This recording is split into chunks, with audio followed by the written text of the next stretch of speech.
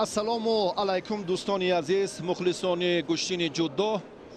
дар соли 2021 бори аввал мусобиқаи ҷумҳуриявӣ оид ба ин нави варзиши олимпӣ баргузор мегардад. Ин ҳам албатта боз ҳам аҳамият ва мавқеи паҳлавононро дар радабандии беҳтаринҳои ҷумҳурии тоҷикистон муайян хоҳад кард.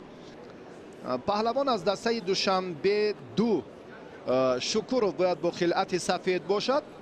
бале, ана ҳамин чеҳра ва ин варзишгар ҳам албатта бо дар назардошти он қадар имкониётҳои хубаш ҳам мавқеаш он қадар шоиста нест ва мехоҳад албатта дар миёни бузургсолон ҳам имрӯз ҳунар санҷад.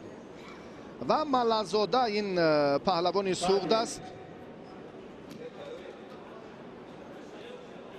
як ҳайати мукаммали дастаи вилояти суғд таҳти роҳбарии мураббиёни бошгоҳҳои ҳам Лангли ва ҳам Зарафшон ба ин мусобиқот сафар баргардиданд.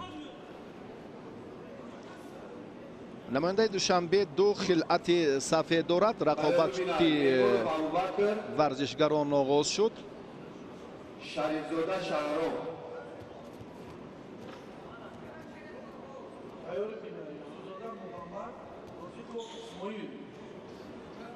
алон як назари дигар дорем, як ҳаракате ки андак ба Шукуров имкон даст дод, аммо дар раванди мубориза паҳлавони суғдӣ андаки ҳунараш ҳам заифӣ дорад.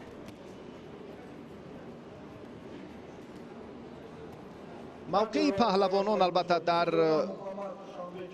мусобиқоти имрӯза муайян хоҳад шуд ва 42 нафар алон бидуни гуфтугӯи Шукуров бояд довар ҳам инҷо як назари амиқ дошта бошад ба нерӯсанҷии паҳлавони суғдӣ Маллазода, аммо ягон ишорае ҳам набуд.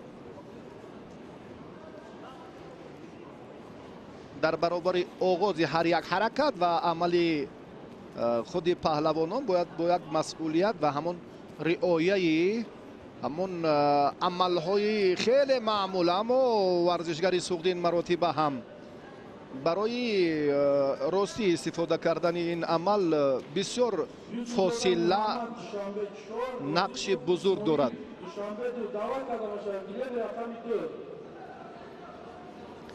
Саид Бурҳон Шукуров варзишгаре ки хилъати сафед дорад, алон андаке ҳаракаташ нисбат ба рақибаш бештар шуд, нисбат ба Анис Маладустов. Анис ҳам ақибнишинӣ дорад, аммо муборизаи паҳлавонон боз то андозаи баробариро нишон медиҳад.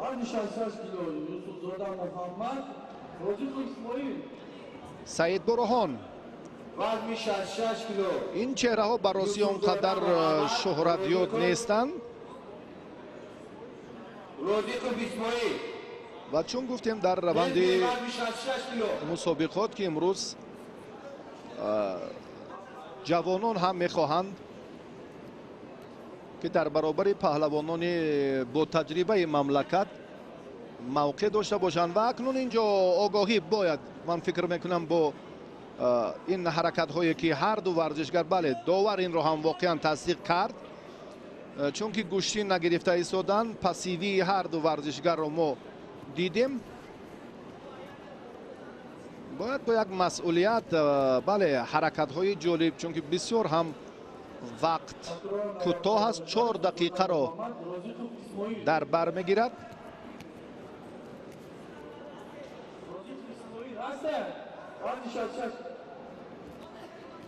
Саид Бурҳон таваҷҷуҳаш андаке беҳтар шуд, аммо аз ҳисоби камтаҷрибагӣ аст. вақте камарбандро намедорад, вақте ки гиребон ё сари остини рақибро ҳам дошт, бояд масъул бошад ки дар идомаи дилхоҳ усул ё ҳаракати худ ҷиддӣ муносибат кунад ва то ба охир ҳамин нуқтаро албатта ба анҷом расонад. аммо سعید برهان این کار خوب انجام دادن نمیتواند. انیس در این دقیقه سیوم برای تنها دفاع را اختیار کرد. اونقدر رجوع برای عملهای خیلی معمول جودو نه در حالت راست بودن و در لحظه پارتری هم ندارد. 1 دقیقه و 2 ثانیه دیگر.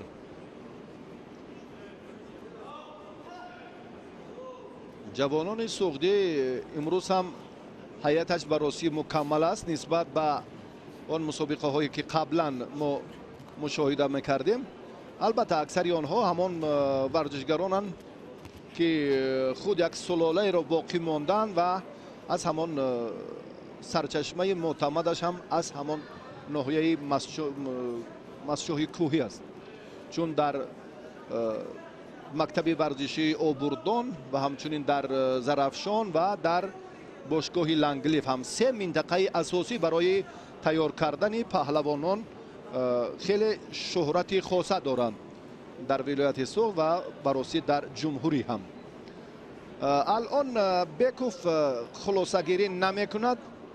من فکر میکنم پهلوان سوختی اندکی نسبت به حریفش در اجرا یا رعایه کردن همان نقطه های عمیق اندکی نقص دارد، اما این رو هم داور باز موظف است خوبتر و دقیق تر هم میداند.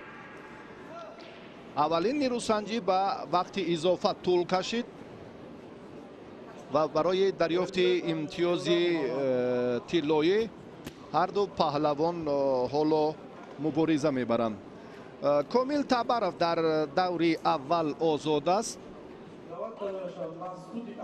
غالب این جفت البته با کامیل تبارف در دوری دوم رقابت خواهد کرد.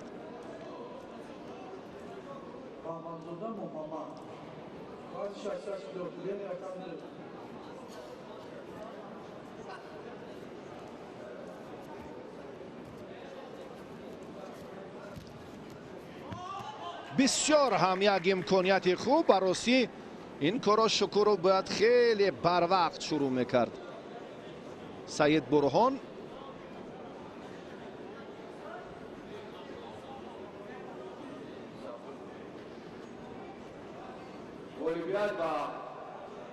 شکر رو خیلی خوب حریف رو در حالت مساعد در حالت مناسب دریافت. حالا ما امکان داریم که این لحظه رو منظوری شما کنیم. بسیار هم از اشتباهی انیس خوب استفاده کرد سعید برهان و غلبه رو در وقت اضافه برای دریافت امتیاز طلایی خوب به دست آورده توانست.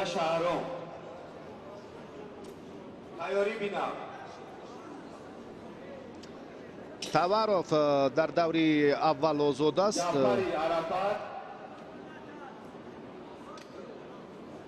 باز هم ایبوف نماینده فدراسیون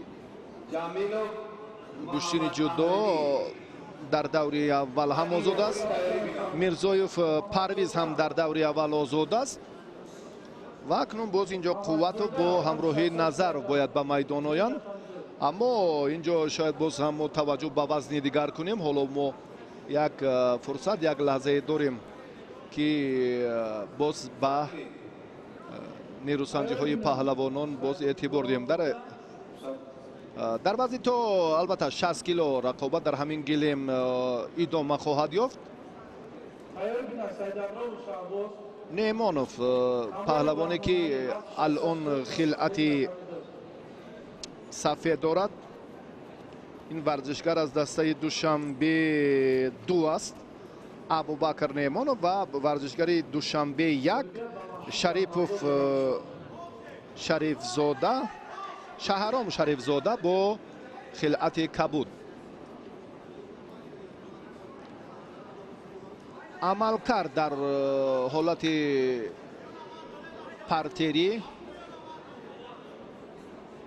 یا در جودو که اسیکام بیشتر اینجا هم بوغی کردن، لد دادن دست ё ҳолати ба тахтапуш нигоҳ доштан. се унсур, се омили хеле манфиатбахш барои варзишгари соҳибтаҷриба дар ҳолати партерӣ албатта дар гӯшини ҷудо мавҷуд аст.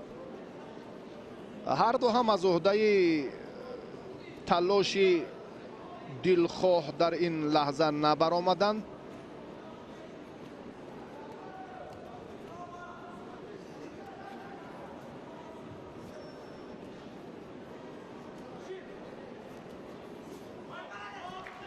абубакр як лаҳзаи муносибро ҳам аз даст дод. бисёр хуб шурӯъ кард ба ростӣ, аммо боз ҳам ҷузъиёти дигар дар ин ҷо мавҷуд аст ки абубакр бояд ба онҳо дар амалӣ карданаш эътибори хоса диҳад. шарифзода бошад раванди нерӯсанҷиро танҳо ва танҳо назорат дорад. шояд ин ҳам як тактикаи дигар бошад дар ин мубориза, боз ҳам доштани нодуруст ҳаракати дигаре ки бале чунин ҳам ҳаст. довар акнун бояд зуд инро ки коргардонеро пайхас кунад ва зуд эҳсос кунад ки сухан дар бораи чист. андаке кор дар ин самт мадди назар доштанаш зарурати бештар буд. беков бо ҳамон ишораи дасташ ки рақиб ин ҷо ҳам идомаи нерӯсанҷиро доштани хилъати ҳариф буд, тарзи ҳаракаташ ҳам ғайриқоида буд.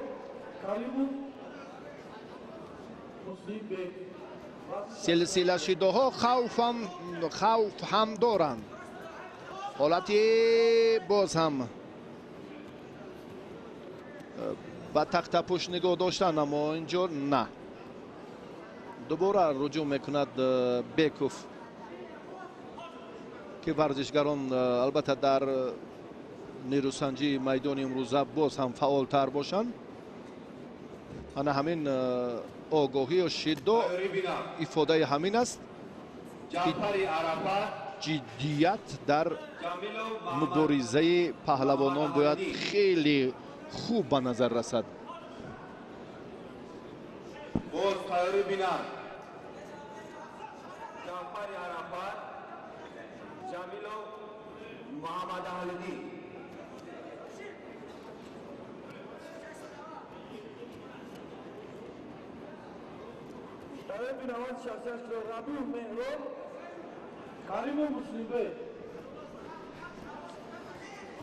бисёр ҳам хуб ҳолати ба тахтапуш нигоҳ доштан акнун оғоз мегардад. абубакр ин имкониятро то 10 сония агар нигоҳ дошта тавонад соҳиби вазари аввалин мешавад. агар 20 сония ин ғалабаи соф аст дар гӯшини ҷудо. ҳоло ҳам имконпазир аст 16, 17, 18, 19, 20 тамом. ҳамин тавр ҳам шуд. паҳлавони душанбе неъмонов дар ин рақобат ғалаба ба даст овард ва акнун ин паҳлавон бо холов амирҷон аз дастаи хатлонду дар даври дуюми нерӯсанҷии вазни то 60 кило қувва озмоӣ хоҳад кард. чӣ гуна ин абубакр пешдастӣ кард. аввалан хост ки ҳарифро бо ҳамон лат додани даст, бале усули хеле маъмул дар гӯшини ҷудо таслим кунад, аммо муваффақ нашуд ва баъдан ҳолати ба тахтапушт албатта ин ҷо чун барояш ҳам фароҳам шуд ва абубакр аз ин фурсат хуб истифода карда тавонист ва ана ҳамин тартиб барояш хеле ҳам созгор буд дар ба даст овардани албатта имтиёзи арзанда. 20 сонияро ҳам хуб истифода кард ва то ба ҳамон вақти муайяншуда ҳарифро дар ҳолати ба тахтапуш ё бо силоҳи аз сикоме дошта тавонист. Саидрахмон Беков довари дараҷаи ҷумҳуриявӣ ҳоло интизор аст нафарони дигарро.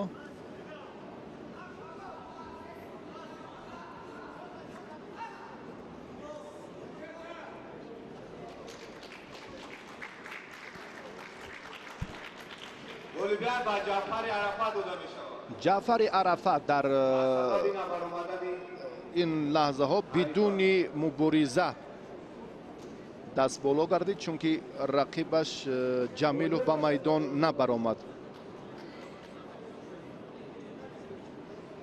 даъват карда мешавад Идиев Рашид, Давлатов Сулаймон.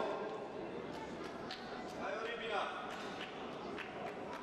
Ашурзода Мустафо, Нурдинов Адам. паҳлавонони ноҳияҳои тобеи марказ ҳоло ба майдон меоянд. Рашид Идиев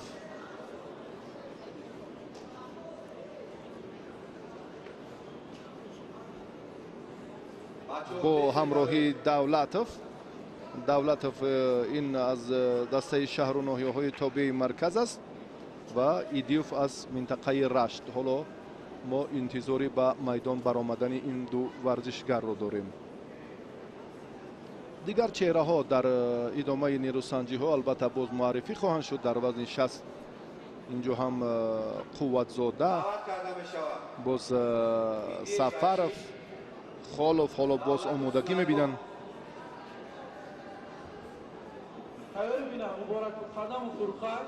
наврасоне ки имрӯз мебинем бисёр ҳам бо як таваҷҷӯҳ, бо як садоқати қавӣ ба куштини ҷудо интизори боз ҳам ба майдон баромадани паҳлавонони баррумандро доранд.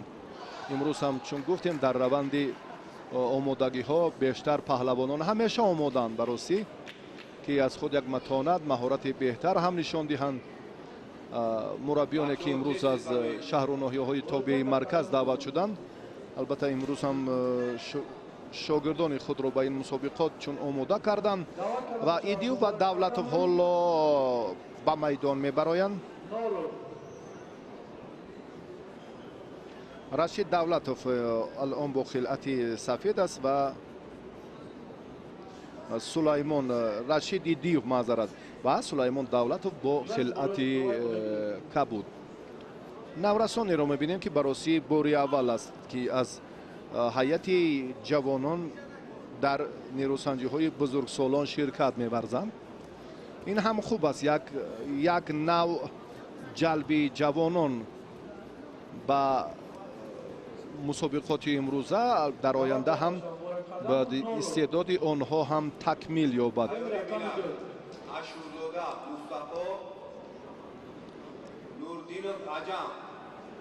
Рашид руҷӯ дорад барои муваффақияти ин даври аввал аз дақиқаи нахуст. Сулаймон Давлатов бошад.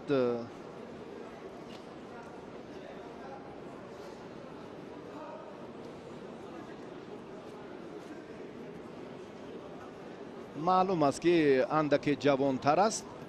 ин ҳаракатҳояш ба ростӣ самаровар нахоҳанд шуд. ҳолати ба тахтапӯш нигоҳ доштан барои Рашид хуб фароҳам шуд. 6, 7, 8, 9, 10 ва зари камтар аз 5 сонияи дигар. акнун Расул Идиев анҷом акнун 20 сония ҳам ба анҷом расид.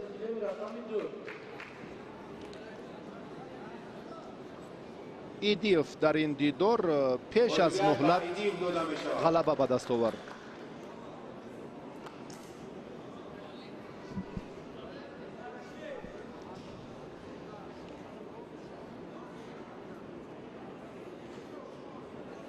даъват карда мешавад Ашурзода Мустафо, Нурдини Аҷам. Ивади довари бай.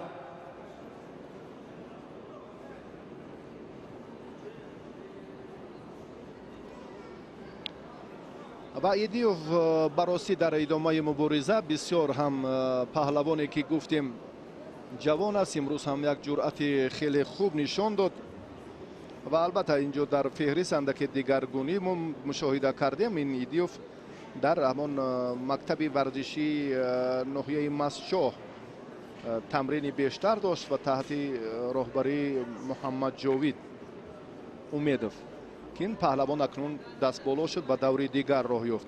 جوانان براسی امروز گفتیم که سن و سالشان اندک تغییرات از نورسی به جوانی و جوانان هم میان بزرگسالان حالا میبینیم که خیلی و خیلی بیشتر شدن. این خوب است در گشتین جودو که البته باز هم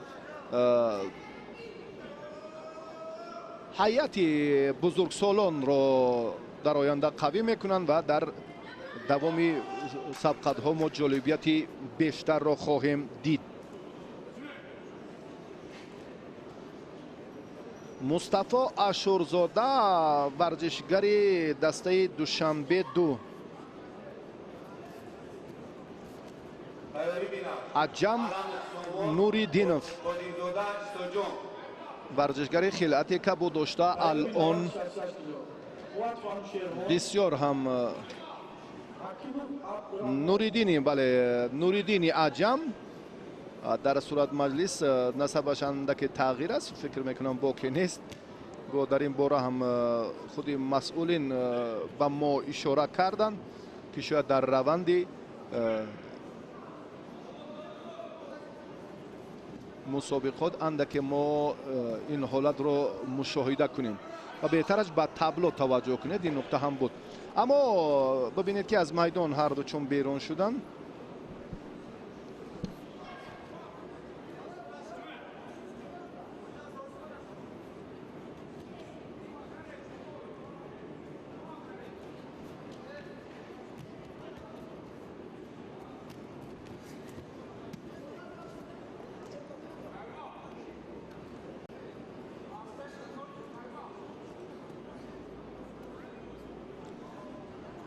رقابت اینجا هم باز از حالت راست بودن ادامه خواهد یافت. این جوانانی هستند که براسی اونقدر دستاوردهای شایان هم ندارند. در این باره گفتیم برخیشان هم باری اول می آیند.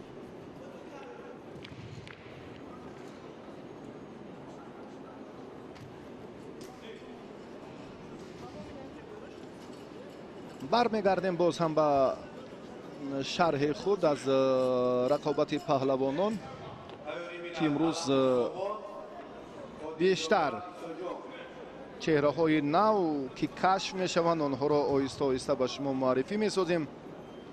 مصطفی یکی از این هاست که امروز البته ما در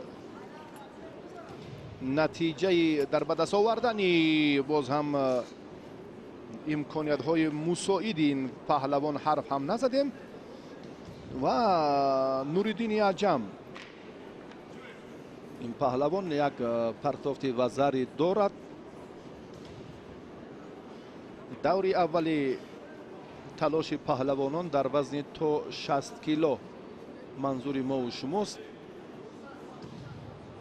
محمد جاوید میرزا حکیم شیدا به نوریدین عجم داده شد. نادرست البته داشتن در این روند داور را هم بی‌طرف نمیگذارد. دومین شیدا البته به پهلوان خلعتی کبو داشته و به اشورزاده شیدای اول داده شد. اما در تابلو شیدای اشورزاده را نشان ندادند. با امان علت تکنیکی باشد یا چگونه.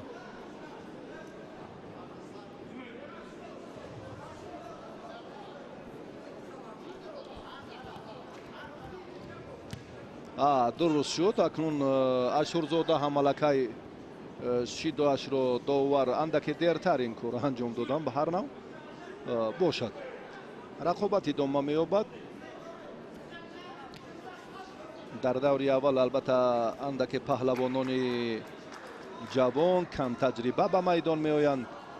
ما امیدواریم که باز هم جالبی یا ادیپو نه خیلی عالی جالب خیلی خوبه اشورزاده از حالتی خوب از اشتباه رقیبش عین مدعا استفاده کرد نوریدین عجم در این روند فعال بود حتی می توانست که کامیابی اولش را استقبال گیرد اما اشتباه کرد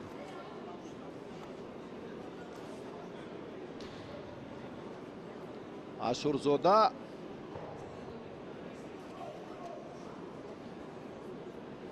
غالبیت به اشورزاده داده میشه.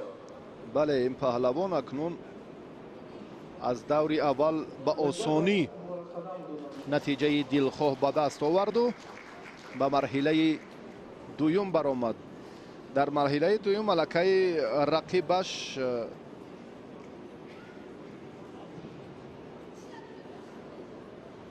خوشبختov او را انتظار است اوی اوی اوی اوی اوی بسیار هم خوف آسیب دیدن سری عجم هم موجود بود به توجه میکنیم اوی اوی بسیار هم وضعیت در این حالت مرکب تر بود و براسی اشورزاده از این لحظه بسیار هم خوب مصطفی حالتی بهتر رو هم استفاده کرد و دست بالا شد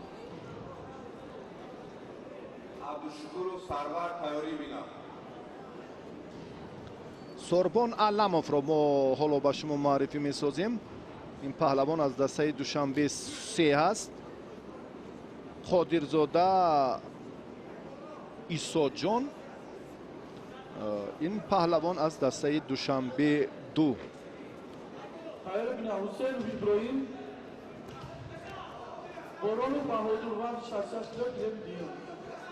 سوربون علموف استاد ورزش جمهوری تاجیکستان در گشتین سامبو در جودو در گشتین ملی براسی یک خاطرات نیکی از این پهلوان در بنده باقی مانده است در ایام تنتنه نوروزی با شکوه بین المللی ناحیه واسه انیقتر اژدهای کدوچی وقتی که رقابت با جامعه حسن را میخواست بعد کامیابی هفتم جامعه حسن چون انعنه به میدان آمد و خواست که با جامعه حسن نیرو سنجد کمیته تدارکات به این دستور ندادن چون که بسیار هم جسمی خور داشت این پهلوان و با همان شهامت و بزرگی پهلوانی اونقدر مانندی هم نداشت و برخی از ورزشگران این چهره را در منطقه جنوب نمیشناختند وقتی که سامان علموف جامعه حسن را یک پرتافتی بسیار هم زیبا کرد مخلصان 10,000 نفره ان همان میدان نبرد در تنتنه نوروزی به افتخارش کف گفتم که این بسیار هم صحیفه جالب بود حتی ما دستور ندادیم که این ورزشگر با جایزه‌دار چمپیونات جهان رو سنجد و واقعا همین پهلوان در همان لحظه 2 سال قبل ثابت کرد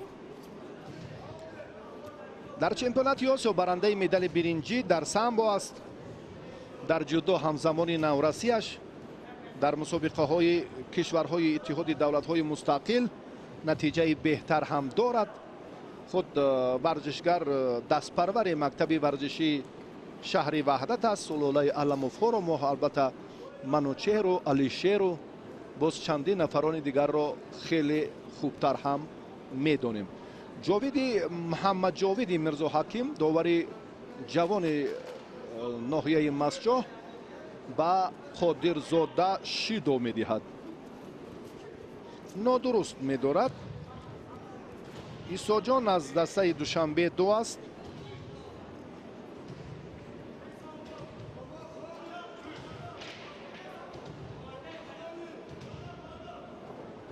دقیقه دوم مبارزه پهلوانان سامان علم و من فکر میکنم که این ورزشگر اندکی از حساب اشتراکش در مسابقه های بیرون از تاجیکستان تجربه خوب هم دارد باید این کار رو البته باز خود سامان دومی شد و بر رقیب قادرزاده داده شد عیسی جان از بند و اسلوب یا از قاعده های آی خیلی بهتره یک اصول پیشپا جالب بود، اما سامان آن را بسیار هم خواست که در سطح کسبی استفاده کند، اجرا کند. بله،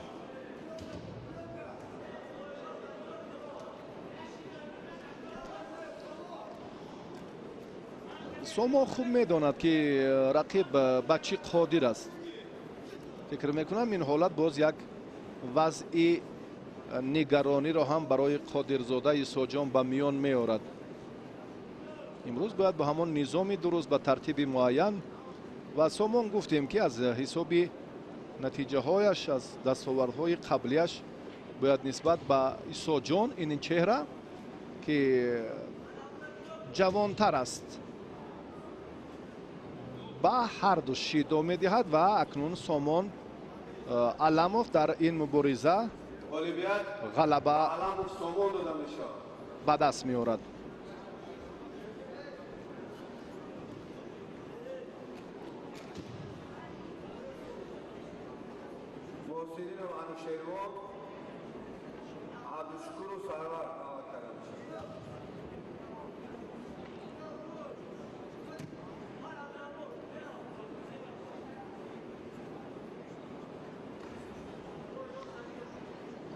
توجه میکنیم اکنون به نیروسنجی دیگری پهلوانان.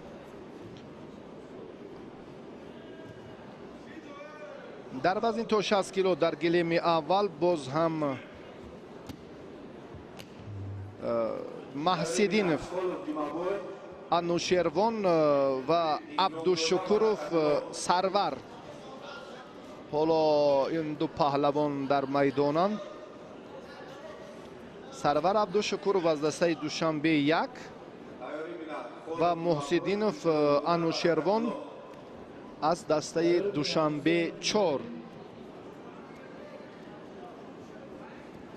از شهر دوشنبه امروز 4 دسته مکمل برای شرکت در اولین مسابقه جمهوریوی برای دریافت امتیازهای ارزنده جهت قوی کردن موقع خویش شرکت می‌ورزند. در مجموع 176 نفر ورزشگر در وزن‌های 60، 66 و 73 کیلو امروز هنرنمایی می‌کنند. آی خیلی هم خوب بود. عبدالشکروف سرور محسدینو باشد در این روند اندک توجه رو برای داشتن دست راستی حریف صرف نظر میکند.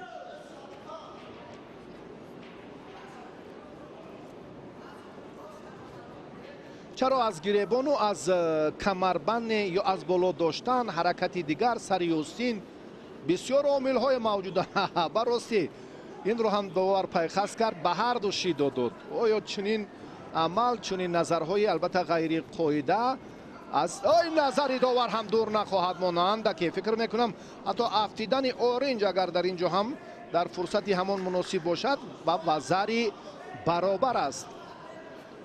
رؤوف حکومتوف یک داور خیلی با استعداده که 3 نفر شاگردش در چمپیونات مملکت در گشتین جودو آخر ماه دکبر برای بسیار هم مخلصان را استعدادشان به وجه آورده بود.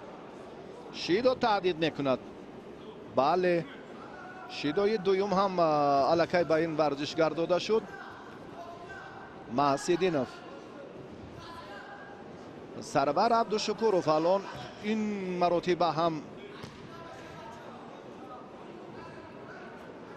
در ادامه تلاش هایش اندک نقص موجود است.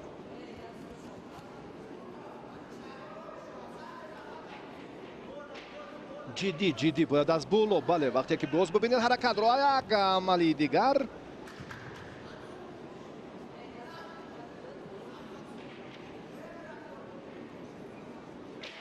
در خصوص محبت و رغبت گوشین جودو، گوشین ملی سمبو دلخو گوشین، 3 نوع گوشینی که البته کورش هم اگر در تاجیکستان دایر گردد ببینید که یک نظام درست، مخلصان سرشمار، فرهنگ شایسته تماشابین بسیار هم طبعی دیل است براستی.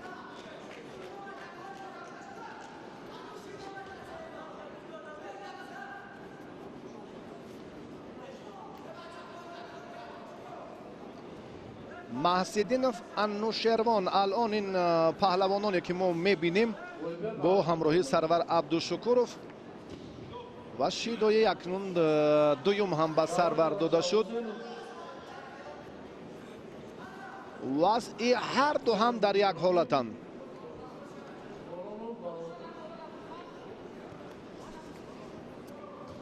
از بالا داشتن کمربند رو و بعدا حرکت دیگر رو و بعدا در نهایت هم وزری سرور عبدالشکورov با تخت پشت پای راستش رو باید سرور از میان پایهای رقیب هرچی زودتر بیرون کند.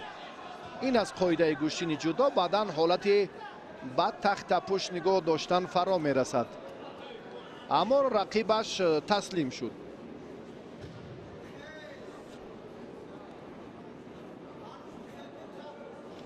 البته از آن طرف بعد چند لحظه کارگردان این لحظه را هم منظور ما میکند. اصول همون عمل پرتری بوغی کردن در اینجا با وجود آمد، اما ما از این طرف اندکی این حالت رو نادیده و بعد لحظه تکراری میتوانیم باز این گفته ها رو ثابت سازیم. عبدالشکورov در این جریان اکنون غلبه رو به دست آورد.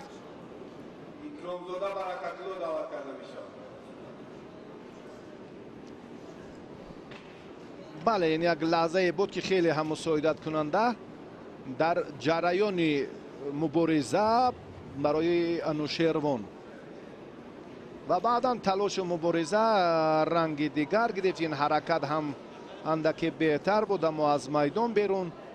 انا همین فرصت برای سرور عبدالشکورov نتیجه به بار آورد و زری گرفت.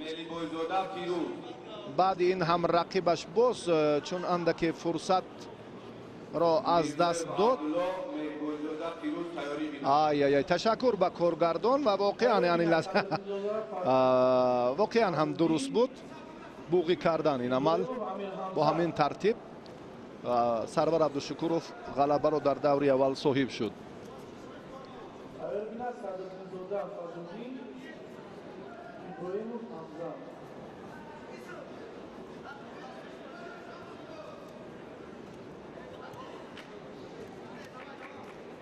خولوف پهلوانی دسته خطلان یک است.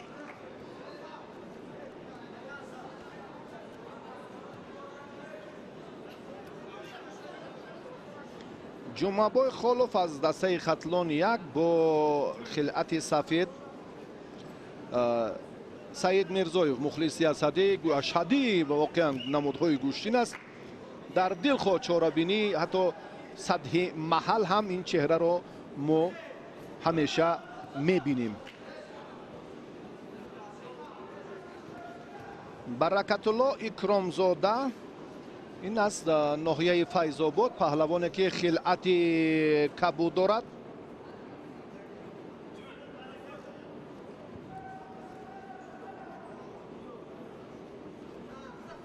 مربیانی که امروز ما میبینیم البته باز هم شاگردانی با استعداد. بعد البته انتخاب یکچین ناحیه شهر ولایت بعدا پهلوانان به این منطقه را خط میگیرند و زری حالتی به تخت پشت نگاه داشتن هم فراهم است. اکرامزاده امکانیت دارد که باز نتوانست.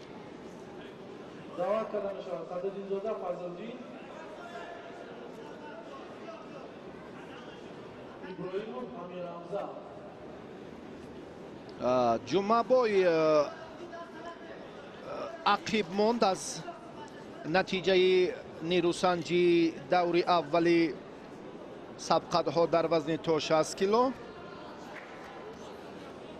و اکرامزاده. برکت الله ورزشگری ناحیه فیض‌آباد الان فعال هست، اما خولوف حالا تسلیم شدنی نیست. 2 دقیقه دیگر وقت هست.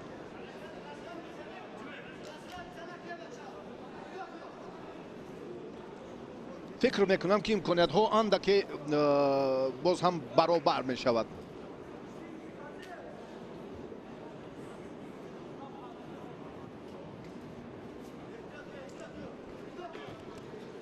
شیدو تهدید میکند بررسی در این لحظه. بله، یک طرفه داشتن در جودو هم این مجازات است.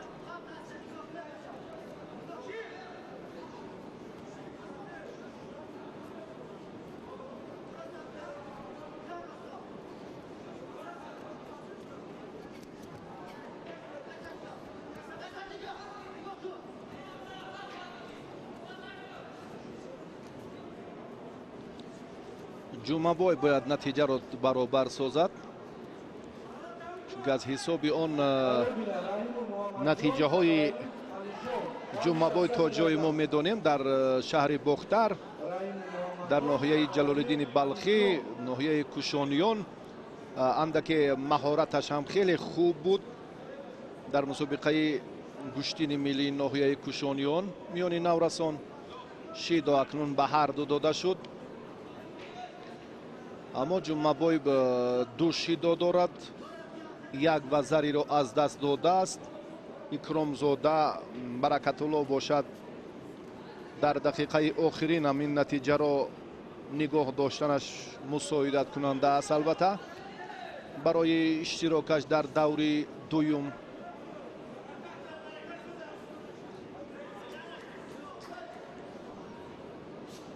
و با همین ترتیب اکنون یک شیدوی دیگر و در نهایت هم جومابوی از نتیجه دلخواهی این سبقت محروم شد. اکرامزاده دست بالو گردید.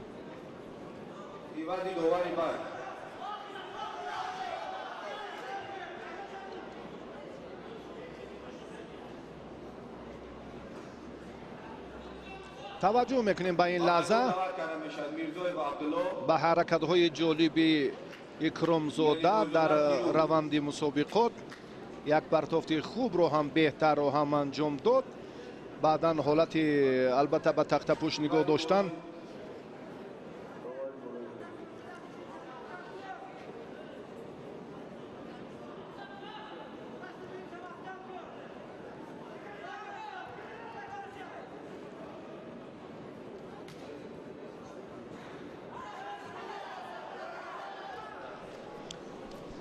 توجه میکنیم اکنون بعد ایوازی داور علیشیر مستقیموف، این مربی باشگاهی آوازه‌داری حاجی شریف از شهر دوشنبه است و حالا برای معرفی باز جفتی دیگر هم فرصت فراهم شد. میرزایف عبدالله از دسته دوشنبه 2 و ملی بایزاده فیروز از دسته دوشنبه 1. حالتی بوقی کردن این موردی که خیلی هم از جانب فیروز ملی بایزاده. این چهره را براسی ما در ولایت سوق مشاهده میکردیم. هنرش را فیروز ملی بایزاده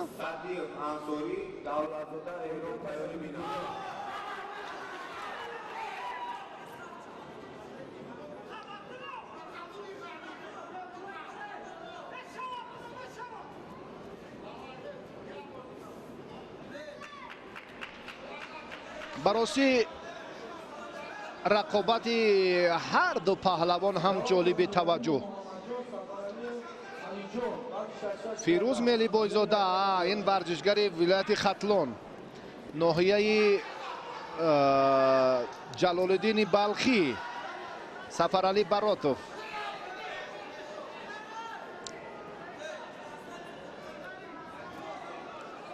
میرزایف خیلی فرصت را خوب استفاده کرد.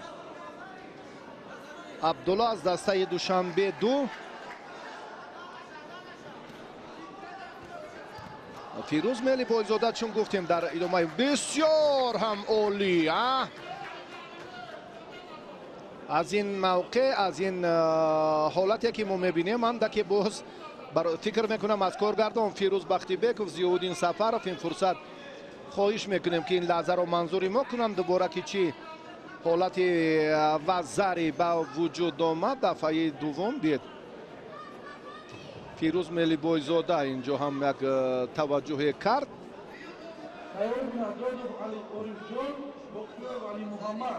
вазари албатта чун ба кет таваҷҷӯҳ кард, инҷо ҳам кет валакай андари ҳолати такрорро ҳам метавонем дар ин ҷараён бубинем. воқеан ҳам чунин буд. фикр мекунам ки албатта аз он қоидаҳои ҷудои байналмилалӣ амалкардҳое ки дар мусобиқоти сатҳи гран-приву гран-слам ва ситораҳои варзиши сайёра ки навакак телевизиони варзиш ҳамаи онҳоро инъикос кард. дар идомаи мусобиқот месазад гуфт ки ин ҳолатҳо албатта мадди назар бояд буд. адо китфаш руҷӯъ ба ана ҳамон ҳолати тахтапӯш. биёд бори дигар таваҷҷӯҳ мекунем китфаш ҳам ки дар ин самт албатта оринҷ инҷо мавқеъ ва нақши оринҷ ҳам яъне даст ворид аст ё даст берун аст ва ин боз ҳам ба салоҳияти худи доварон вобастагии дигар дорад. сардовар ҳам ҷамшед тайёрӣ бинад садиёв халилов ансорӣ давлатзода меҳрон.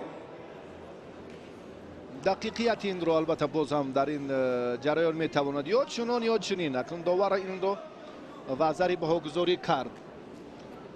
лаҳзаи такрорро ҳам ҳоло аз оинаи нилгун инҷо ҳам довар сардовари мусобиқот ва ҳамчунин боз саркотиб ва ҳайати мукаммали доварон ҳоло назорат доранд.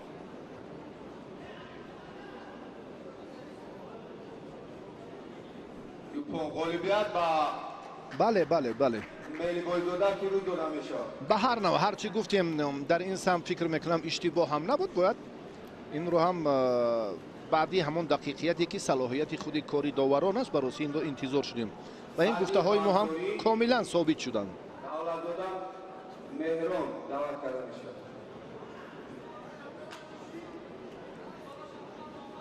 мелибойзода фирӯз дар чемпионати мамлакат, дар чемпионати ҷавонони ҷумҳурӣ ой ана ҳамин бисёр ҳам дақиқаи аввал бисёр ҷолибият, ҷаззобият ва хеле беҳтарин ҳаракатҳо ва назарҳои ҷолибро мо тавонистем ки бо ҳам бубинем. вазари ана ҳамин лаҳза ба ипон табдил ёфт. ин фурсати хеле муносибе ки мо дубора манзури шумо кардем. таваҷҷӯҳ мекунем ба идомаи сабқатҳо.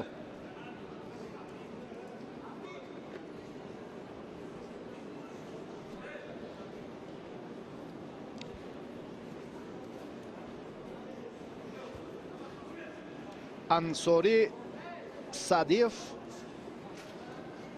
бо ҳамроҳии давлатзода ҳоло дар майдонанд. давлатзода намояндаи вилояти суғд аст.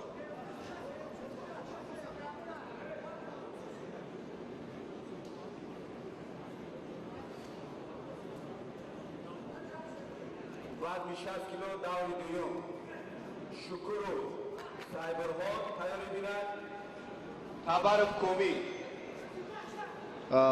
ансори инҷо ҳам дар сурат маҷлис мавқеаш ин шаҳри бостон бошад.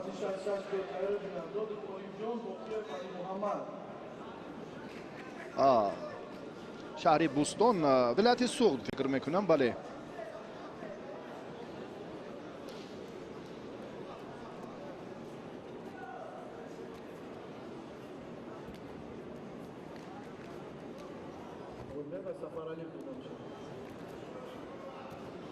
дар табло албатта инҷо ҳам мавқеи паҳлавонон мавҷуд нест. то андозаи гоҳ ҳам инҷо фурсатҳо сарфи назар мешаванд. садиёв ансорӣ ин паҳлавони вилояти мухтори кӯҳистони бадахшон аст ва давлатзода ин варзишгари вилояти суғд.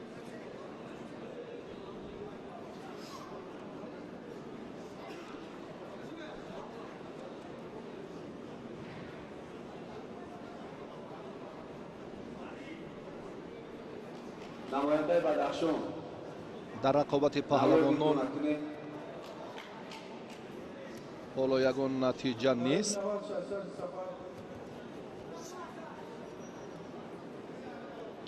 варзишгари бадахшонӣ дар чемпионати мамлакат تو با دوری سیومی رقابت‌های انفرادی وزن تا 60 کیلو راه یافته بود. امروز اولین تلاشش اونقدر مورد توجه نیست.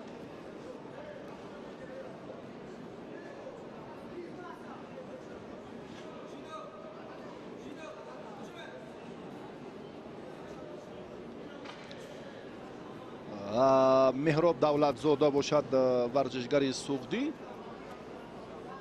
ҳоло ҳам аз камарбанд нею аз ҳамон гиребон чун дошт аз ин ҳолат раҳо ёфт.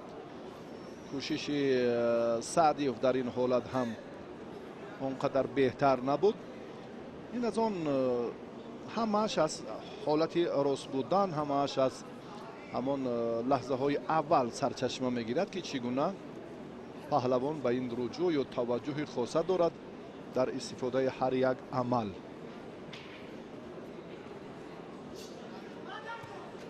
варзишгари суғдӣ бисёр ҳам як амалкарди ғайри муқаррариро хост нишон диҳад. меҳроб давлатзода ба рости ҷавононро имрӯз мо бисёртар мебинем. ҳам аз шаҳри Душанбе, аз вилояти Суғд ва вилояти Мухтори Кӯҳистони Бадахшон ва ду дастаи хатлон ҳам алон дар ин ҷараён ҷавонони бо истеъдодро ба ин мусобиқаи бузургсолон сафарбар карданд дар вазни то 60 кило. ансори Саъдиев, ин намояндаи вилояти Мухтори Кӯҳистони Бадахшон, як ҳаракатеро чун сомон дод, аммо хуб набуд то ба нуқтаи лозима, то ба ҳамон фурсати хуби дарёфти имтиёз. ин нуқта кофӣ набуд, ин ҳаракат кофӣ набуд.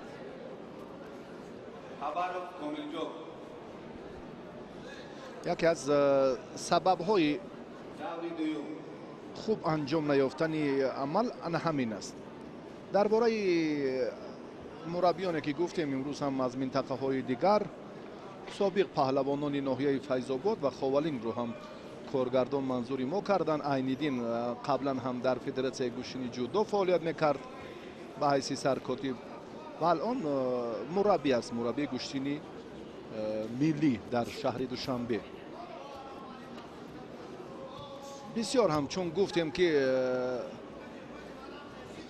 низом ва тартиби дурусти рақобатҳо дар мусобиқаи имрӯза ба ростӣ хуб аст. як фарҳанги шоистаи мухлисон ва аз ин ҳам паҳлавонон рӯҳу илҳоми тоза мегиранд ва ба ростӣ варзишҳои суннатӣ ва намудҳои гӯштин бисёр ҳам дар ҷумҳурии Тоҷикистон маҳбубияти хоса доранд. Саъдиев андаке руҷӯъ кард барои ҳалуки беруна.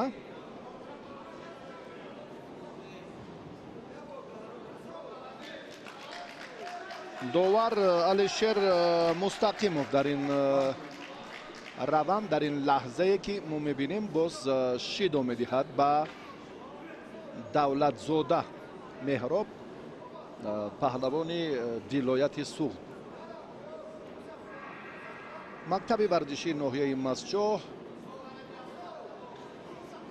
бошгоҳҳои варзишии Зарафшону Ланглиф, боз ҳам як дастаи дигар, чун паҳлавонони ноҳияи Спитамен имрӯз камтаранд ва ба ростӣ теъдоди иштирокчиён имрӯз ҳам хеле зиёд аст, чун ба мо ҳам иттилоъ доданд Муҳаммад Ҷовиди Мирзоҳаким ва ҳамчунин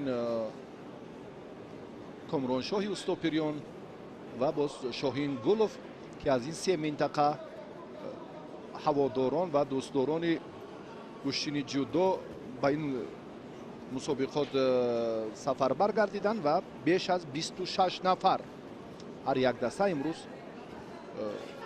ҳайати худро сафарбар кардааст.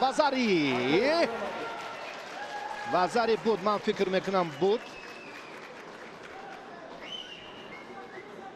дар ин лаҳза албатта метавонем баъди ҳолати такрорӣ ин фурсатро боз ҳам дақиқ кунем. аммо аз самти дигар буд. аз коргардон Фирӯз Бахтибеков хоҳиш мекунем.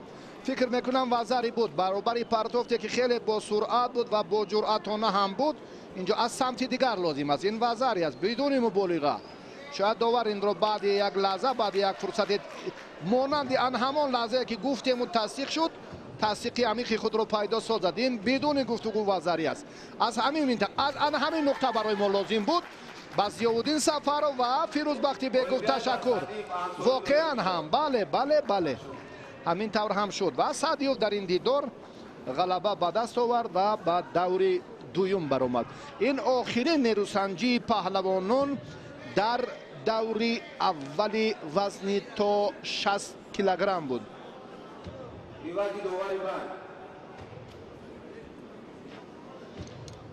даври аввал ба анҷом расид. акнун рақобатҳои даври дуюми вазни то 60 кило баъд аз чанд лаҳза оғоз хоҳанд гардид. 42 нафар паҳлавонони умедбахши минтақаҳои кишвар дар ин мусобиқот барои дарёфти имтиёзҳои арзанда ҷиҳати қавӣ кардани мавқеи хеш дар радабандии беҳтаринҳо албатта талош хоҳанд кард. бори аввал ин тадбир аз ҷониби Федератсияи гӯштини ҷудои мамлакат роҳандозӣ мегардад. бори аввал паҳлавонон мехоҳанд ки мавқеи худро албатта дар миёни варзишгарони шӯҳратдор муайян созанд. Зариф Назриев довари дараҷаи байналмилалӣ аз шаҳри Кӯлоб ҳоло интизори ба майдон баромадани паҳлавононро дорад.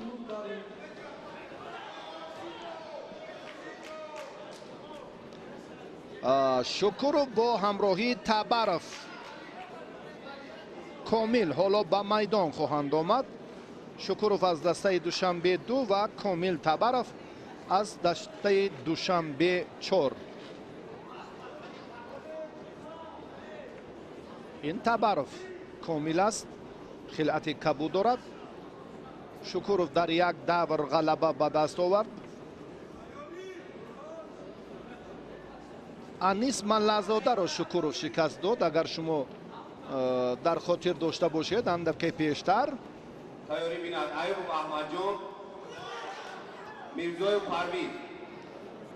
ҳало ки дохиларо ҳам Шукуров хуб оғоз кард аммо комёб нашуд.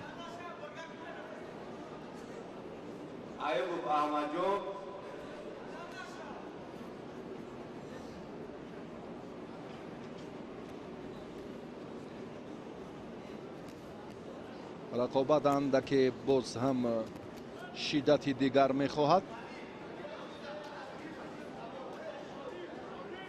Саид Бурҳон худро дифоъ мекунад ки мабодо ҳам боз ҳолати буғӣ кардан барояш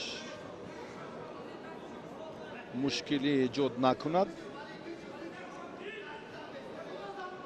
Комил Табаров гуфтем ки паҳлавони Душанбе аз дастаи Душанбе 4 дар даври аввал озод буд.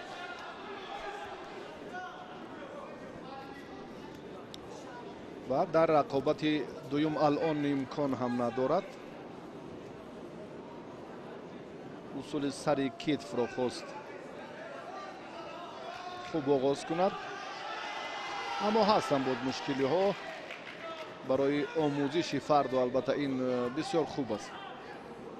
ҳар қадаре чорабиниҳо бештар гарданд, ҳар қадаре нерӯсанҷиҳои паҳлавонон дар сатҳи ҷумҳуриявӣ доир гарданд, ҳамон қадар нуқсу иллатҳо аллакай боз ҳам ошкор мешаванд ва баъдан барои бартараф карданашон варзишгарон ва мураббиён худ низ талош хоҳанд кард. Шукуров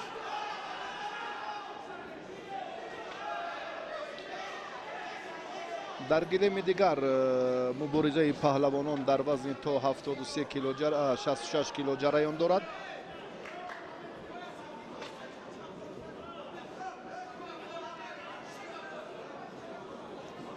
و کامل تبرف حالا داور شیدو داد. بنابر سبب نادرست داشتنش. تایاری بینر ایوب احمد جان میرزایوف پروین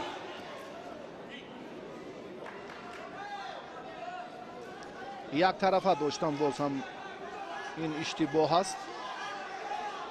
در گوشین جدا کامل شیدوی دویم گرفت.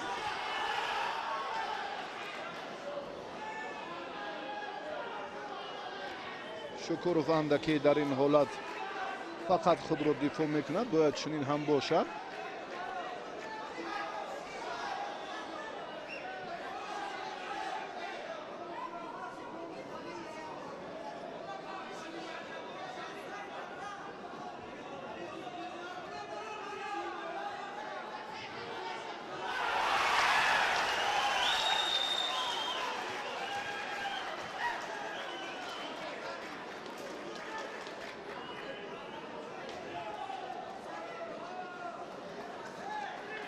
تبر ببینید که هم وزری دارد و هم دوشیدو.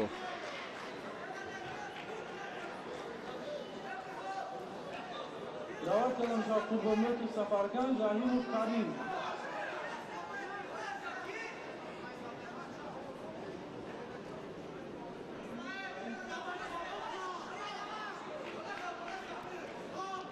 در دقیقه اول پهلوانان اندکی جسورتر بودن، فعالتر بودن.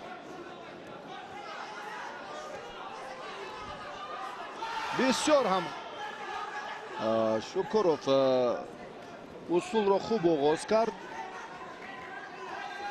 اندکی نزدیک بودن به همون نگهداری یک فاصله که در جریان رقابت مشاهده میکنیم بسیار هم نقشی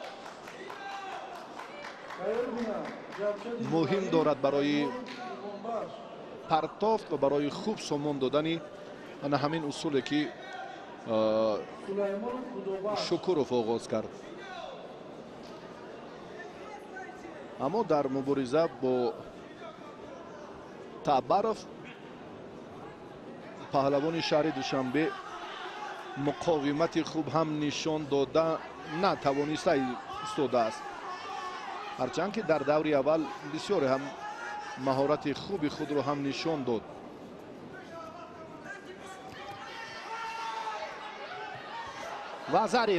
وزری پون. بله تمام وقت هم اینجا نوبسته از انجام یافتن یا نیافتنش. الکی دومین وزری این در این لحظه تبرف را کامیاب گردانید. زبردستی هر دست آفرید. شکروف ملزاده را مغلوب کرد. تبرف شکروف را شکست داد و به دور سیوم برآمد. ایوب احمد جان میرزایوف پروین ایوبوف احمد جان و پرویز میرزایوف حالا به میدان دعوت میگردند. رقابت دومی دوری دومی نیروسنجی پهلوانان وزن تا 60 کیلو. تایاری بینر قوتو محمد ریزا محمد صالح نظر عبدالرحیم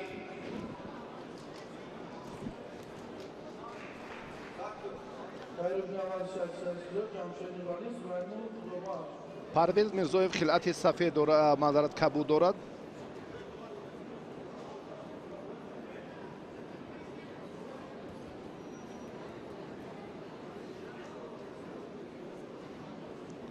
این چهره که در یک دور آزاد بود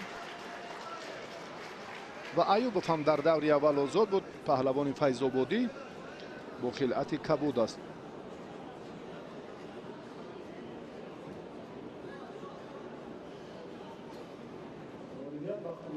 احمد جان ایوبوف هر دو پهلوانان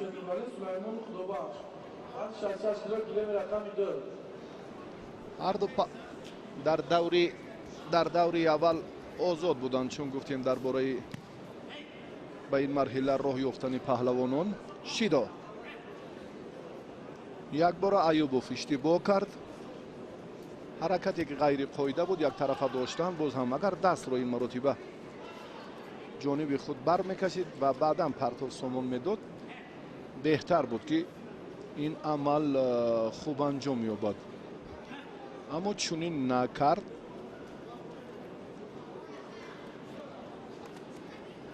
тайёри бина қувватов Маҳмадсолеҳ, Назаров Абдураҳим.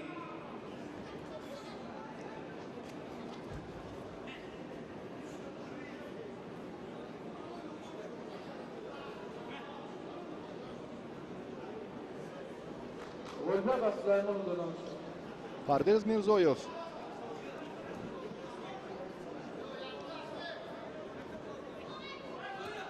боз ҳамин ҳаракатро ҳам Аюбов дубора такрор кард, аммо комёб нашуд ба ростӣ дар ин лаҳза ва боз ҳам шидо мегирад Парвиз.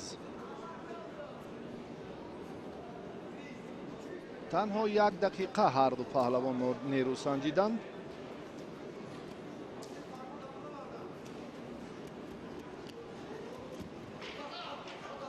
амали Аюбовро боз Парвиз инҷо шурӯъ карду, комёб нашуд. аз ҳолати ба тахтапӯш ё ҳолати аз сикоме раҳо ёфт.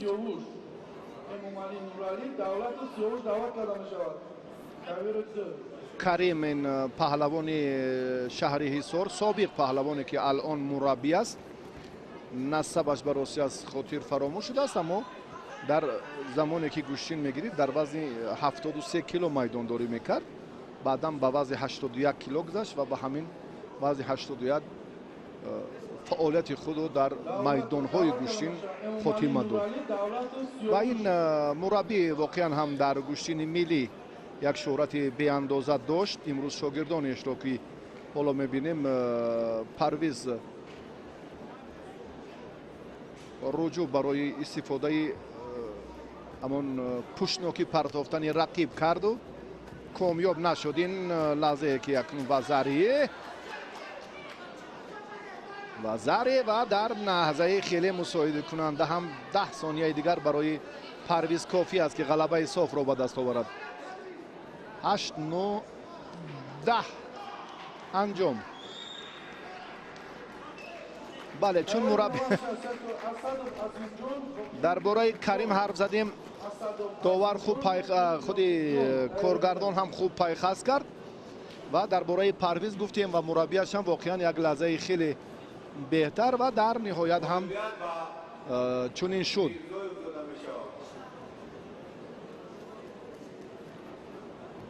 Мирзоев дар дидори аввал дар даври дуюм ғалаба ба даст овард. дар рақобати аввалини худ, дар даври дуюму дар рақобати аввалини худ. бале,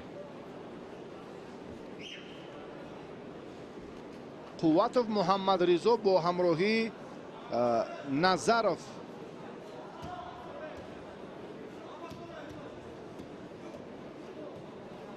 Абдураҳим Назаров, ин варзишгаре ки ҳоло ба майдон меояд, аз бошгоҳи Вастан аст.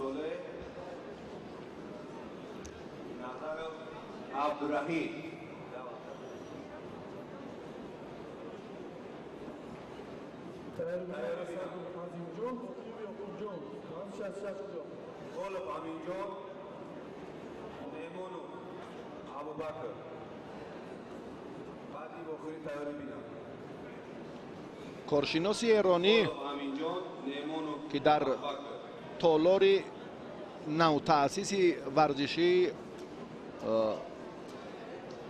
шаҳри Душанбе Маҷидовҳоро ва дигар наврасон ва ҷавонони болоявқати тоҷикро тамрин медиҳад. ҳоло ҳам дар ин ҷо руҷӯъ дорад ба таваҷҷуҳи Муҳаммадризо дар майдони имрӯза. ҳамчун сония санг дар он нуқта қарор дорад.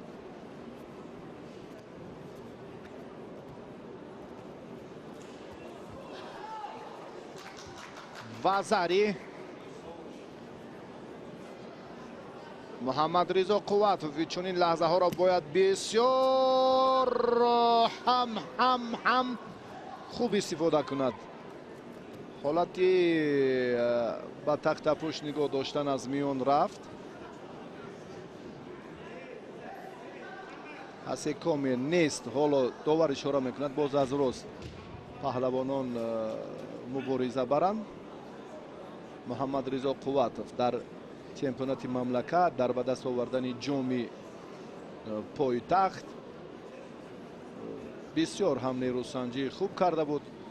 بیاید امروز ببینیم که چگونه آی بسیار هم یک پرتافتی عالی بود. حتی در این روند هم ایپان است و بسیار هم یک فرصت سازگار. قوتوف حریف را به آسانی مغلوب کرد و با دوری سیوم را خط گرفت. در دوری اول آزاد بود و مربی ایرانی به او توصیه داد و اکنون در خصوصی مهارت بهتر و جالبش انا همین پرتاب براسی همچنین هست.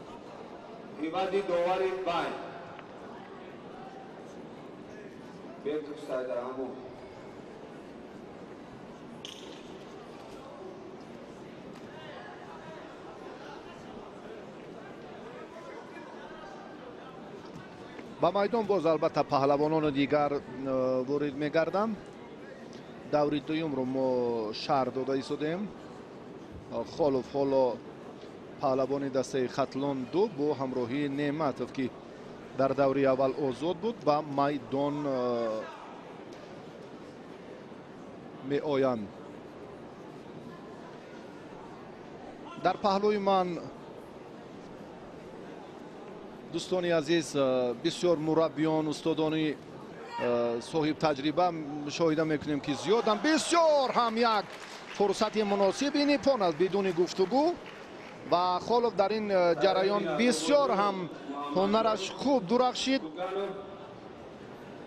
و امیر جان بسیار هم یک پرتافت جالب انجام داد. خالف داده می شود و امیر جان خالف از دسته ختلان دو انیقتر از شهر کولا پهلوانی که در این لحظه بسیار هم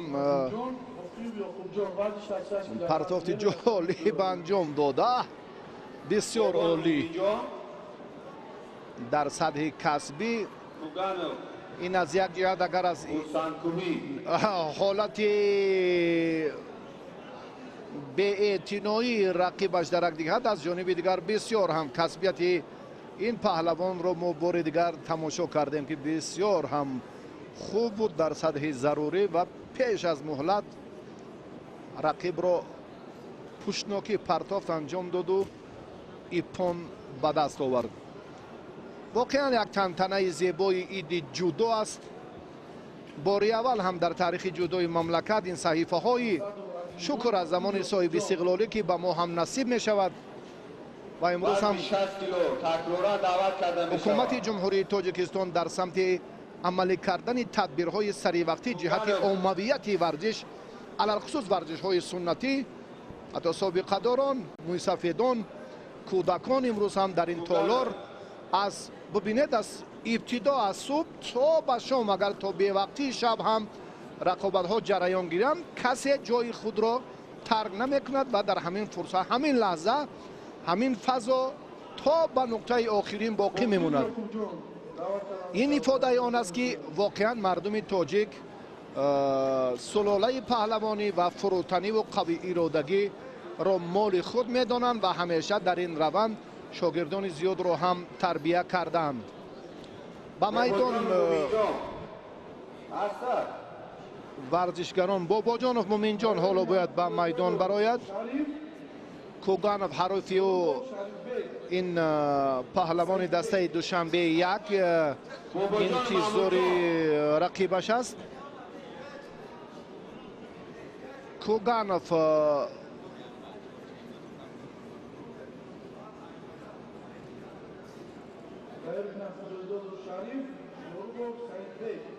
باباجانوف حالا به میدان باید براید. بله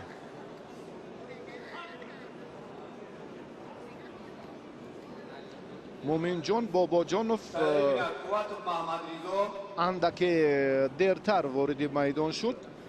Ҷаъфари А. мураббиён бояд барои омода кардани шогирдони худ ҳарчи бештар муваззаф бошанд ки вақтро кашол надиҳанд ва зуд шогирдонашонро ба ҳар давр Куватов Маҳмад ба майдон сафарбар созанд. Маҳмадризо, Ҷаъфари Арафат. Тайёрӣ бинам. муҳаммадризо қувватов, муҳаммад солеҳ бародарон воқеан ҳам дар ин вазн намунаи ибратанд. баъди ин давр ҳоло боз нафари дигари қувватовҳо ба майдон мебарояд.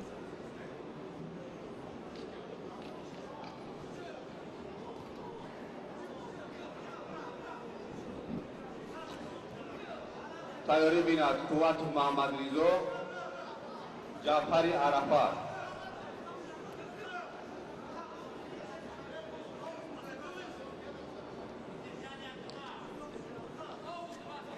ҳолати ба тахтапош ҳоло ҳам аз ҷониби довар ишора намешавад.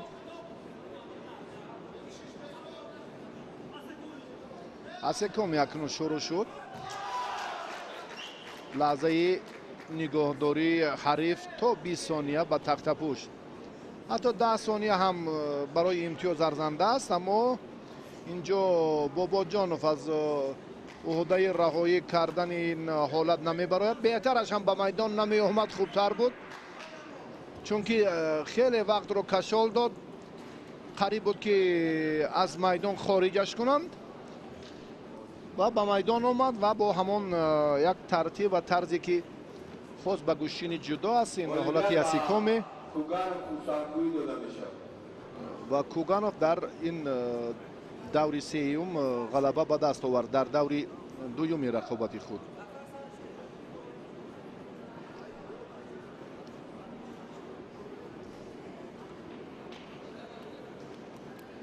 муҳаммадҷон бобоҷонов аз дастаи хатлон як ва дар хусуси Куганов гуфтем ки ин варзишгари шаҳри Душанбе аст.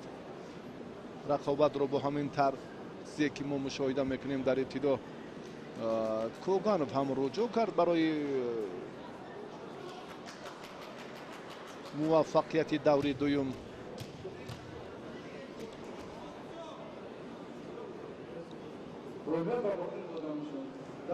муҳаммадризо, ҷаъфари Арафат варзишгаре ки рақиби Муҳаммадризо Қувватов аст дар ин давр. ҷебу берӯз Идиев тайёрӣ бинам. Идиев Рашид. Тайёрӣ бинад ҷебу берӯз Идиев Рашид.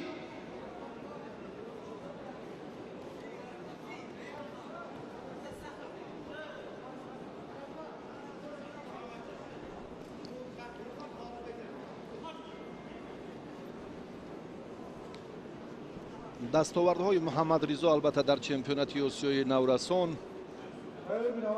мусобиқоти сатҳи ҷумҳурии Тоҷикистон, дарёфти ҷоми пойтахт, ҷоми Наврӯз ва боз ҳам мусобиқаҳои дигари сатҳи байналмилалии ҷудо. ва аз нигоҳи коршиноси Федератсияи Россия ки ба ҳайси мушовир ва ёрдамчии сармураббии мунтахаби ҷудои мамлакат дар Тоҷикистон Владимир Элчанинов фаъолият мекунад. дар бошгоҳҳое ки алон мебинем, бошгоҳи Парвиз Собиров, Кони Гурд ва чандин боз ҳам мактабҳои варзише ки тавсия медиҳад ба Муҳаммадризо Қувватов эътимодаш қавист ки ин чеҳра албатта дар сурати такмил додани ҳунараш ва таваҷҷӯҳи хосаи ситоди мураббиён метавонад як натиҷаи беҳтарро ҳам ба даст оварад. ин албатта аз як ҷиҳат машқ бошад, аз ҷиҳати дигар боз ҳам сафарбарии паҳлавонон ва иштироки онҳо дар мусобиқоти берун аз кишвар. Муҳаммадризо саросима нест. Муҳаммадризо ҳоло ҳам дилтурона руҷӯъ мекунад барои фатҳи موفقیت دوری بعدی وزن تا 60 کیلو.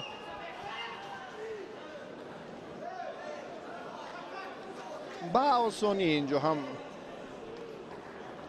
حرکت های خود را اونقدر به نشان نمیدهد. این کارشناسی ایرانی که چون گفتیم در آماده کردن خورشید مجیدوف، جهانگیر مجیدوف و چندین پهلوانان دیگر جمهوری تاجیکستان هم برای خدمتش شایسته است.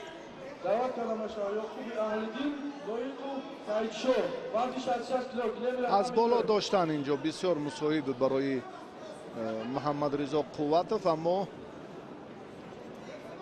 اوی وزاری خیلی بهتر. اگر خواهد در یک لحظه باز هم حالت بوقی کردن، عملهای پرتری رو باز هم هدف کار خود قرار میدهد، رقیب رو تسلیم می نماید. اگر خواهد واقعا هم خواست و چنین هم شد. در یک فرصت، در یک لحظه که دل پرانه عمل کرد و این حالت رو هم خوب استفاده برد و قوتوف جعفر عرفت رو مغلوب کرده توانست.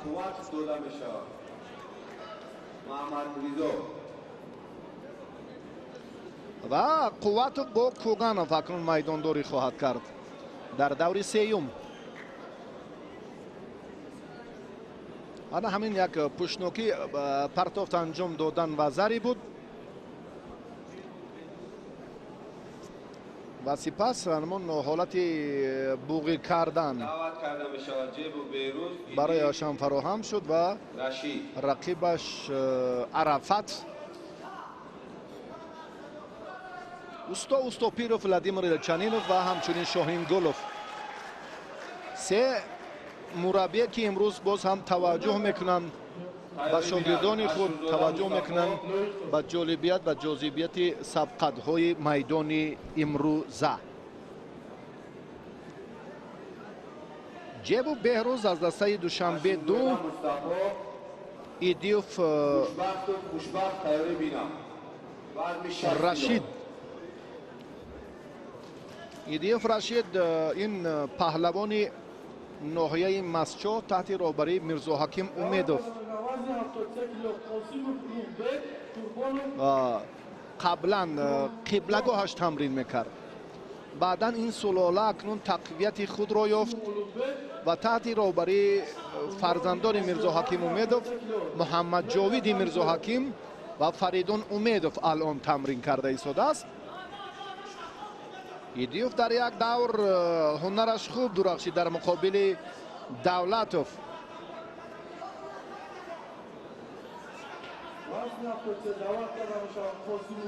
جیبو باشد حالا در تلاشی بعد تخت پشت نگاه داشتن رقیب بود.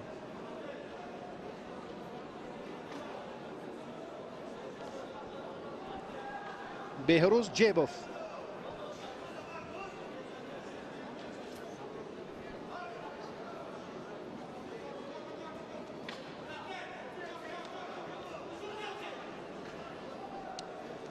یک سمت نشان میدهند و به سمت دیگر توجه میکنند.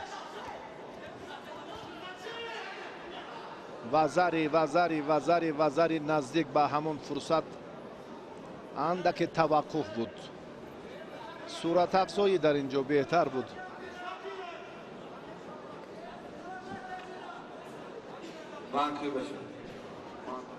صورت افزایی در اینجا ضرور بود. اما ایدیوف این کار رو سامان دادن نتوانست. اما حالتی وزری حالتی که اشاره به همون نقطه‌ای که قبلا داشتیم، نوار تکراری. تشکر به کارگردان، تشکر به مسئول بخش تکرار. براسی وزری است اینجا توقفی که چون ما گفتیم، اما بیکوف سید رحمان یک صمیمیت و نظر شایسته خود رو هم ثابت کرد و این لحظه ها توقف اندک ثانیه.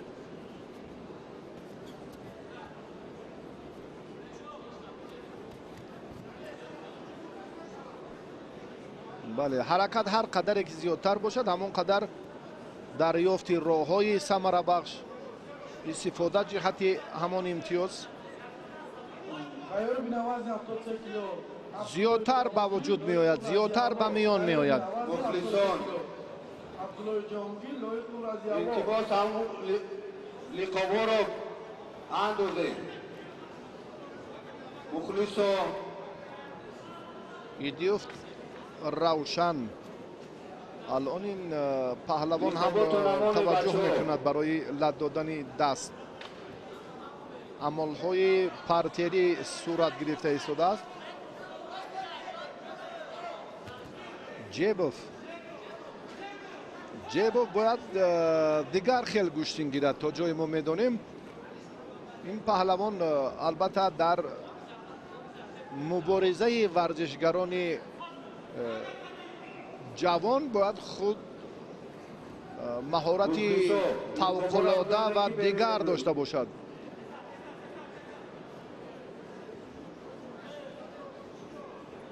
وزن 73 کیلو تایید نه لایق رضی الله به هر دو پهلوان شیدو علیوم ابراهیم هر دو باید گوشتین گیرند. دقیقه سیوم هم پشت سر می شود.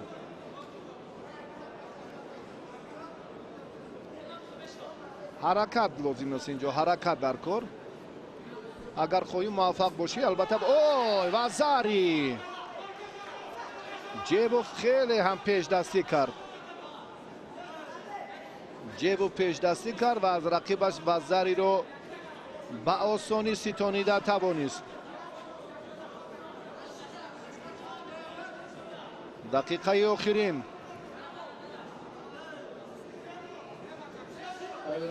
بهروز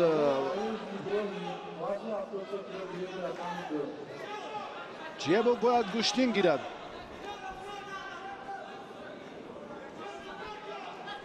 اما بهروز عقب نشینی کرد، داور به او شیدو داد.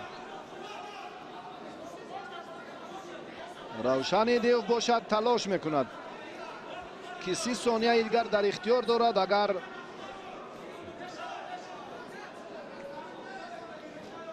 نتیجه را برابر کرده نتواند، یک طرفه شیدو نتیجه را برابر کرده نتواند، از ادامه راه مبارزه محروم می شود. در یک دور خیلی خوب مهارتش را نشان داد. در دوری اول فشار رو هم باز روشن دیو زیادتر کرده ایستاده است. عاشورزاده مصطفی خوشبخت خبر بینم ثانیه های به شما رقم وقت انجام یافت. بچه ها لیقابا را کنید. ایدیوف با جیبوف رقابت کرد و جیبوف در این لحظه در همین دور هم خیلی از خطاگی رقیبش استفاده کرد و صاحب پیروزی شد. اولویت به جیبوف داده میشه. عاشورزاده به میدان میبراید با همراهی خوشبختوف و بعد معین کردن این جفت حریف جیبوف معین می شود.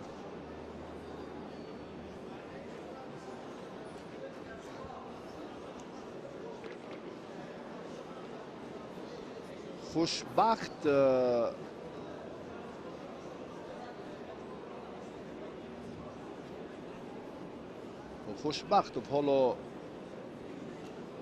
باید به میدان براید. این ورزشگر خلعت کبود باید ببر کند. بله انا همین چهره. این ورزشگر در دوری اول آزاد بود از دسته وستن و عاشورزاده در یک دوری اولی که به میدان اومد نوریدین عجم را مغلوب کرد و به این مرحله دوم راه خط گرفت.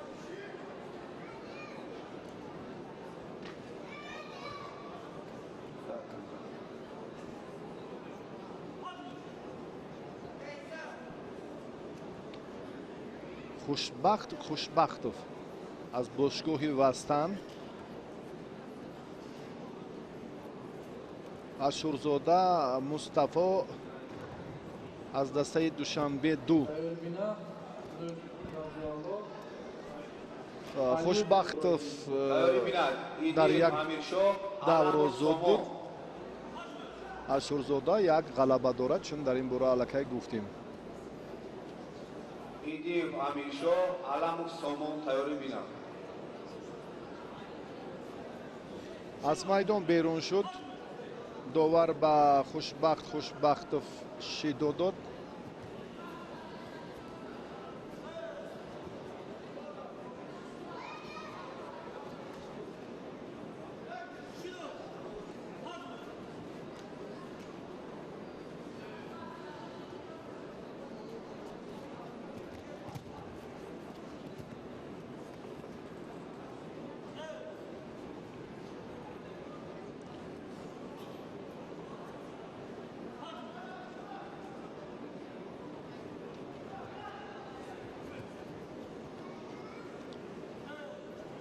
хушбахт гӯштин намегирад.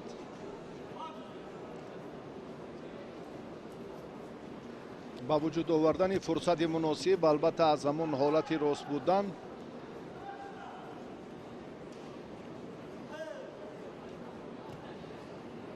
хеле ва хеле вобастагии бештар дорад. агар фарде ки дар ин ҷода аввалин шуда ҳаракатро оғоз мекунад ё доштани гиребону камарбанд сари ёсин ва дар маҷмӯъ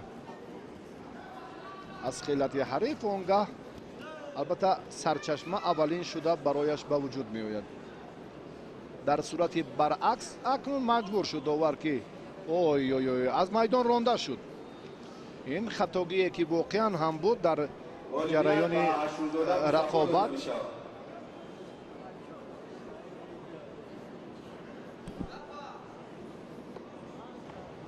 ва Шурзода дар ин дидор ғалабаро ба даст овард бинобар ҳамон иштибоҳи ҷиддӣ ва иштибоҳи бузурги рақибаш.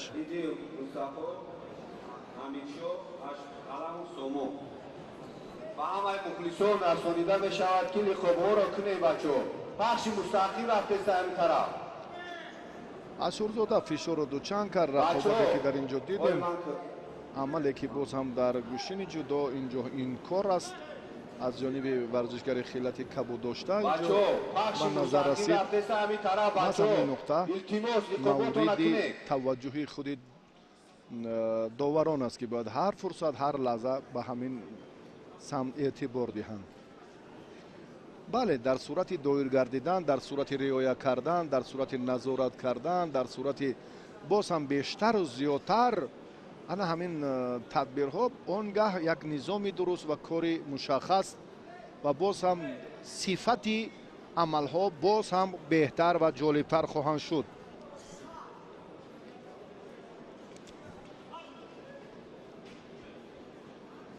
идиев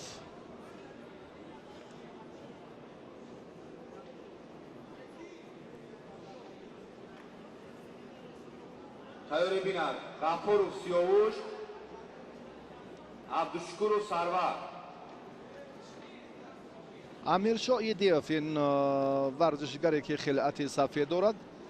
бароси аксар ин намояндагон, ин варзишгароне ки мо мебинем бори аввал дар сатҳи ҷумҳуриявӣ ширкат меварзанд. дар бораи Сомон маълумоти бештар дорем ва зари Сомон ва зари баҳогузорӣ шуд.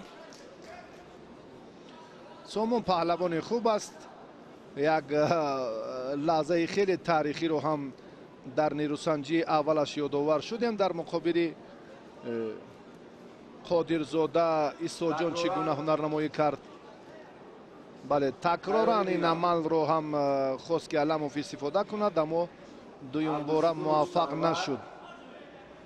ашуров сиёвуш.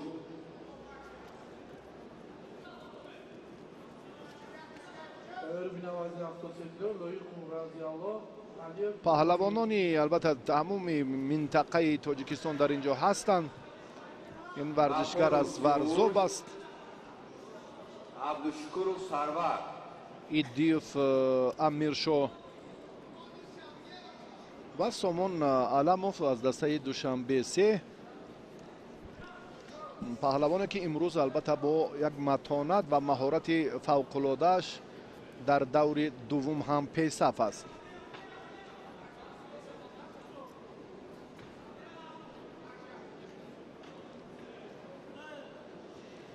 ترتیب میدانداری تقاضا میکند که با باز هم رعایت آن همان قاعده ها دوباره پهلوانان رجوع کنند. شیدا با هر دو پهلوان بله گوشتین باید گیرند اینها. سامان بسیار خوب آغاز کرد حرکت های همون سری وقتی خود را و بعدا اکنون منتظر شد. این هم یک وسایط دیگر است چون که 42 نفر شیروکچی در وزن تا 60 کیلو حالت بوقی کردن. سامان اینجا رجوع میکند که باز همین وضعیت رو در عملی کرد پرتری مرکب تر سازد.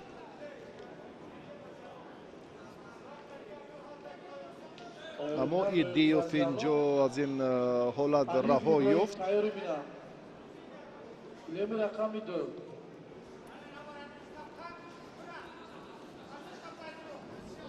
سامان براسی چگونه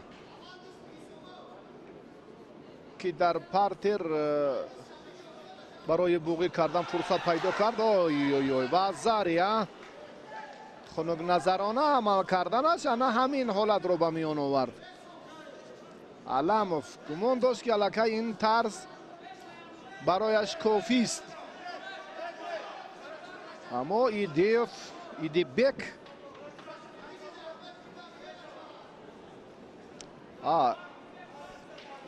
این حالت هم بسیار هوشیاری را از دست نداد و خوب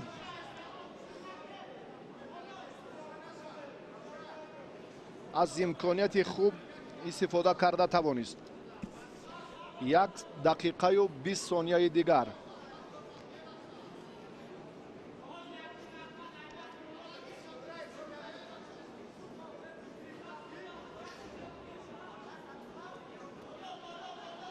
ایدیو وقتی از بالا اگر خلعت حریف را دارد یعنی عمل خود را از بالا شروع کند. اما اینجا اکنون سامان فعالتر شد. هر دو یک شیدو دارند هر دو هم وزری دارند. سامان حالت بوقی کردن برایش فراهم است. این کار را چگونه اجرا میکند؟ ثانیه های بشمار در اختیار دارد اما سامان نتوانست. اگر این نتیجه تا به آخر باقی ماند ما شاهد دریافت امتیاز طلایی خواهیم شد در رقابت پهلوانانی میدان.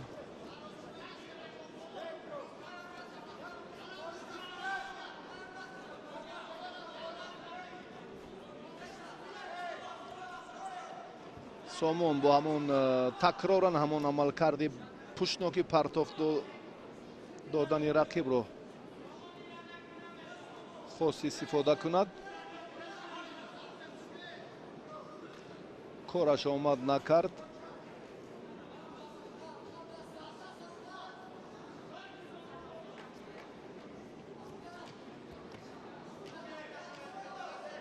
نوزده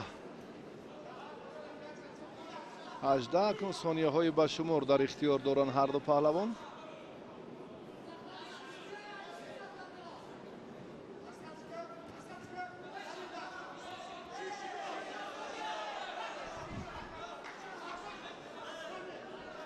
حالتی به تخت پشت نه وقت انجام یافت. اکنون ما با امتیاز طلایی توجه خواهیم کرد.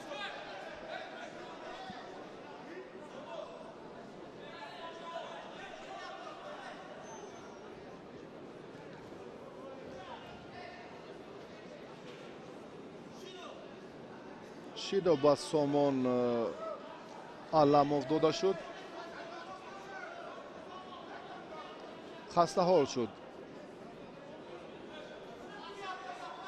این ifodai on است که تمرینش در سطح ضروری نیست. غالبا بختاسیموک اولوغبک دادن یک حرکت دیگر لوی قرازی الله شیدو هم با ایدیوف داده شد. هر دو هم باز برابرند در امتیاز، در مجازات.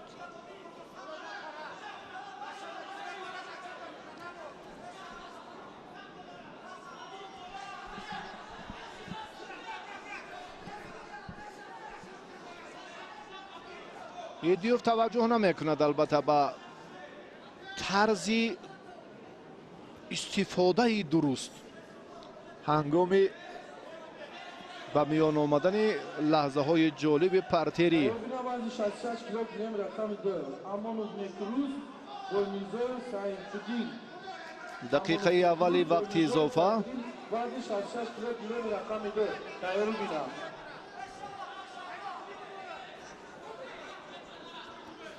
امتیاز طلایی را اکنون کدام از این ورزشگران نصیب می شوند؟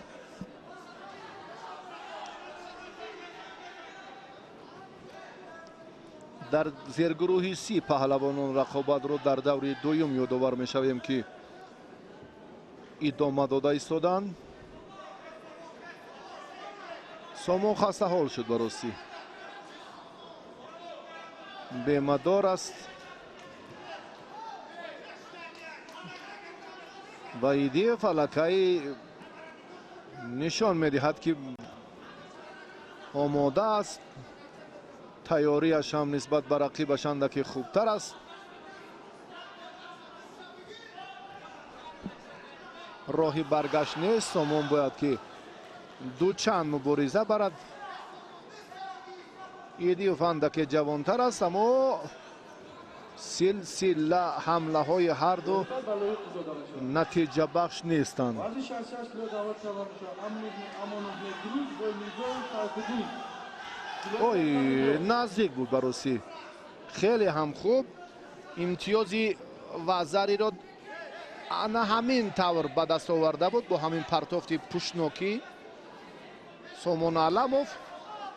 این کار را هم دوباره خواست که خوب انجام دهد، موفق نشد. نزدیک آمدن برای ایدیو بسیار خطر دارد چون که علموف یک پرتافت غیر عادی دارد و در دلخواه وقت میتواند همان رو هم استفاده کند. در صورت اشتباه یکی از این ورزشگران الکی تقدیر مبارزه حل خواهد شد.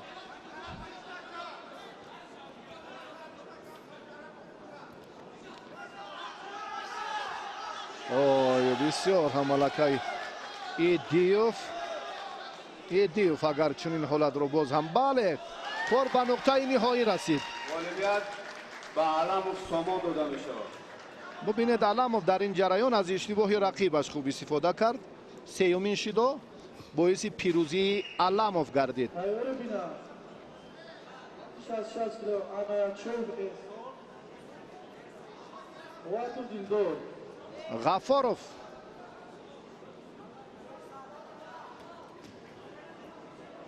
سیاوش غفاروف حالا باید به میدان براید با همراهی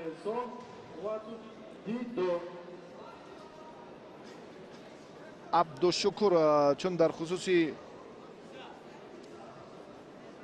عبدالشکروف سرور گفتیم که این پهلوان از دسته دوشنبه یک در رقابت اول هم مقابل محسدینوف خوب است هنرنمایی کرد.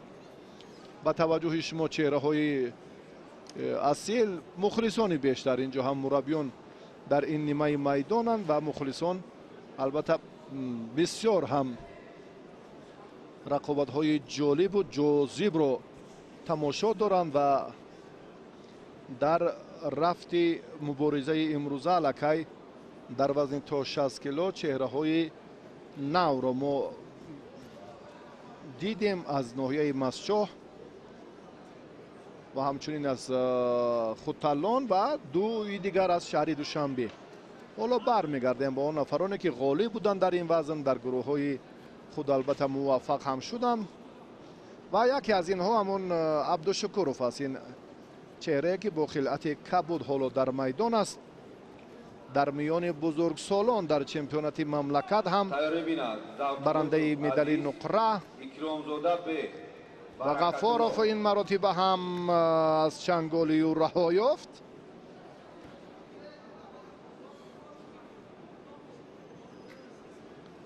عبدالشکورov برطرف کردن چنین مشکلی ها برایش تا جای بنده میدانم آسان تر است.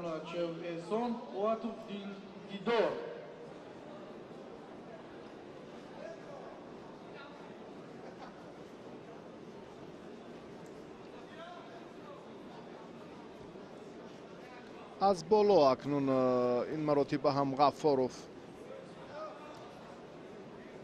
خواست کمربند رقیب رو هم باز مشخصتر کوتاهتر جانب خود برکشد، اما سرور خوب میداند که در این لحظه ها چگونه به فاصله یا همون لحظه مناسب خود خوب اعتبار دهد و کدام سمت رو پیشه حرکت کند. اما اینجا باز هم یک نظر، یک نقطه نادرست داشتن از سریوسین پنجه ها هنگامی که ورودن در خلعت رقیب. این البته شیدو است. آی آی آی آی آی آی خیلی هم جالب بود برای دریافت امتیازی اول.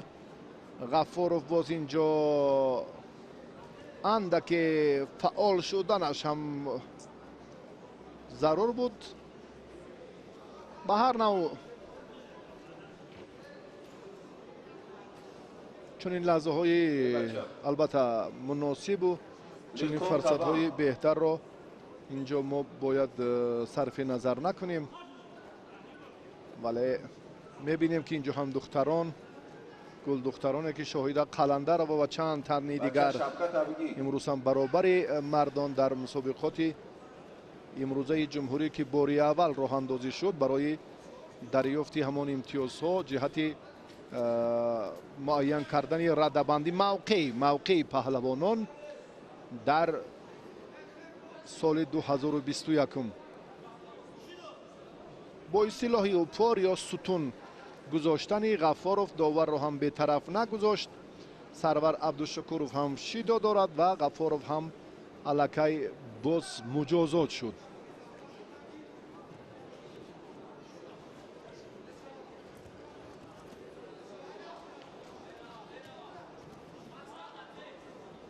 هر دو هم مهنت دارن. آی آی آی آی آی خیلی هم جالب.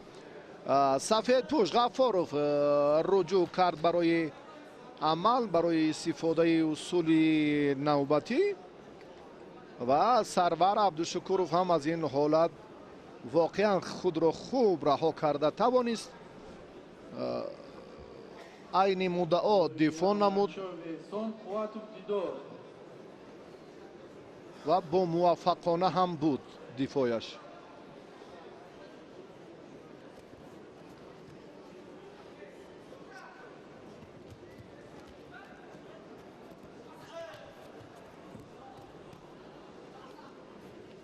در ناحیه کوشانیان سرور عبدالشکورov از دسته ناحیه جلال الدین بلخی برآمد میکرد.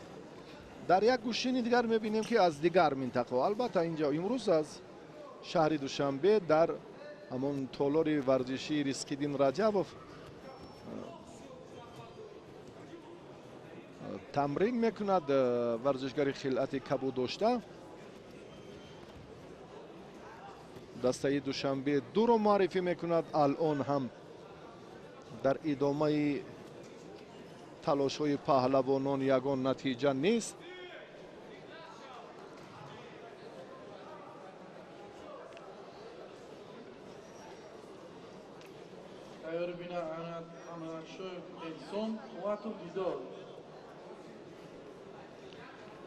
دقیقه آخرین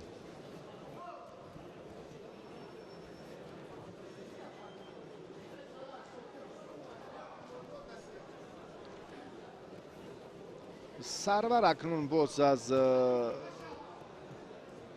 کمربند حریف نمیدارد. آن اکنون نه کاری خود رو هم خوبتر آغاز کرد.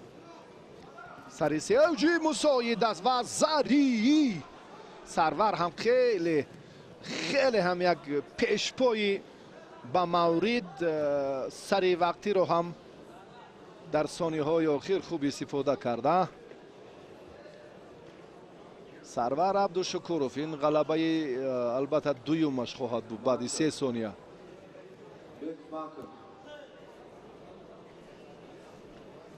اما شبهه در استفاده همین عمل کرد است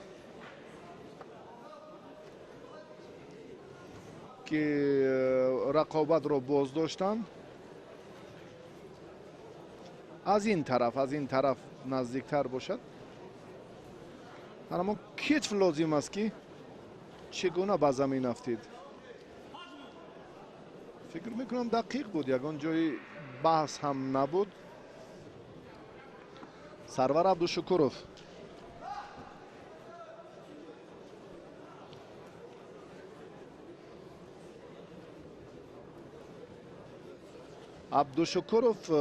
در مقابل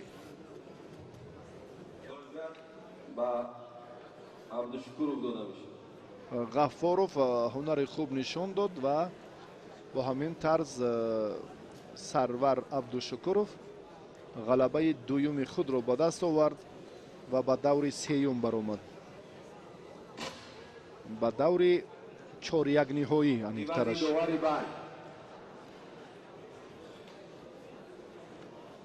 بله، با رقابت های 4-1 نهایی البته پهلوانان آهسته را خط گرفته ایستادند.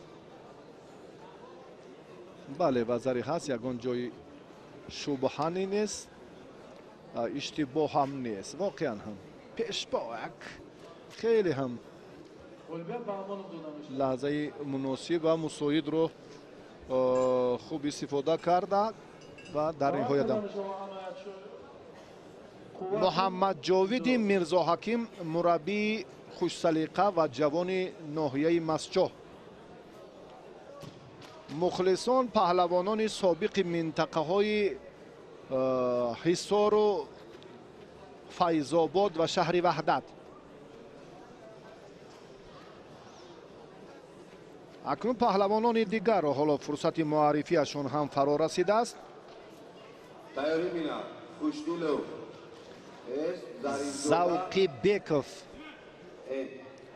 زوقی بیگوف عزیز از دسته دوشنبه 2.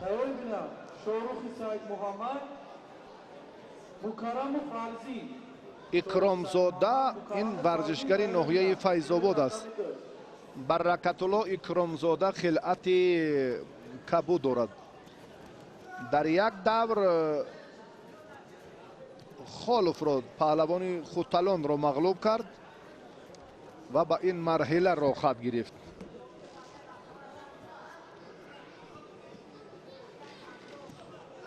حالتی بعد نه، با تخت پشت نگاه داشتن. اینجا جریانی دیگر باید که به نظر رسد و عملی واقعا هم سری وقتی باید اینجا خاتمه یابد.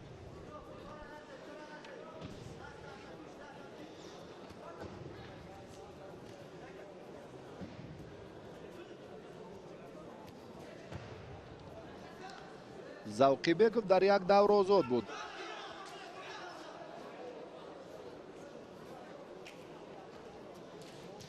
زوقی بیگوف الان میخواهد باز با دیگر طرز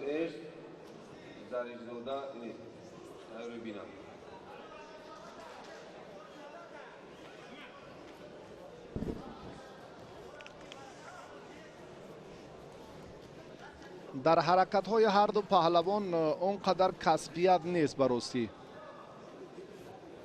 در 2-3 با قوت 4 جفت بسیار هم کسبیت بود، مسئولیت بود، جدیت بود و از جانب داوران هم شفافیت بود و در نهایت هم بسیار هم جالبیت بود.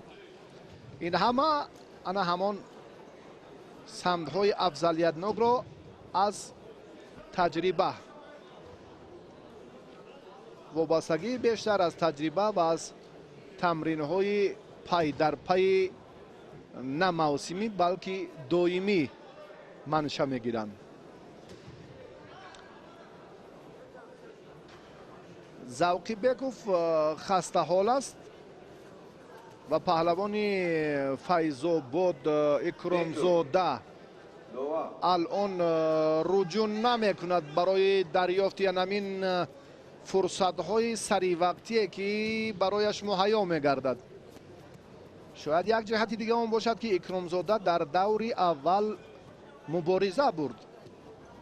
مادام که چنین باشد باید زوقی بیکوف زود رجوع کند، اما برعکس شد. زوقی بیکوف در یک دور آزاد بود، در دور دوم با پهلوان ناحیه فیض‌آباد رقابت کرد اما دچار شکست گردید.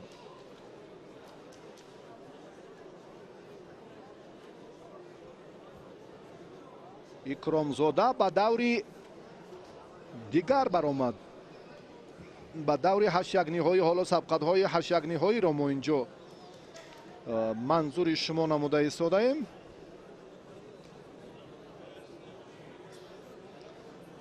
بله لکه ما در رقابت‌های 4 یگانه‌های تبرف، میرزایوف، قواتوف، خالوف، کوگانوف، قواتوف، جیبوف، اشورزاده، علموف، عبدالشکور زاده، اکرم زاده را می‌بینیم. چگونه به توجه میکنیم اکنون پهلوان ناحیه فیض‌آباد حالا که داخله را یک طرزی که پیچیدنی همون پای راست ببینید و بعدا فشار را یک باره به همان سمت دلخواهش زیاد کرد و اکرم زاده برکت الله غلبه را به دست آورده توانست.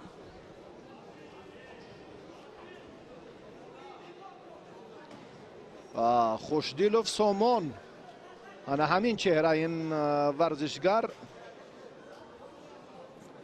خوشدیلوف سامان از دسته دوشنبه 2 با خلعت سفید است.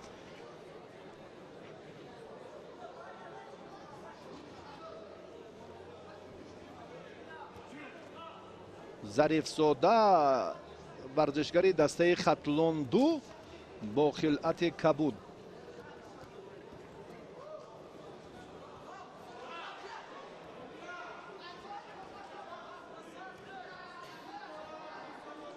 تعدی را برای ظریف نظریف گروه مکمل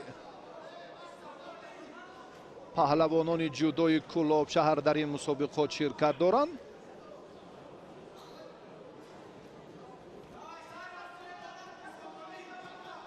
سامان خوشدیلو باید سر خود را بلند بردارد، یعنی پس بودن همین فرصت حالت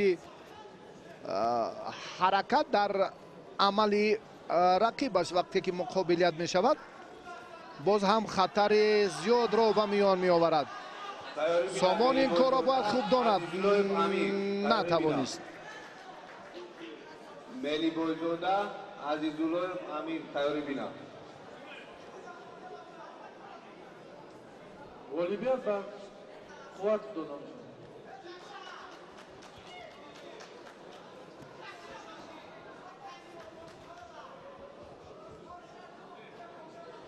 تیاری بینم.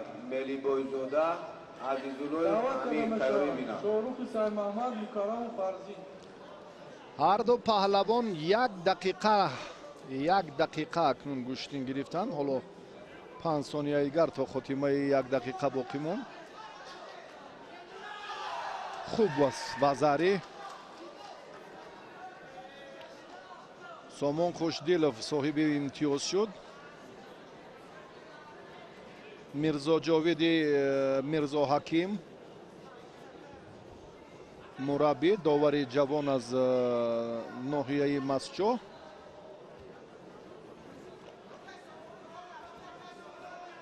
از تمام منطقه کشور حالا هم پهلوانان و هم هیئت داوران در این اولین مسابقه سال 2021 و نخستین مسابقه جمهوریوی برای دریافت امتیازهای ورزشکاران در رده‌بندی پهلوانان در حدود جمهوری تاجیکستان شرکت نموده ایستادند. تقاضای زمان است که البته رده‌بندی را هم در میان ورزشکاران به راه مانند و بهترین ها را البته باز هم گلچین سازند. چون که میبینیم که در یک مسابقات البته اینجا هم هیئت خیلی مکمل سفربر میگردند که نفری که باری اول به میدان می آید به استاد ورزش درجه بین المللی روبرو می شود و برای آن همان سطح و درجه و موقع پهلوانان چون این مسابقه ها بسیار هم سازگار است. سامان خوشدیلوف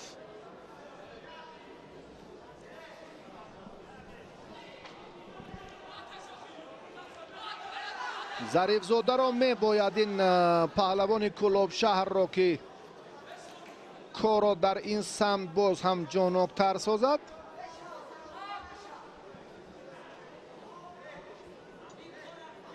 چون که اشتباه کرد امتیاز را از دست داد.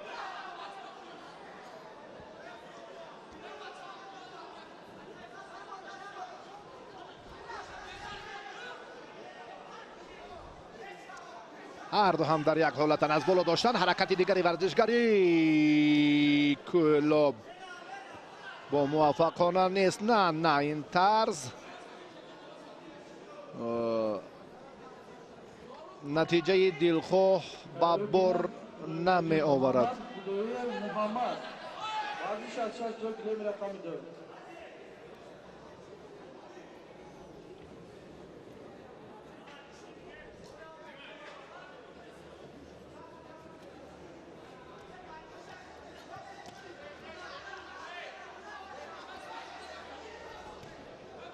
پهلوان شهر کلاب براسی نمیداند چی کار کند. در حالتی راست بودن عمل را سامان میدهد، باید سامان دهد، انجامش نمیدهد. وقتی که فرصت فرتری به وجود می آید از اون حرکت ها دست میکشد. نه چونین و نه چونون. انا همین است مشکلی بیشتر ظریفزاده. حبیب الله ظریفزاده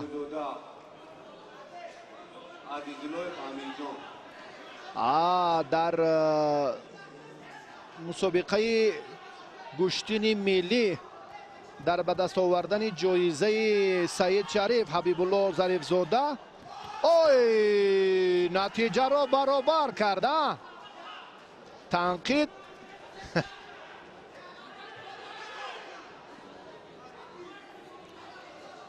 برای مسئولیت ورزشکار بسیار هم مهم است. ظریفزاده نتیجه را برابر کرد. براستی گفتیم که از عهده حالت راست بودن و عملکردهای پرتری خوب نمی براید، اما از یک نقطه ضعیفی رقیب هم براستی عین مدعا استفاده کرد. حبیب الله ظریفزاده در گشتین ملی که دکبر سال 2020 برگزار شد در وزن خود مقام اول در وزن 65 کیلو بله 60 کیلو بله جای اول را اشغال کرد. با همین ترتیب وقت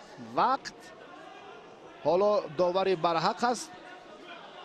زحمت و تلاش و مهنت و ملکه هر یک ورزشکار را خالصانه نشان می‌دهد. در این گلیم برابری است. امتیاز طلایی و وقت اضافه شروع شد. دست حبیب را دست را باید داشت.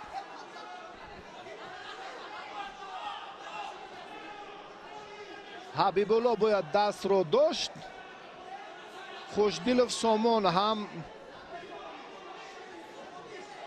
خوشدیلوف سامان هم باید در این لحظه ها دیگر سمت را اختیار کند. سر خود را یعنی با همان اشاره خم نکند، پست نباشد، در حالت حرکت استفاده عملی ضروریش. اما اینجا نه، خسته حالن هر دو. سامان خوشدیلوف توصیه ها را گوش می اندازد چیکار کند، چی راه را استفاده کند، چی عمل را که کامیاب باشد. به حبیب الله شیدا داد داور. اگر هر دو هم باز در یک حالتند، کسی که پیشتر دست را دارد، آن همان میتواند. حبیب الله آخری نه، تا به نقطه نهایی. چرا کمربند رو میکشه؟ یک لحظه اندکی بی‌مداری از نبودن تمرین موسمی است. اگر مشغولیت همیشه باشد، انا همین لحظه زود ورزشگر خود را جدا میکند و مهارتش بر اعلی نمایان می شود. وقتی که مشقی همیشگی نیست، ببینید دست حتی کمربند رو نمیتواند که دارد. اندکی نه. و حبیب الله ظریف زاده، قوه لازم است برادر، قوه. با سامان هم قوه لازم است. هر دو در این سمت ضعیفند. اکنون اینجا حالتی تصادفی یک بار یا حالتی که کدام همان فرصتی با وجود اومده را اندک خوبی استفاده میکنند، یا سامان یا حبیب الله. سامان میگریزد. نه، این حالتی که میبینیم سامان از این لحظه گریخت، از این فرصت شیدا گرفت. بله، چون این هم باید باشد. این طرز گشتینگیری خاص به جودو نیست. حبیب الله هم دست ببینید که بسیار هم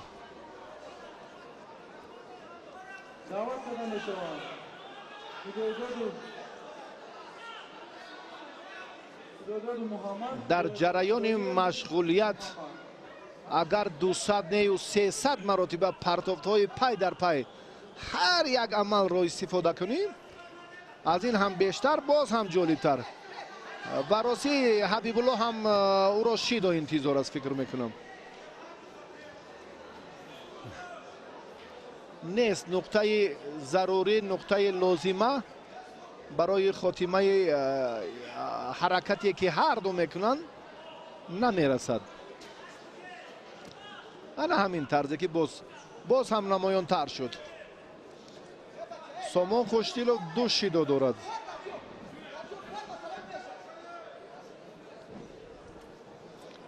حبیب الله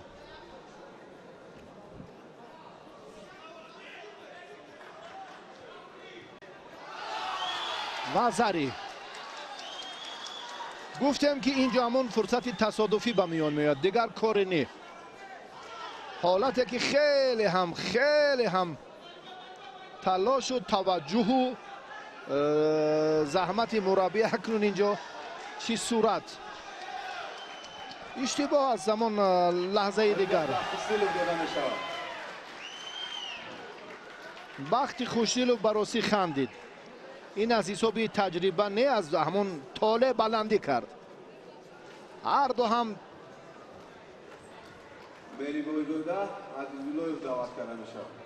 آمادگی همه جانبه جسمانیشان براستی ضعیف.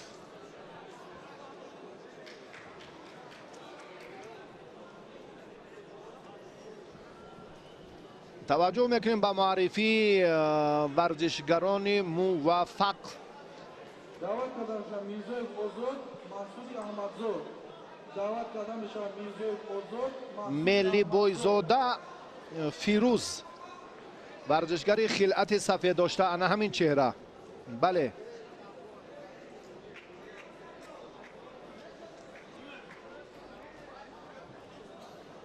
و عزیزاللهیف امیر. این پهلوان از دسته دوشنبه 3 است. در یک دور آزاد بود. ملی بویزاده فیروز در مقابل میرزایف عبدالله از دسته دوشنبه 2 در دور یکم غالب آمد. حالا ملی بویزاده رجوع میکند به عملی نه پارتی نیست. 60 کیلو کنجایف امیرعلی تشریفوف امیرجان. 90 کردن مزارف آزاد مسعود احمدشاه.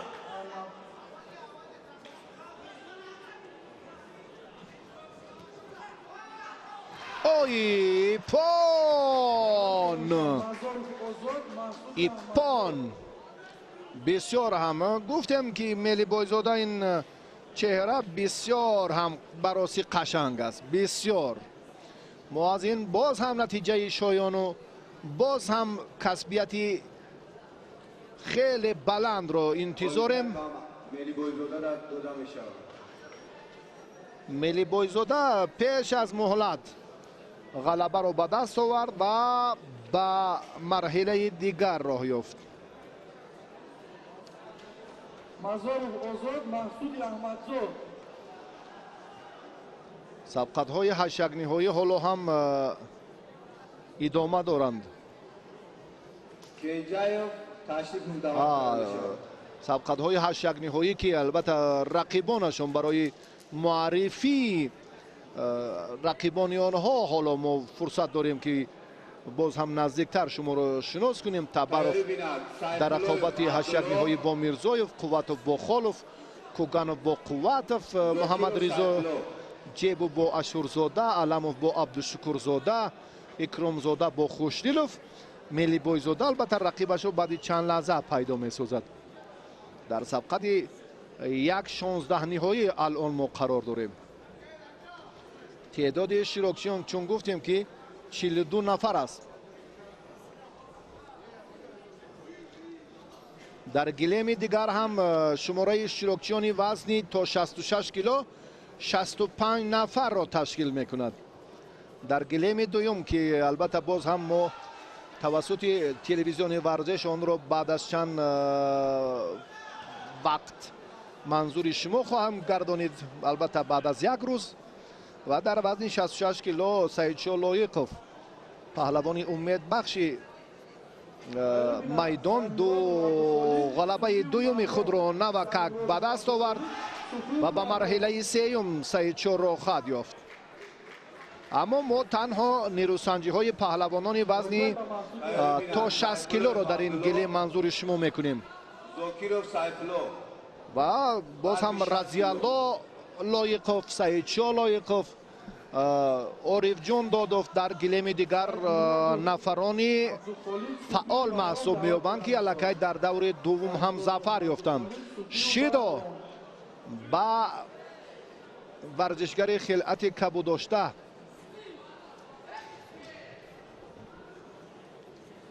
کنجایف این ورزشگری دسته دوشنبه 2 در دور اول آزاد بود.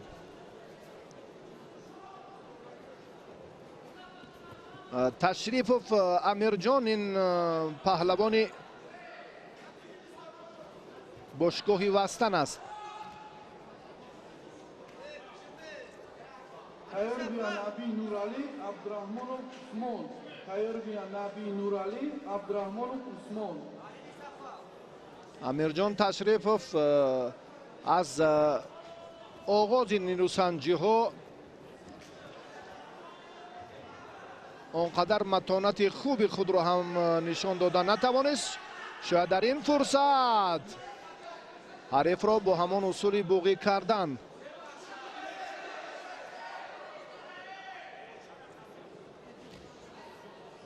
حریف را با حالت بله با بوقی کردن کنجایف اونقدر وضعش خوب نیست.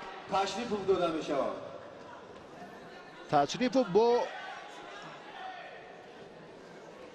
ملی بویزاده البته نیرو میسنجد در دور 8 یک نهایی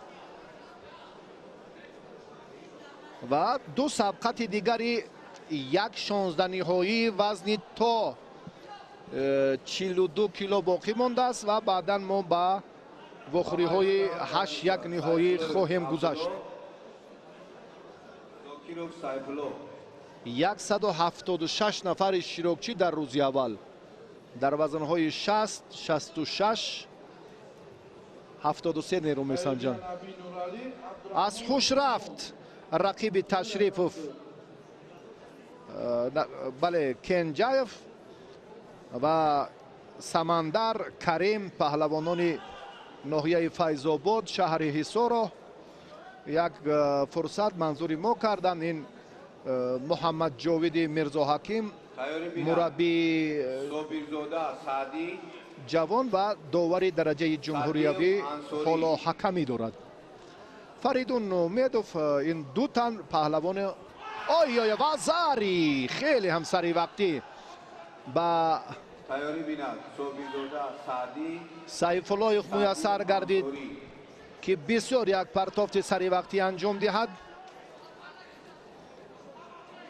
سیف الله در دور اول آزاد بود. این پهلوان شهر دوشنبه از دسته دوشنبه یک. زاکیروف نماینده دسته فیض‌آباد. ورزشگران فیض‌آباد امروز هم زیادند. قبلا اینها از شهر وحدت، فیض‌آباد، ترسونزاده، حصار، رودکی همون دسته شهر و ناحیه های تابع مرکز رو معرفی میکردند. در سبقت امروزه البته هر یک ناحیه اینی پون بله وزری اکنون پون است. بسیار هم سیف الله هنرش را خوب نشان داد و پیش از مهلت غلبه به دست آورد. آخرین رقابت 1.16 نهایی رو حالا به شما منظور میکنیم. بیاید توجه میکنیم سیف الله چگونه پرتافت انجام داد و چگونه موفق شد.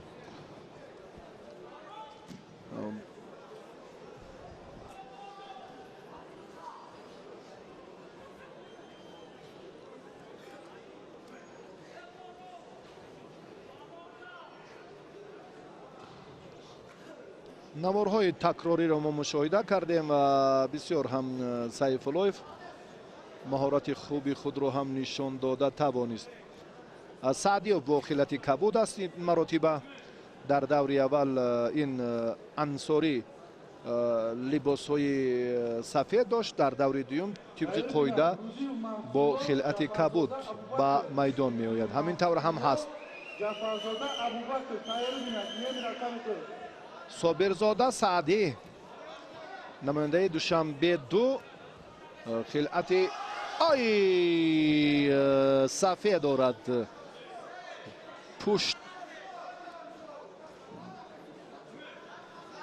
پشتناکی پرتافت انجام دادن.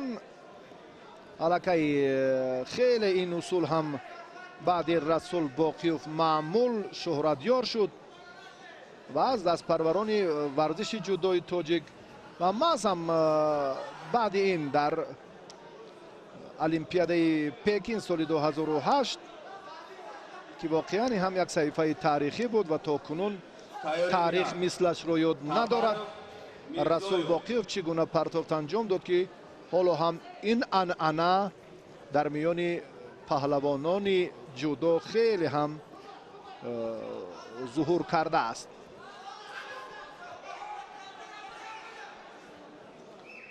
آخرین رقابت دور دوم دور 1.16 نهایی مسابقه جمهوریوی اوید به جودو در وزن تا 60 کیلو.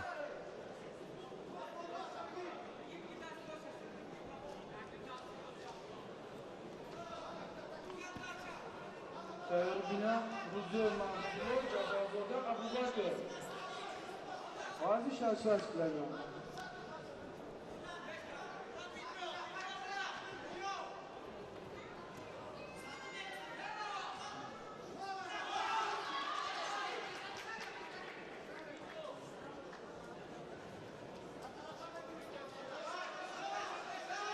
ансори дар ҳолати мушкил қарор дорад. акнун ин маротиба бояд партоф ва канноре ки собирзода мехоҳад хуб анҷом наёфт.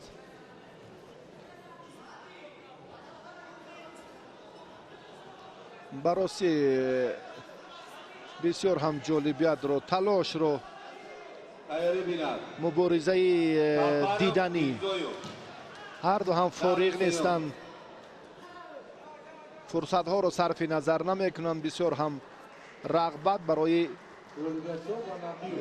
истифода, рағбат барои ана ҳамон амалҳои саривақтӣ доранд ҳар ду.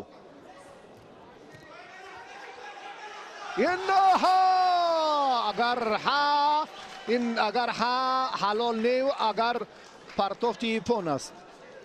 анамон эҳсосоти гӯштини миллӣ фарогир буд. ипон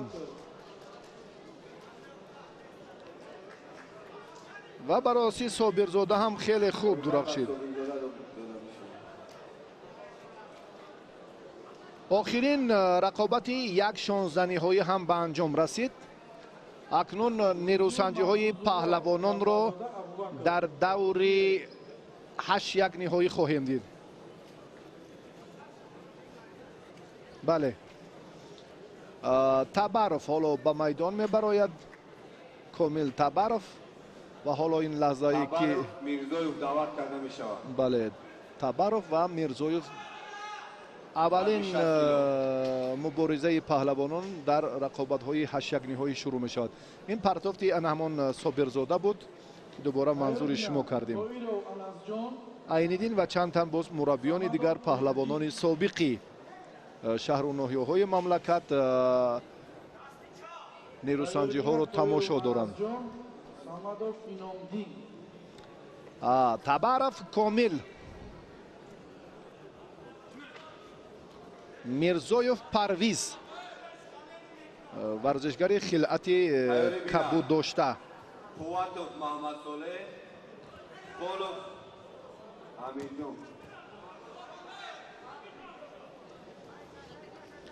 Комил Табаров ҳам як тан варзишгаре ки бисёр ҳам аз ноҳияи дурдаст, аз як мавқеи хеле дури кишвар, Кӯҳистон, ноҳияи Ховален, ҷамоати деҳоти Шугнов, чун паҳлавонон имрӯз ҳам гуфтем ки аз ноҳияҳои дурдаст, аз ноҳияҳои дури вилояти Мухтори Кӯҳистони Бадахшон, аз дигар минтақаҳои мамлакат ҳам ширкат доранд. ва бароси Комил Табаров ин чеҳраро ки мо бори аввал дидем дар рақобати нахустинаш дар муқобили Шукуров бисёр матонати хуб нишон дод. Табаров ҳоло намегузорад ки Парвиз Мирзоев дар ин лаҳза андаке фаъолтар бошад ва Табаров бо ҳамроҳии Саидкабирзода, Ҳайдари Саидкабирзода ва чанд тан аз паҳлавонони дигари ин минтақа ҳамеша тамрин доранд ва имрӯз ҳам ҳамчун муддаӣ ба марҳилаи 8 ниҳоӣ баромад.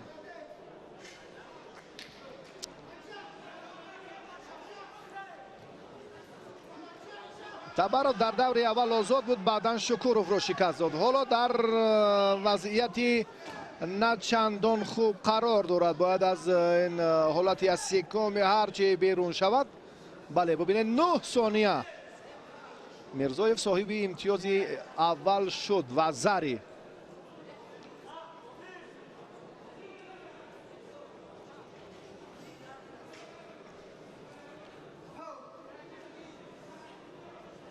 Мирзоев Парвиз дар даври аввал озод буд, баъдан он паҳлавони Файзободӣ Аюбовро мағлуб кард ва ба вохӯрии 8 ниҳоӣ баромад.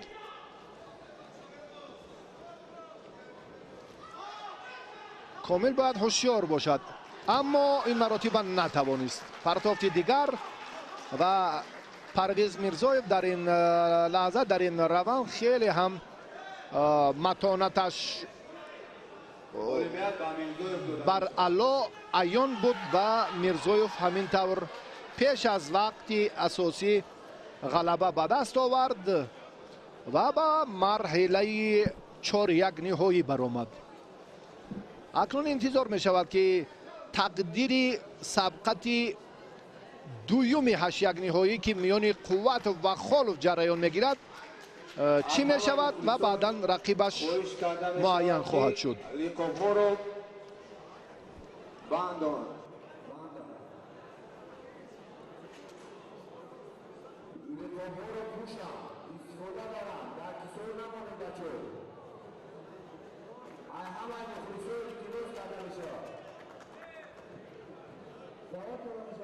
دعوت کرده باشم قیروف علی جان صمد بینامتی گیرم رقم میکنه.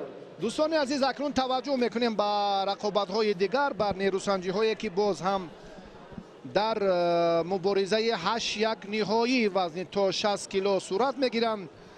داور علیشیر مستقیموف دستور میدهد که رقابت پهلوانان شروع گردد. قواتوف محمد رضا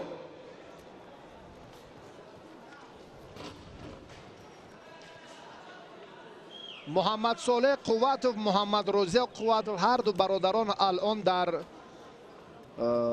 زیرگروه خود موفقند و به مرحله های دیگر تلاششان بیشتر است. رقیب محمد صالح قواتوف این امیرجان خالف است. خالف امیرجان از دسته ختلان 2 پهلوانی که با خلعت کبود است. امیرجان خالف در یک دور آزاد بود، بعدا نعمانوف را شکست داد، پهلوانی دسته دوشنبه 2 رو.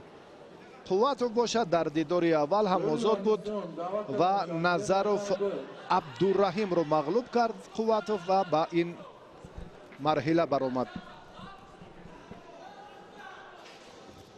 محمد صالح محمد رضا چون قواتوف ها که درباره متانت این دو ورزشگر البته ما در مسابقه جام پایتخت جام نوروز 2 سال قبل بیشتر هم معلومات زیاد به هنرنمایی خوبی آنها رو هم منظور کرده بودیم و در میدان امروز هم محمد صالح الان در دور 1/16 نهایی قرار دارد.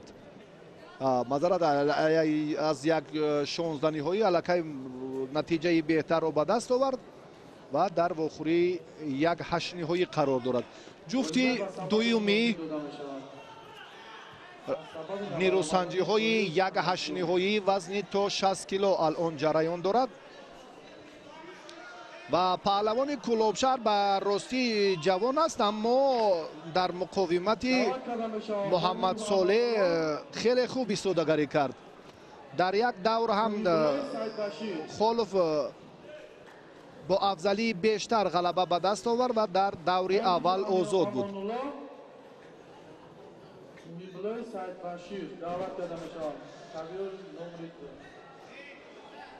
مهم جوانان با این مسابقه نخستینی دریافت امتیازها برای رده‌بندی خیش تلاش کردند. امروز هم بسیار یک اقدامی شایسته که می‌بینیم البته از ناحیه هایی که گرد و اطراف چون از ورزاب و فیض‌آباد و رودکی و همچنین برخی از ناحیه های دوردست خوتلان هم پهلوانان شرکت دارند. این حالتی که خیلی هم جالب و در خصوصی مهارت پهلوانی کلابشهر هم حرف زدیم که چگونه حالتی بس. یک لحظه اگر از کارگردان خواهش میکنیم این لحظه توجه کنند. فکر میکنم ها یا نه اورنج اندک بود یا نبود. بله نبود. بسیار نزدیکی داشت، بسیار هم اصول سری کیف هر دو دست رو خوب داشت پهلوانی شهر کولوب، اما حتی اورینج اگر لااقل هم تکیه به همون طرف پشت حریف داشته باشد اندکی فاصله ضرور بود در این دیور. محمد صالح گمان داشت که این نفر شاید پهلوان تصادفی است، اما چنین نیست بررسی. امیرجان خالف بار اول میبینیم که در میدان مسابقات سطح جمهوریوی متانت خوب نشان میدهد.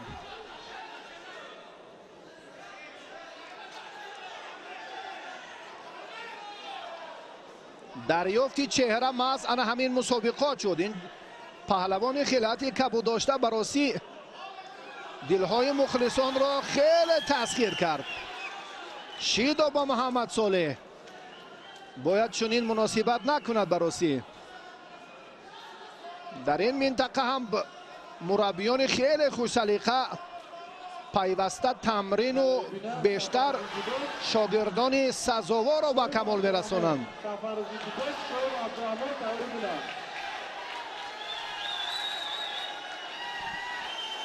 یک لحظه که باز هم اینجا توجه میکنیم رجوع به حالتی، اما پرتافتی قوتف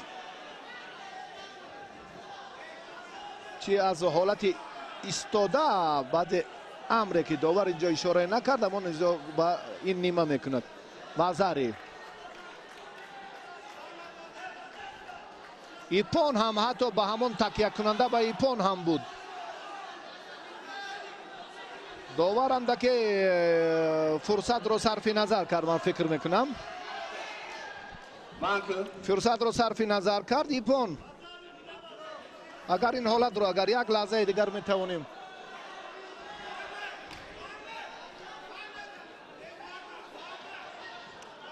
هرچند اینجا که ورزشگری شهر کولوب هم در ادامه نیروسنجی یک پرتافت خیلی هم نزدیک به ایپون با وزری داشت، اما خالف اینجا کمی سستی کرد. سست با همون معنایی که وقتی که افتید خود را آزاد گذاشت. سببی اساسی آن همین بود.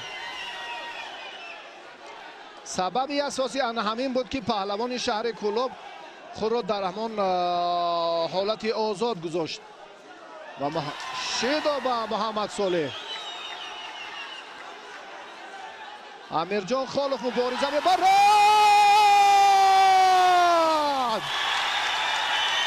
واقعا هم در این ثانیه های اخیره، واقعا هم در این لحظه جالبه،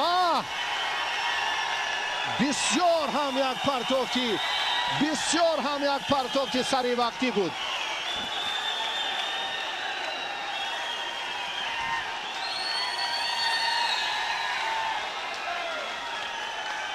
نوران علا نور. رقیب را هرگز به چشم کم نباید دید. پهلوان کولوب شهر این انا همون چهره که واقعا کشف شده. احسن امیر جان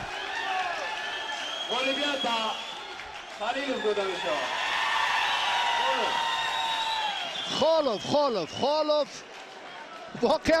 واقعا هم خالف. ها این لحظه رو ما میتوانیم بعد چند فرصت ببینیم. انا همین فرصت واقعا همالی.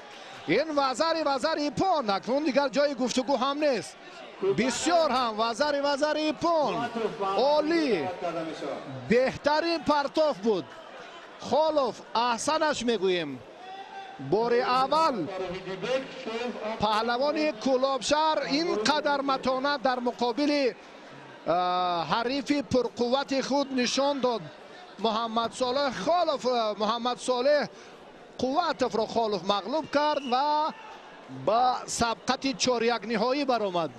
موی سفید با نبیره خود نشاط و آوان و دوره کمالات و جوانی میدانداری خود را تلقین میکند. احسن کوگانوف با قواتوف محمد رضا الان در میدانند. شویب عبدالرحمن گیلوم رقم 2. کوگانوف اوی کوگانوف خلعت سفید دارد، محمد رضا با خلعت کبود است. محمد صالح چنین گمان داشت که خالف نفر تصادفی است در میدان، اما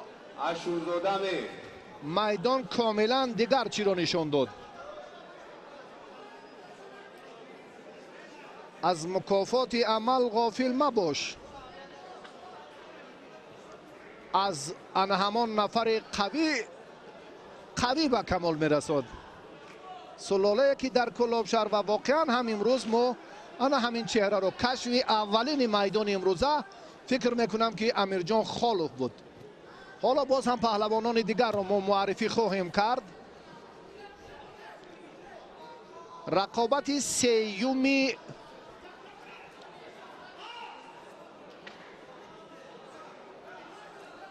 هشت یک نهایی، رقابت سیومی هشت یک نهایی وزن تا 60 کیلو میان کوگانوف و خالف قواتوف معذرت.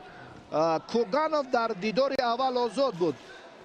باباجانوف رو پهلوان دسته خطلان یک رو کوگانوف مغلوب کرد و حق اشتراک در سبقت 8 یک نهایی رو پیدا کرد.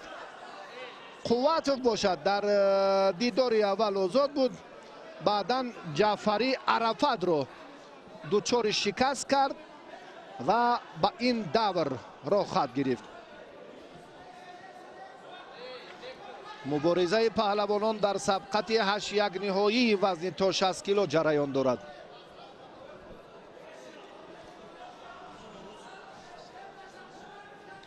حالا هم رجوع میکنیم به توجه بیشتری پهلوان محمد رضا قواتوف. اما کوگانوف هم براستی خیلی خوب ایستادگری کرد، تا این مدت نگذاشت یگان عمل کردی رقیبش نتیجه بخش باشد. این از آن شهادت میدهد بسیار هم در میدان دیگر پرتافت ها، جالبیت ها، باز هم نیروسنجی ها خیلی هم طبع دل مخلصانند. محمد رضا قواتوف درباره جایزه و درباره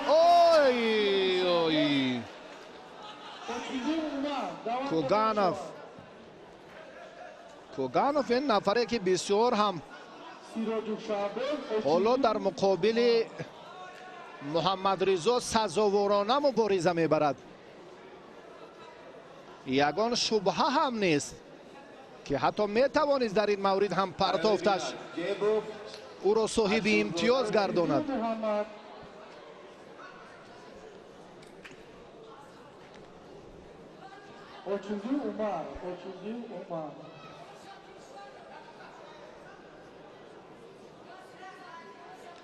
قواتوف اندک احساس کرد که رقیبش از تجربه و ملکه خوب برخوردار است. شیدا به هر دو کشم و کشی ها، پنجه فشاری و تلاش های به اساس هم مجازات است.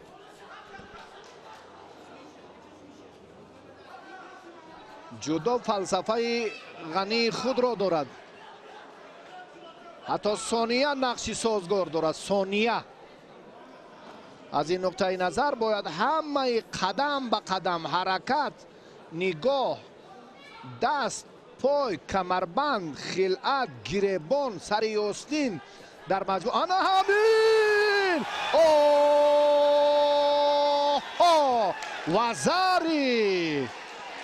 وزاری ببینید کار چگونه سامان می یابد. برادران کاملا امروز بختشان آمد نکرده ایستاده است. محمد صالح هم دچار شکست شد. محمد رضا هم الان امتیاز را از دست داد. خل محمد طالبوف، جان محمد طالبوف و زری عمر وزن 66 کیلوگرم.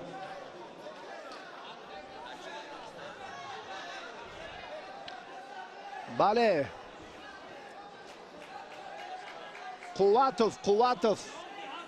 قواتوف در جریان نیروسنجی اینجا حالا با مبارزه و تلاشی که میبینیم بسیار هم توجه زیاد دارد.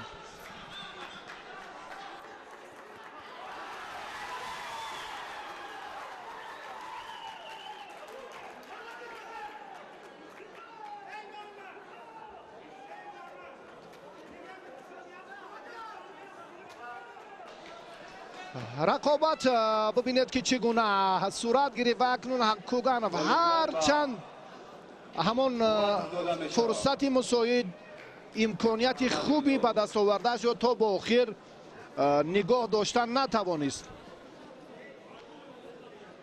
قواتوف در روند مبارزه حریف را بوغی کرد، همون لحظه که حریف را تسلیم نمود و زود ببینید که تسلیم شد.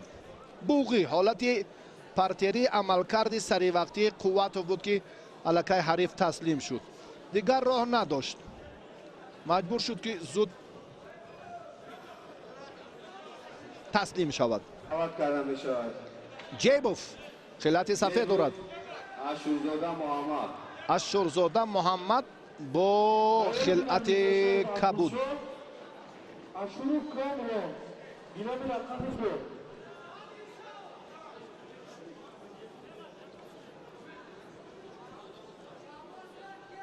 2. اشورزاده هم انا همین پهلوان امروز در سقط یک 16 نهایی مقابل خوشبختوف رقابت کرد و دست بالا شد. از این پیش خوشبختوف در یک دور آزاد بود، اما اشورزاده باشد با نوردینوف عجم را هم مغلوب کرد در دوری اول. وزری اشورزاده سری وقت صاحب امتیاز شد. علموف عبدالشکورو هر دو یک دور آزاد بودند و یک غلبه‌ای داشتند. در دوری اول آزاد، در دوری اول پهلوان اشورزاده غالب بود. این ورزشگر آزاد بود، رقیبش جیبوف. یپون این جای دیگر گفتگو هم نیست. وزری یپون از این پرتاف هم از این افضلتر و اولاتر و شایسته هم بود. مولویت با اشورزاده داده بشه. اشورزاده با قواتوف اکنون محمد رضا قواتوف نیرو میسنجد. حالا سامان علمو با عبدالشکورزاده، عبدالشکورов سرور به میدان می آید. انا همین مبارزه هم خیلی سبقتی هم جالب، هم دیدنی و هم عبرت بخش خواهد شد. تا جای بنده میدانم سرور عبدالشکورزاده از جهت تکنیکی افضلی دارد، اما از جهت باز هم ماهرانه استفاده کردن وقت، عمل و باز هم نظرهای دقیق اینجا سامان علموف برتری دارد. توجه میکنیم یک لحظه.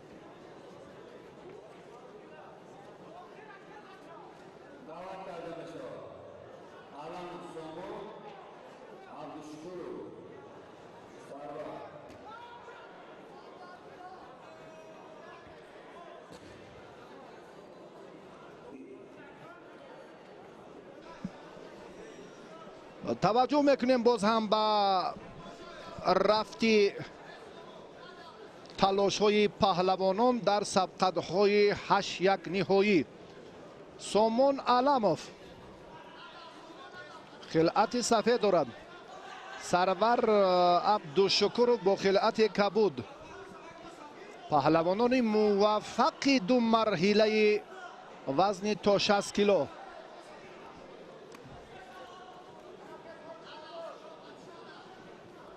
هر دو هم سزاوارند برای شرکت در دور 4-1 نهایی وزن تا 60 کیلو. اکنون اینجا باز هم کسبیت نقش دارد. باز هم اضافه تمرین ها که تا به همان نقطه درکاری وقت رو و باز هم نیروسنجی رو رسانیده توانستند.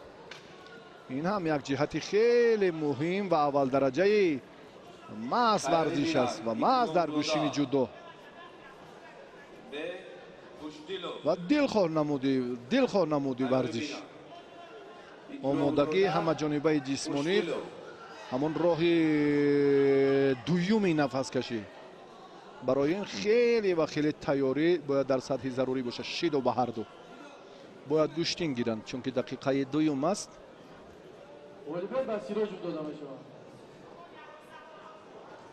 دقیقه دوم تلاش پهلوانان اما به نتیجه.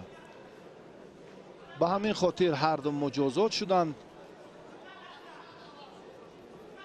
این رو هم باید اکنون وقت رو مقصدناک استفاده نمایند.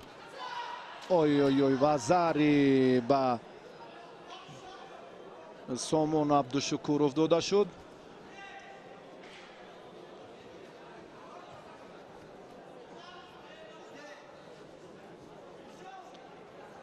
عبدالشکورov حریف رو دریافت در جای ضروری، در جای لازمه که چی کار رو باید سامان دید. و سامان اکنون برایش مشکل تر شد. اگر ابتدا سامان امتیاز میگرفت اونگاه برای آن همون گفتیم که کشال دادن وقت با طور کسبی از عهده کار میبرآمد سامان. اما اینجا برای برابر کردن نتیجه اکنون وقت وضعش اونقدر خوب نیست. چون که عبدالشکورov بسیار هم خوب تیار است. خوب در چمپیونات بزرگسالان مملکت در میان جوانان هم و اکنون اندکی دیگر اگر یک دقیقه دیگر سامان کوشش چند از این هم بیشتر کند فکر من است در گمان است که نتیجه رو برابر سازد.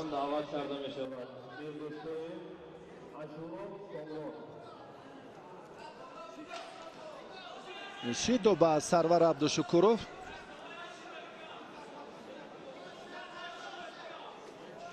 بسیاری پهلوانان وقتی که امتیاز میگیرند وقت رو کشال میدهند، پسیو بودن خود را نشان میدهند که این به ضرر آنها است.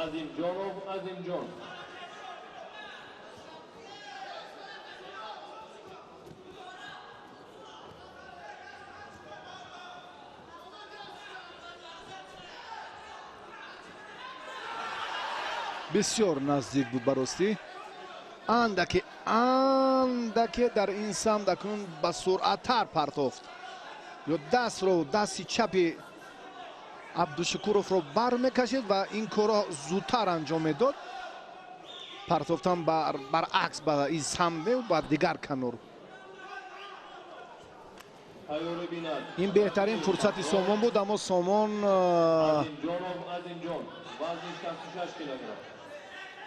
دیگر بار هم رجوع میکند که باز برخیزد به حالت اوله برگردد.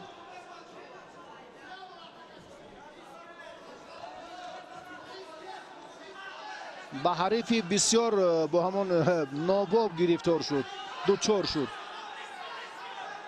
دیگر راهی ندارد. برگشت به همون سمت آخرین نقطه‌ای که هست، دیگر راهی نیست و همون لحظه آخری. اما وقت خاتمه یافت. سامان از ادامه مبارزه محروم شد.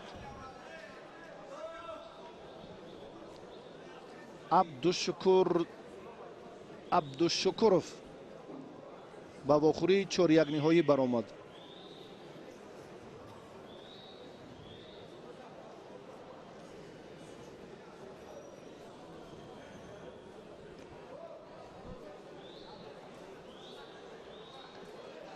جفتی اول، جفتی دوم، اکنون جفتی سوم نیروسنجی های 4-1 نهایی البته معلوم می شود. عبدالشکور انتظار می شود که نتیجه رقابت اکرامزاده و خوشدیلوف چگونه انجام یابد.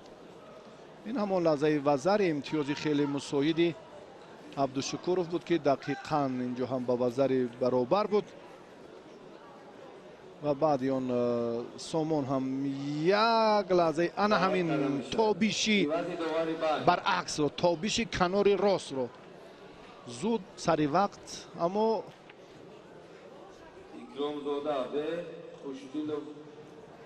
آن نقطه و آن مقصد و مرامی که در نهایت کار باید بهتر میشد برای سامان علموف خوب انجام نیافت.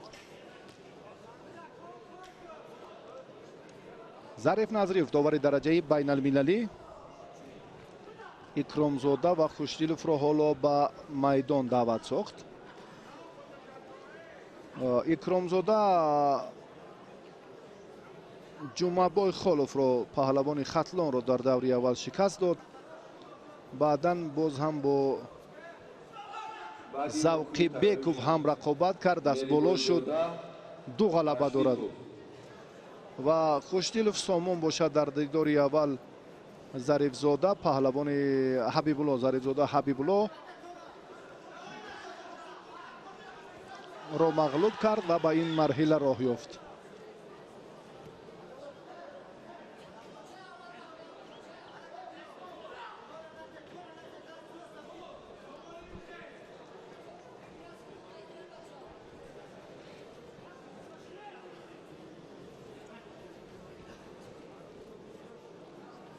نیروسنجی پهلوانان اکنون بسیار هم با دقت جریان دارد. هر دو هم یک لحظه هایی که میخواهند از این ورتر رها یابند و باز هم میخواهند در روند در حالت راست بودن حرکتی بهتر را هم انجام دهند. علل خصوص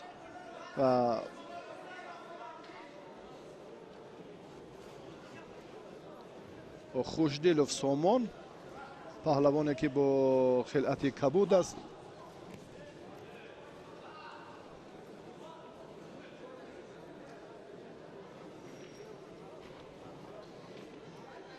خوشدیلوف حالا خود را چنین البته نمودار می سازد که قصد ناکامی مسابقه سال 2020 رو البته در میدان امروزه ستاند، چون این سامان از حساب کم تجربگیش در مسابقات جمهوری جوانان هم دچار ناکامی گردیده بود و الان رقیب او هم اکرامزاده که البته این هم پهلوانی که در تلاش میدان های گشتین ملی اندکی مهارتش افضلتر بود. برکت الله اکرامزاده این از ناحیه فیض‌آباد است و حالا بعد اندکی توقع باز رقابت ادامه خواهد یافت. بله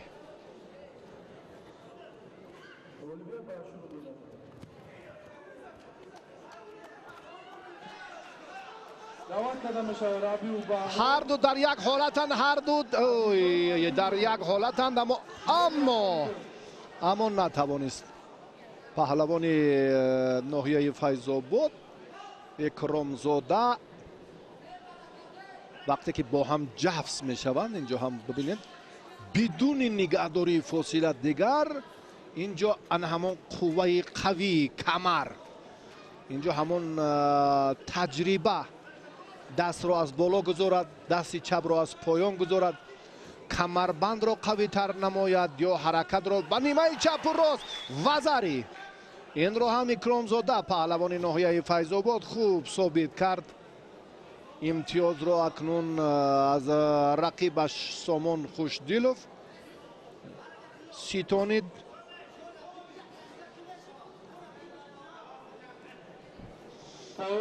تلاش پهلوانان در سبقت 8 نهایی ادامه خواهد یافت.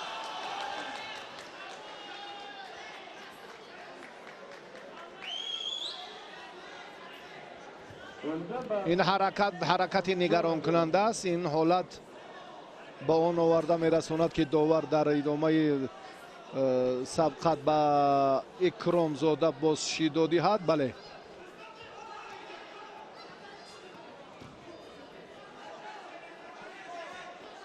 سامان هم این طرز امتیازگیری نیست برادری سامان. این حالت ها بدون هوشدار حریف باید سامان یابند. یعنی بسیار هم با سرعت و طور فریبا بله. اکرامزاده اکنون حریفان ناباب براستی یکی راست گوشین میگیرد، دیگری چپ. دعوت کردم بچه‌ها شورف ابوبکر، خیامزاده ابو مسلم و 66 کیلو.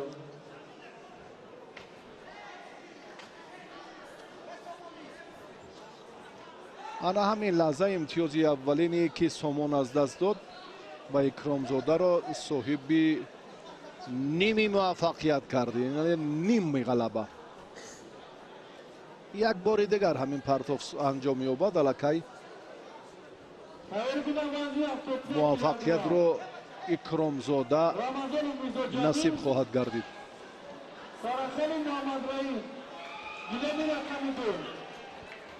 کمربند رو باید درست تر کند اکرامزاده. حریفان ناباب چون در این باره گفتیم هر دو هم رجوع میکنند، هر دو هم در بسیار وضعیت ناگوارند. یکی چپ دیگری راست. تلاش های بی نتیجه می شود، برای هر دو هم مشکل می شود. همون جفت شدن، نزدیک شدن، یعنی بدون فاصله فرصتی جالب ترین بود که اکرامزاده استفاده اش کرد. سامان راستی اکنون این لحظه ها، این فرصت ها را هم اگر صرف نظر کند 1 دقیقه دیگر در اختیار دارد. تیاری بیند ملی بویزاده 8 توپ.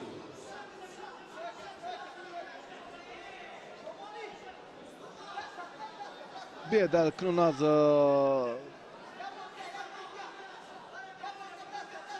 رفت این مبارزه باز هم اندکی یک لحظه دیگری که برای اکرامزاده هم نزدیک تر بود برای وزریش. 20 ثانیه دیگر. خوشدیلوف خیلی نگران است. نابابند، رقیبان ناباب که هستند. این حالت ببینید میتواند داور اینجا هم به خوشدیلوف باز هم شی دادهد. اندکی دیگر که هم غیر قاعده باز هم اشاره. بله دیدید شیدو هست، همین طور هم هست. باید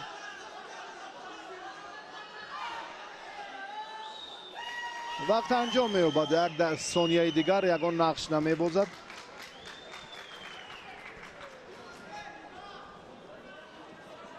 با همین ترتیب اکرامزاده اکنون در این دیدار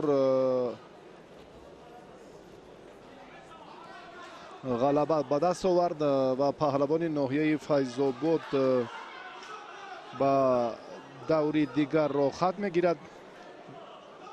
برکت الله اکرامزاده با سرور عبدالشکورов در واخوری 4-1 نهایی مبارزه خواهند برد.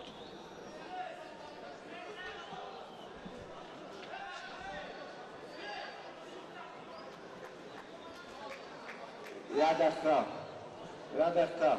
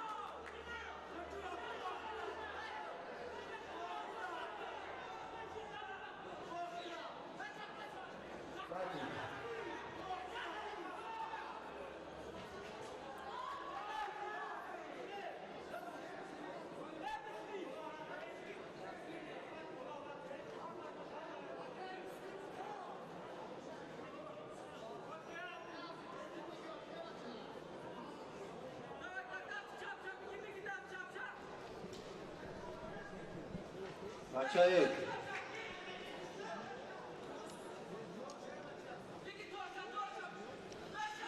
دوستان عزیز اکنون باز توجه میکنیم به دو رقابتی 8-1 نهایی باقی مانده وزن تا 60 کیلو.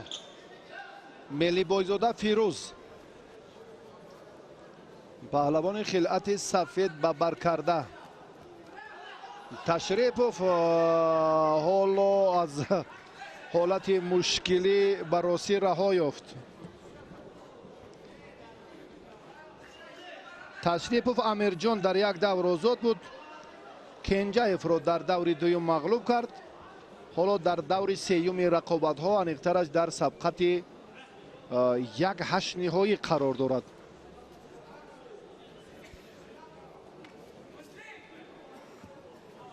در واخوری های 4-1 نهایی میرزایف با خالف، قوتوف با اشورزاده، عبدالشکورов با اکرامزاده دیدار انجام میدهند و جفتی آخرین رقابت 4-1 نهایی حالا معلوم نیست.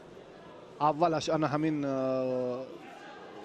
غالبی همین جفت نفر اولی اشتراکچی سبقت 4 نهایی خواهد شد. یعنی 3 جفتش معلوم است، الکی معین شد. نیروسنجی ها خاتمه یافتند. 2 جفتی 8-1 نهایی باقی مانده است. یعنی اخترش چنین ifade کنیم درست‌تر می شود. از نتیجه 2 جفتی 8-1 نهایی غالبی اشتراکچیان رقابتی 4-1 نهایی در جفتی 4 معین می شود.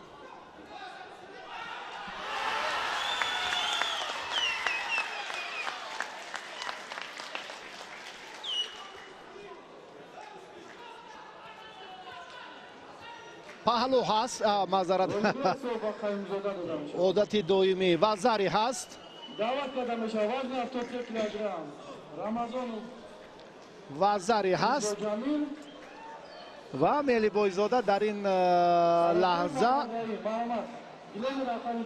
فیروز سراسی من نیست، چون که خیلی هم جرأت کرد با یک پرتافت جالبش هم صاحب وزری شد. تشریف براسی اندکی تجربهش کمتر است، هم قواش هم استعدادش کمتر است نسبت به فیروز ملی بایزاده. فیروز پهلوانی ارزنده، ورزشگری خیلی جسور، چابک، با اندیشه بسیار هم با عقلانه عمل میکند. بسیار هم ببینید دستش به سبب نیست، داشتن دست چپش، حرکتش هم همش با همون شکلی درست و معین و مقصدناک است. مقصدناک. این اگر باز از ذهن ورزشگر هم وابستگی بیشتر دارد. تمرین دائمی، دستور همیشه مربی محبت، شوق به گوشتین بعدا اینها سرچشمه میگیرد. اگر شوق نباشد هرگز کسبیت هم بالا و فزون نمی شود و ورزشگر به نتیجه نویل نمی گردد. تشریفوف شیدو میگیرد تو به کمربند خود، تو به اون شکل درستی که اون میخواهد بیشتر به همان نظام و طلبات رعایت باشد، زود این کار رو باید کنون انجام دهد. حالان که رقابت را باخته ایستاده است. فیروز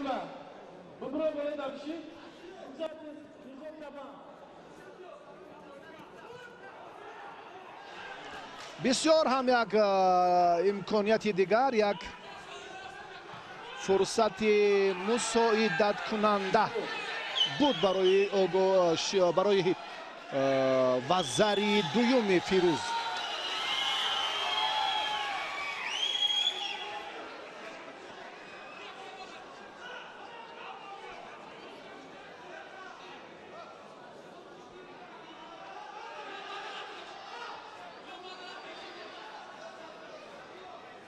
تشریف هر روز دارد که نزدیکتر شود، باید چنین هم باشد. ببینید در سر استینی رقیب داشته است، در همین مورد هم فیروز رجوع میکند که باز اصول سر کتف حرکت دیگر را هم خوب انجام دهد. دقیقه آخرین مبارزه پهلوانان وزن تا 60 کیلو در سبقت‌های 8 یک نهایی.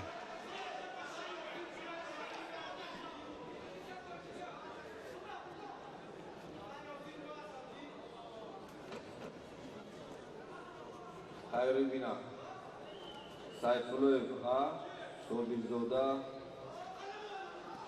سادی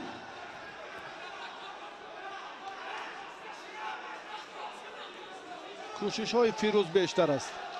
تشریف عملهایش کمترند. داور رو هم مجازات دوباره 3 باره پای در پای و با همین ترتیب سیدای سیوم به تشریف داده شد و ملی بایزاده به واخوری 4 یک نهایی را خط گرفته توانست. جفتی آخرین الله میان سیفالای و صابرزاده چی نتیجه به بار می آورد، ما رقیب ملی بایزاده را البته به شما معرفی خواهیم کرد.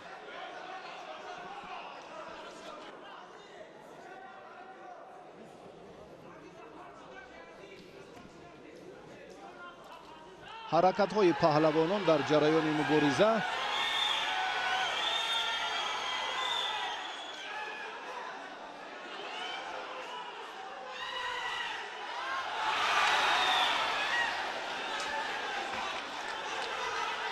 آخرین رقابت پهلوانان در دور 8 یک نهایی وزن تا 60 کیلو. سایفلویف با خلعت سفید است و صابرزاده با خلعت کبود.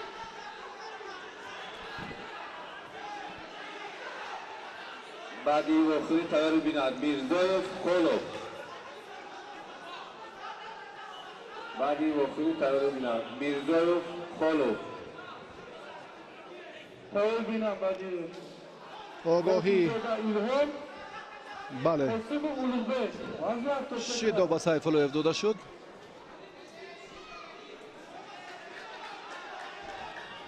وزن 60 کیلو تیار بیند میرزایف خولوف. سایفلویف در دور اول آزاد بود، در دور دوم زاکیروف را مغلوب کرد.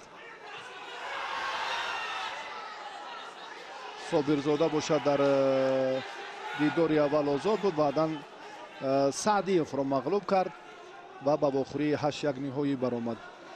هر دو در یک دور آزاد بودند و یک غلبگی دارند. در دور سوم در واخوری های 8 یک نهایی این مسابقات الان هر دو تلاش نموده ایستادند.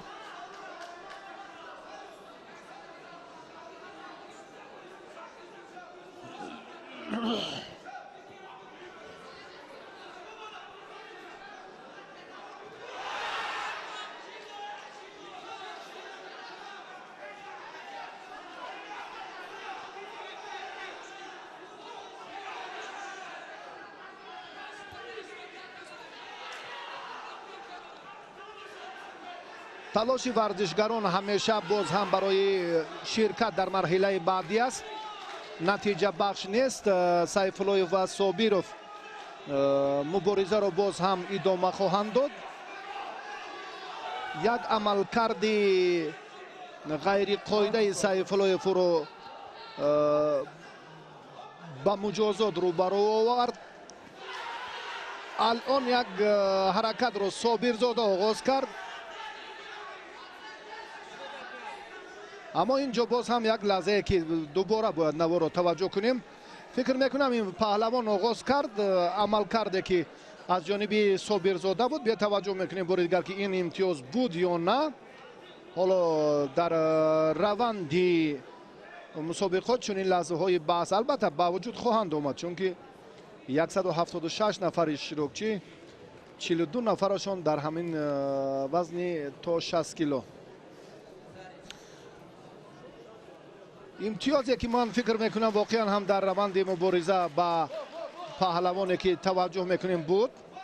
як бори дигар ҳам руҷӯъ, бале, аз фурсати хеле созгор ҳам хуб истифода карда тавони Сайфуллоев.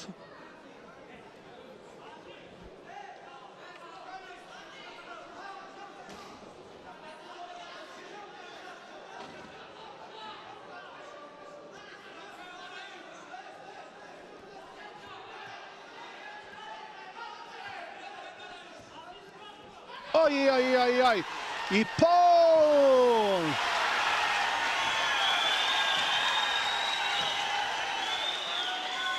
воқеан ҳам Сайфуллоев истеъдоди хуби худро нишон дод ва партофташ ҳам бисёр ҷолиб буд.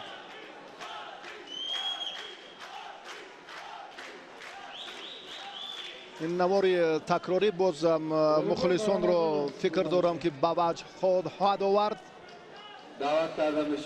ана ҳамин тартиб Ипон.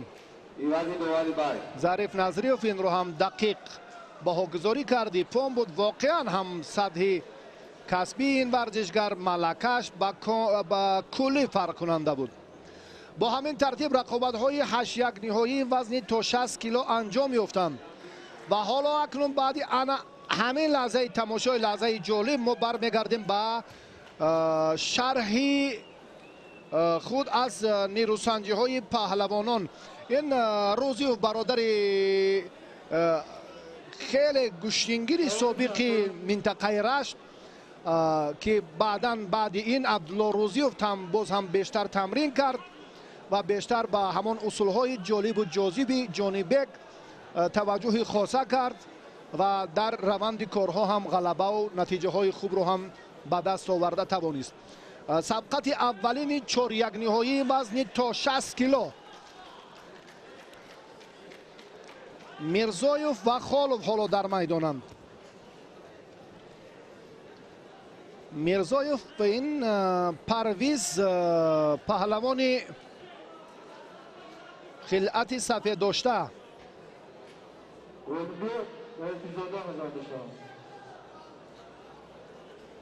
тайёрӣ бинад Қувватов, Ашурзода.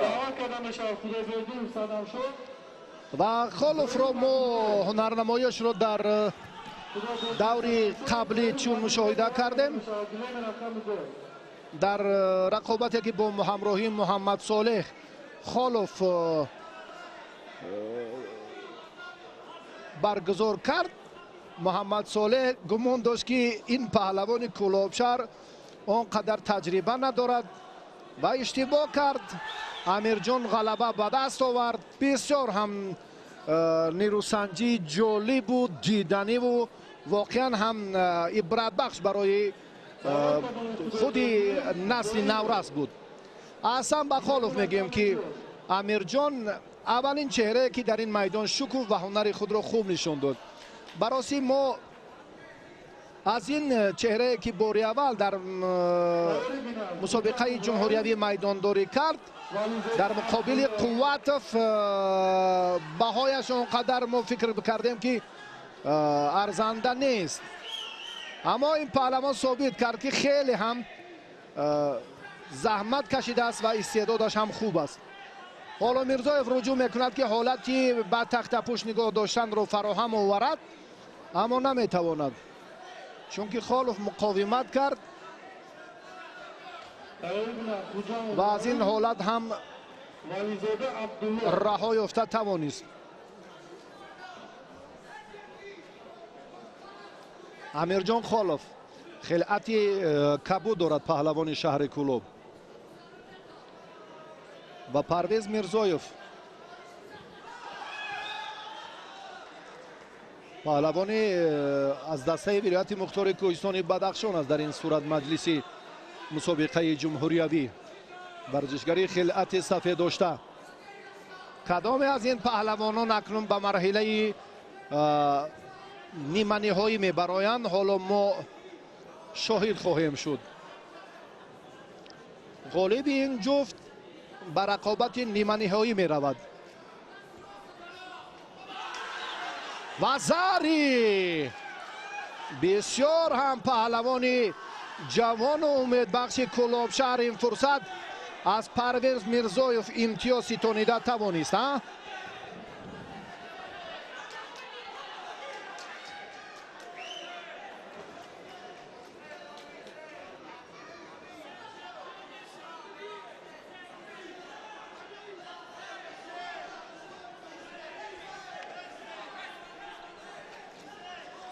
یک و نیم دقیقه دیگر اکنون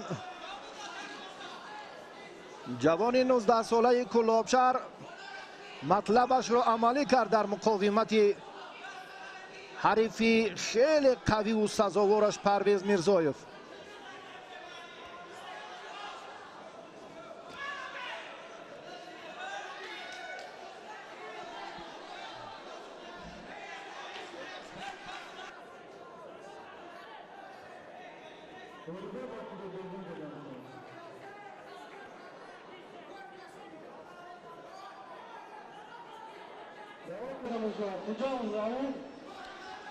ظریف نظری براستی توصیه هایش ثمر آورد.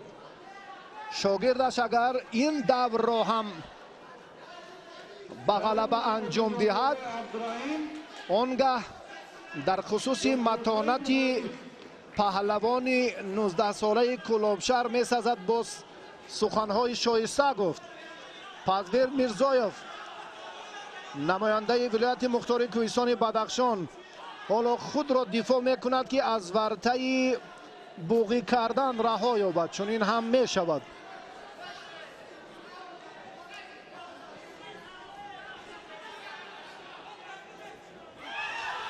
یک کوشش دیگر فقط به داشتن گریبانه و البته سری آستین، آنگاه خیلی هم برای پشت کردن حریف، یعنی سری سیوگی کردن رقیب خیلی هم مساعد است و خیلی هم سازگار برای وزر دویوم پهلوان 19 ساله کلابشهر. تحت رهبری ظریف نظریف مشق ورزی میکند. 10 ثانیه دیگر 10 ثانیه دیگر برای استقبال پیروزی سیوم پهلوان شهر کلوب، اما داور به او شیدا میدهد امتیاز نیست. 4 ثانیه حرکت دیگر و در نهایت هم دقیقه ها پس سر شدند، ثانیه های آخر هم خاتمه یافتند.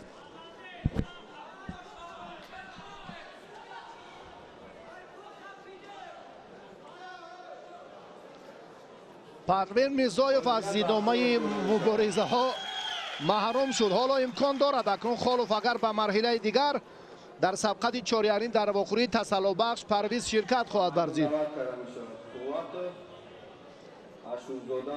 بله، برای مدال برنجی پرویز در نرساندی های تسلا بخش باید شرکت ورزد و بعدا حق مبارزه را برای جایزه سیوم افتخاری البته پیدا خواهد نمود. و محمد رضا قوتوف را حالا ما در میدان خواهیم دید. این همان لحظه جالب، همان فرصت خیلی مناسبی امیرجان محمد رضا قوتов و اشورزاده. گیلم رقم 2 اشورزاده مصطفی اکنون دو پهلوان دیگر به میدان می آیند.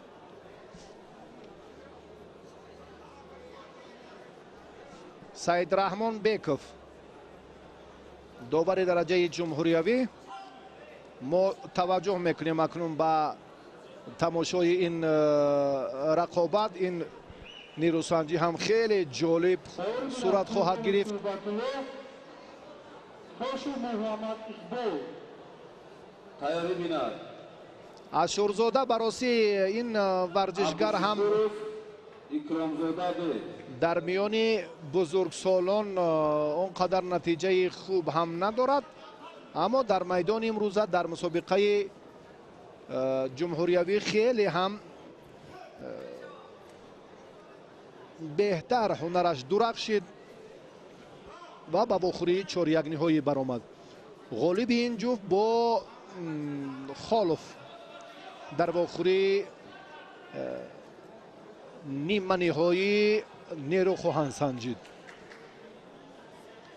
امیرجان خالف آن همین رقابت را باید جدی با همراهی مربیش تماشا کند و خلاصه گیری کند که چی کار را در واخوری نیمه نهایی باید انجام دهد.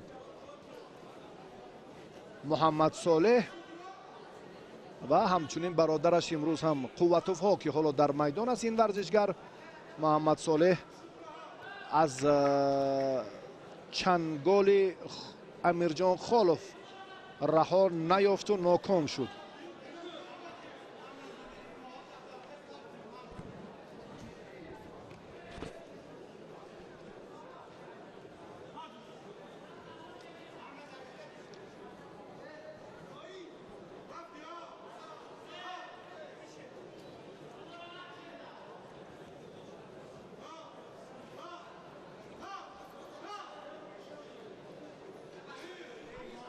سبقت دویمی 4-1 نهایی. سبقت دویمی 4-1 نهایی شیدا به اشورزاده داده شد.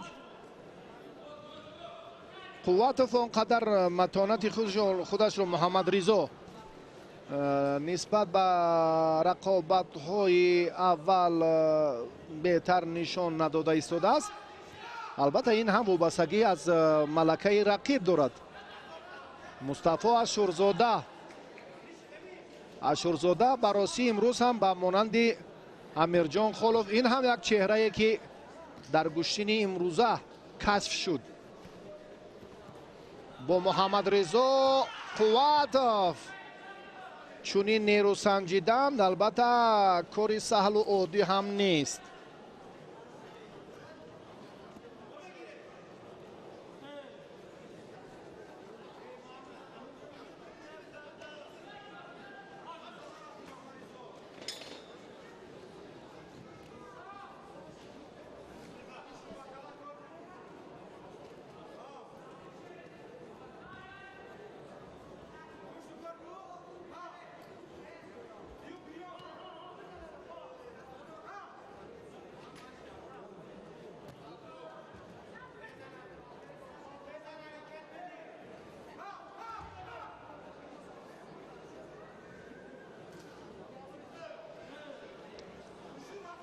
از راست باز هم مبارزه ادامه خواهد یافت.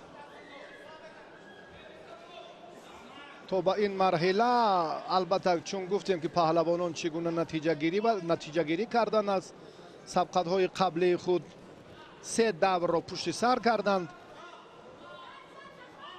و باز هم مبارزه چهارم پهلوانان است به استثنایی که در یک دور آزاد بودند. همانا قوت رجوع دارد برای عمل بهترش، اما اشورزاده هم در این روند عقب نشینیش کمی حالت باز هم بیرون شدنش از این فرصت ها، از این لحظه ها زود به نظر می رسد.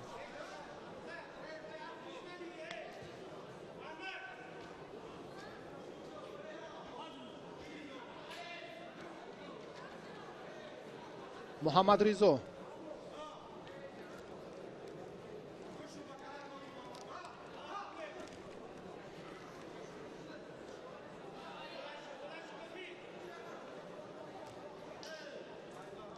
نیست یگان حرکتی ثمرآور برای نتیجه، برای لااقل امتیازی که چون گفتیم. اما باز هم استفاده عملها در سطح ضروری به طور کسبی باید باشد. اشورزاده اینجا هم کمی آسیب دیده است که دکتری مسابقه به او کمک میکند. محمد رضا قوتов پهلوانی که در جام پایتخت، در جام نوروز، در چمپیونات آسیا هم با دریافت مدال برنجی شرف یاب شده است. در مسابقه های مختلف بین المللی هم نتیجه خوب دارد و امروز هم ما توجه میکنیم که چنین چهره ها در میدان امروزه مسابقات جمهوریوی کم نیستند. اکنون درباره کارشناسی ایرانی گفتیم که حالا ثانیه سنجی محمد رضا قوتов است و بیشتر در همان تالار ورزشی مجیدوف ها این فراگیری مشغولیت های همیشگی جوانان تاجیک است. علل خصوص همون پهلوانان برادران هم خورشید و هم جهانگیر مجیدوف ها. رقابت اکنون ادامه می‌یابد.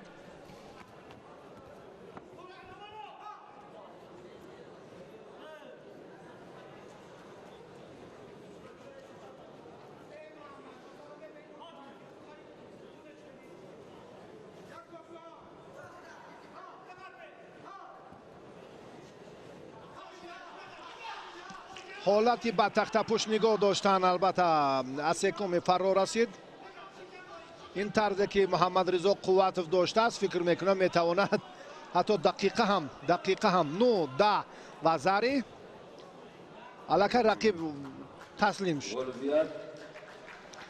دیگر حاجت به نگاهداری به توجه 20 ثانیه هم نموند.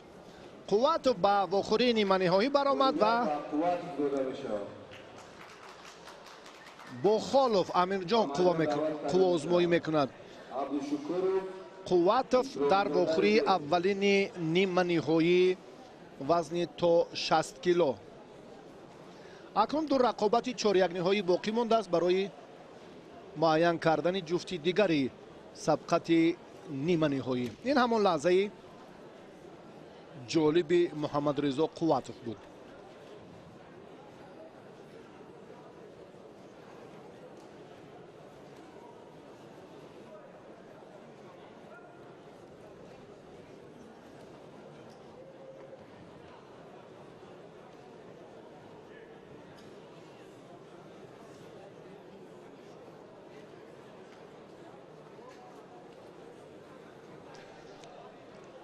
به توجه میکنیم اکنون با مهارت عبدالشکور و اکرامزاده. عبدالشکورov خلعت سفید دارد، پهلوانی که البته ما ابتدا اگر توجه کنیم این هم در زیر گروه سی رقابت اولین رو هم عبدالشکورov سرور با محسدینوف خوب انجام داد، دست بالا شد، بعدا غفورov را شکست داد، بعدا عبدالشکورov در مقابل علمov هم در دور سوم غلبه کرد و بعد دور 4 یک نهایی برآمد.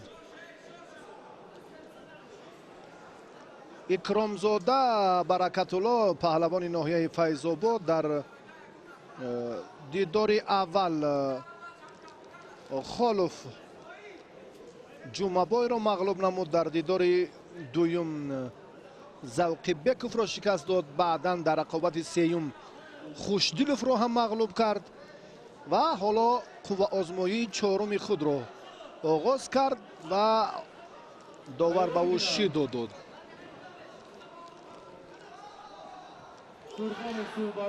بسیار هم امکانیت مساعد بود.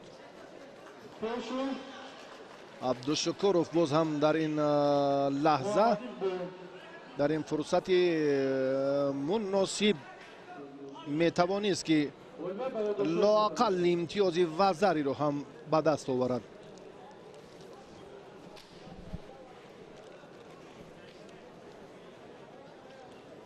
توجه میکنیم اکنون به ادامه مبارزه پهلوانان. جفتی اول سبقت پهلوانان در سبقت های نیمه نهایی معین شد. اینها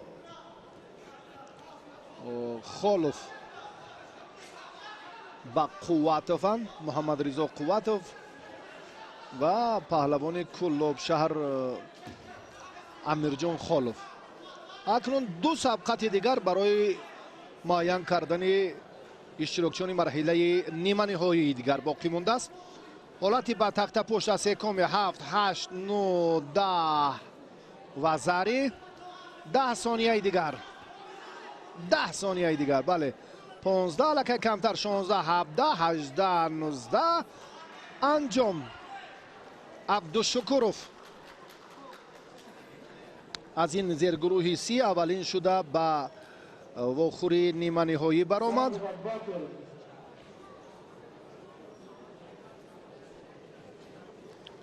عبدالشکروف در رقابت چهارم هم دست بالا شد. عبدالشکروف این نماینده دسته دوشنبه یک.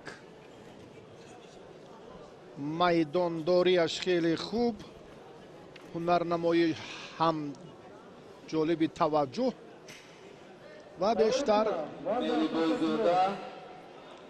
در حالت راست بودن عملهایش نتیجه بخش بود و در این دور الکی حالت پرتری برایش ثمر آورد. اگر ما دستاوردها نتیجه های قبلیش را قیاس کنیم. ملیبای زاده فیروز ورزشگری امید بخش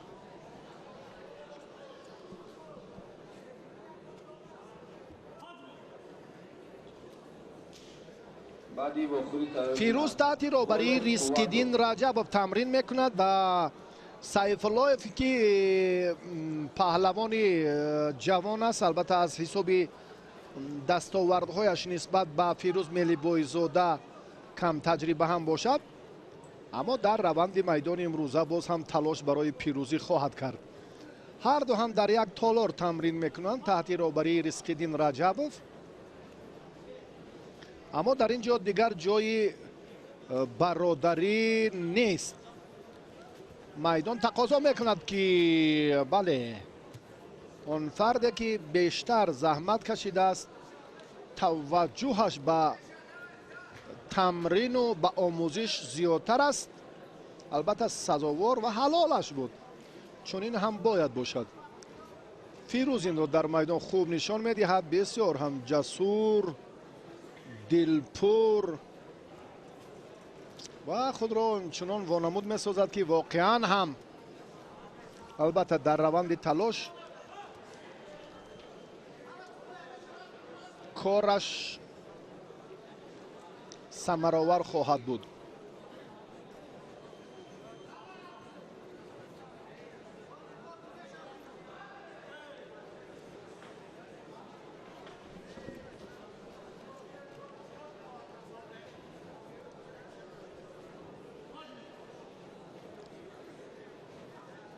خوب آزمایی بدون نتیجه دلخواه است.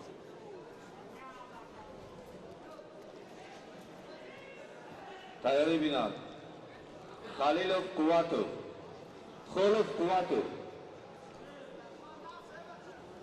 بعد از این واخوری های نیمه نهایی وزن 60 کیلو شروع میگردند. اوستوپریون دیواشتی وزن 73 کیلو گلیم رقم 2. حالا هم در ادامه مبارزه فیروز ملیبایوف اونقدر جالبیت نیست براستی.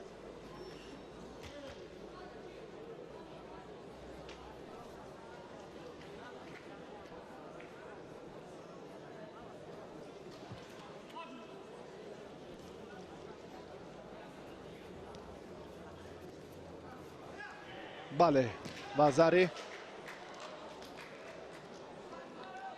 یک لحظه دیگر توجه اگر خواهد فکر میکنم اگر جدی گوشتین گیرد ملیبای زاده در این جریان میتواند که حتی قبل از انجام وقت هم دست بالا شود، چون که سیف الله چون میدانهای با نفوذ را کم دیده است، امروز از حساب همین شاید فرق کند کسبیتشون. و فیروز آوان نورسی بیشتر الکای نتیجه دلخواه به دست آورده است و مهنتش هم در میدانهای سطح جمهوریوی زیادتر است.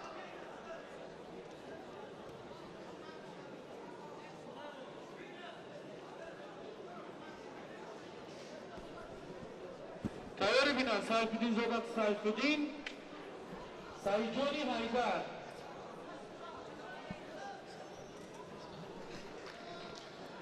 حالا باز در میرزایف اشورزاده می تیاری بینا میرزایف اشورزاده می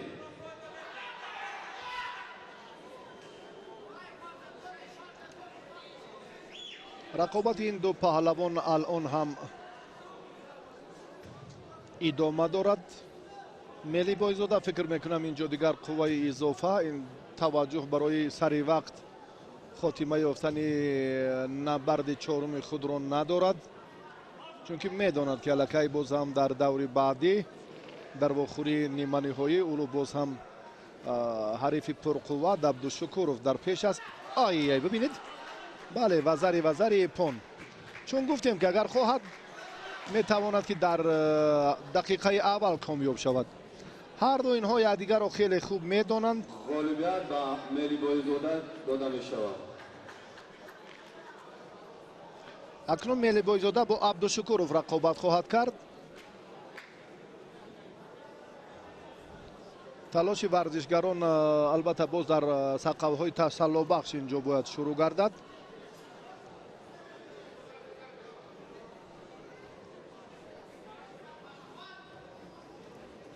به همون لحظه های بهتر میدان دعوت کرده می شود. میرزایف اشورزاده سیفالایف البته ببینید این عیان هستند که دعوت کرده می شود. فیروز ملی بایزاده چی طوره که خواهد با کناری راست با سمت چپ چی حرکت البته آزادانه و بسیار هم دلپرانه میتواند در چنین لحظه ها موفق باشد.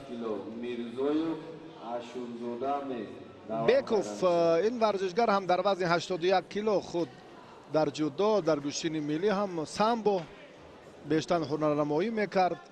امروز جوانان زیاده که البته برای مخلصی آمدند، اکثری آنها البته خود پهلوانند، خود ورزشگرند و در ادامه در نبردهای امروزه ما هم بسیار جالبیت رو بررسی دیدیم. نوسازانی که پهلوانان اون چهره هایی که خود میخواستن با در مرحله های اساسی اشتراک کنند ناکام شدند و مخصوصا قوت برادری که در مقاومت پهلوان کلابشهر دوچار شکست شد، محمد صالح و چندین نفران دیگر، با این نگاه نکرده در مسابقات جالبیت و واقعا هم شفافیت خوب به نظر میرسد.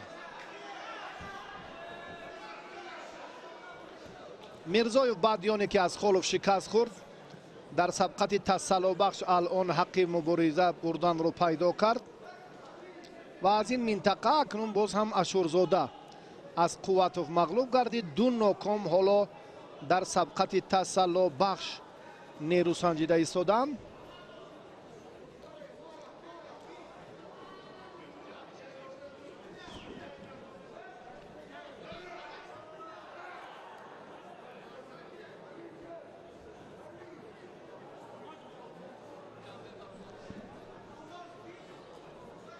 پهلوان خیلاتی کبود داشته، چون گفتیم در مورد رشد مکتب ورزشی ناحیه مسجد این ورزشگر که از دسته دوشنبه هنرنمایی دارد اشورزاده و اصلا تربیت گیرنده همون مکتب ورزشی ناحیه مسجد که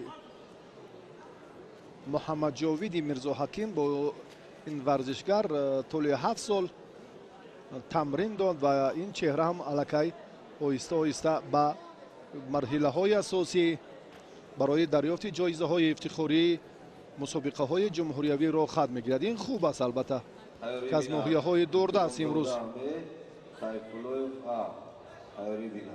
سبقت اولین تسلی بخش وزن تا 60 کیلو است. بله اولا نفران ناکام میانی هم نیرو میسنجند اون افرادی که در وخوری های چهار یک نهایی ناکام شدند. وزری به اشورزاده داده شد.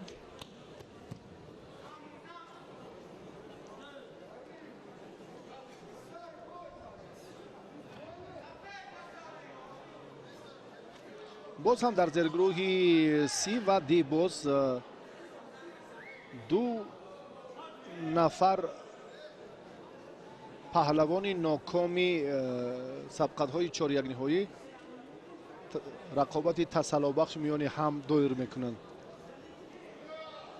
چی شبهه یا چگونه که اینجا هم داور یک لحظه توجه میکند.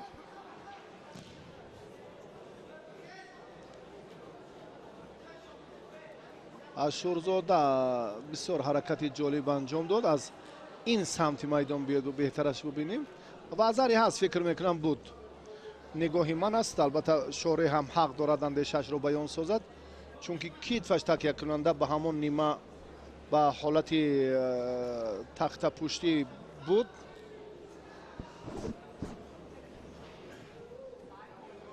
و اکنون باز اینجا هم می شود حتی در مسابقات با نفوذ ستاره های ورزش جودو در قطر هم از جانب داوران اشتباه را ما مشاهده کرده بودیم در جریان گزارش های مستقیم خود. ما این لحظه از همون اطراف طرف لازمه که کتف وزری هست. من گمان میکنم هیچ ناممکن است که نباشد.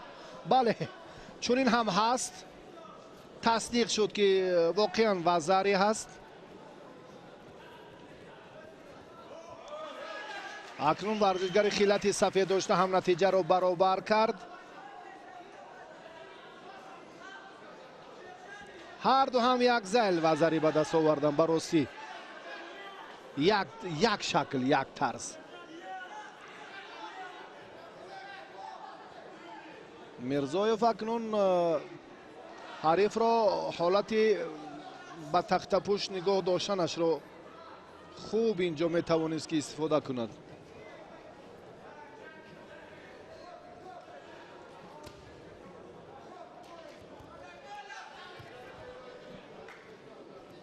پرویز میرزایف از ورزشگر شهر کولوب الهام معذرت خالف از خالف شکست خورد.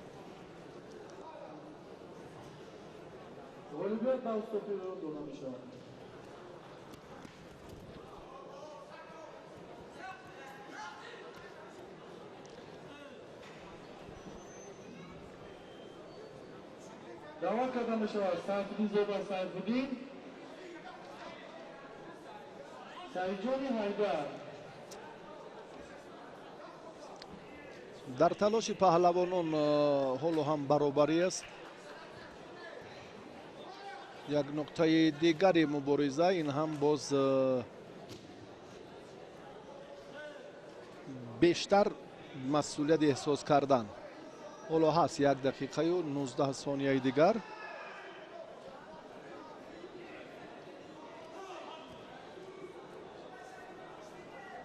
پایان 90 کیلو وحید شهباز، مقیم علی، یومی رقم 2. اشورزاده یک کوشش دیگر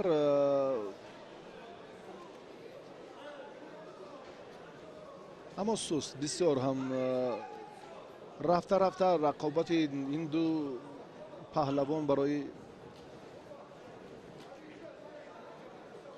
اشتراک در مرحله بعدی جهت دریافت مدال برنجی سست‌تر جریان دارد. کوشش اشورزاده هم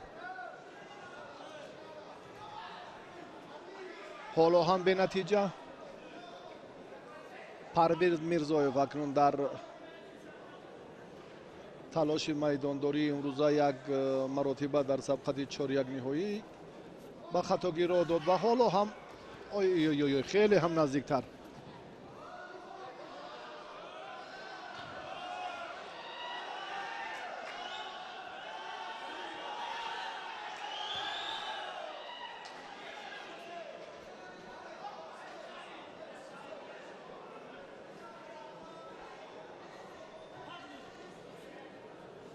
ашурзода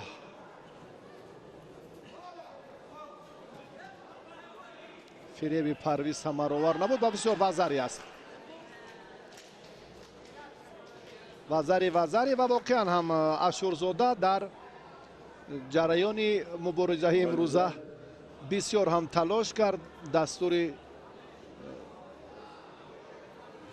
мирзоҷовиди мирзоҳакимро сармашқи кори худ донист ва ҳамин тавр ин паҳлавон барои иштирок дар ба даст овардани медали биринҷӣ ҳоло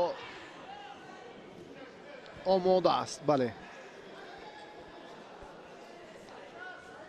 сабқати аввалини тасаллобахшро тамошо кардем ва акнун боз як ҷуфти дигар дар сабқати ташаллобахши дигар албатта ба майдон хоҳанд омад.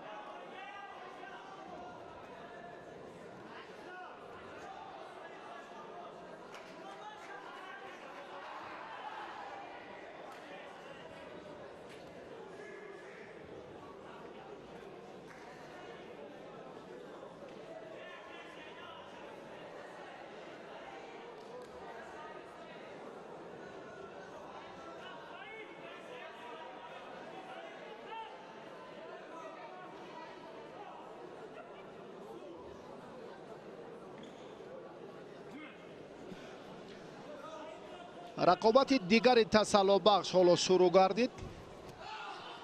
икромзода ки аз вохӯрии чорякниҳоӣ натиҷаи дилхоҳ ба даст наовард бо ҳамроҳии сайфуллоев ҳоло ҳарду ҳам талош доранд пеш аз оне ки барои медали биринҷӣ мубориза баранд. инҳо бояд дар ин вохӯрии тасаллобахш ғалаба ба даст оваранд. баъдан иштирокчии марҳила барои медали биринҷӣ хоҳанд шуд ва чаҳор ғолиб дар марҳилаи ниманиҳоӣ қарор доранд. чаҳор ғолиб дар марҳилаи ниманиҳоӣ, чаҳор ноком алон дар марҳилаи тасаллобахш. баъди ин вохӯрии аввалини ниманиҳоӣ миёни холов ва қувватов сурат мегирад. баъдан абдушукуров бо мелибойзода дар вохӯрии дуюми ниманиҳоӣ бо ҳам вом мехӯранд.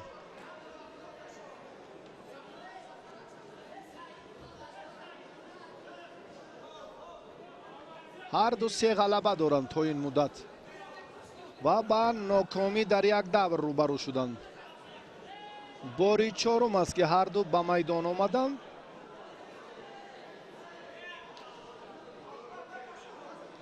шидо ба икромзода. икромзода ин варзишгари ноҳияи файзобод, чун дар борааш ибтидо ҳам гуфтем зарурат надорад. дар дидори аввал холов ҷумабойро мағлуб кард. дар рақобати дигар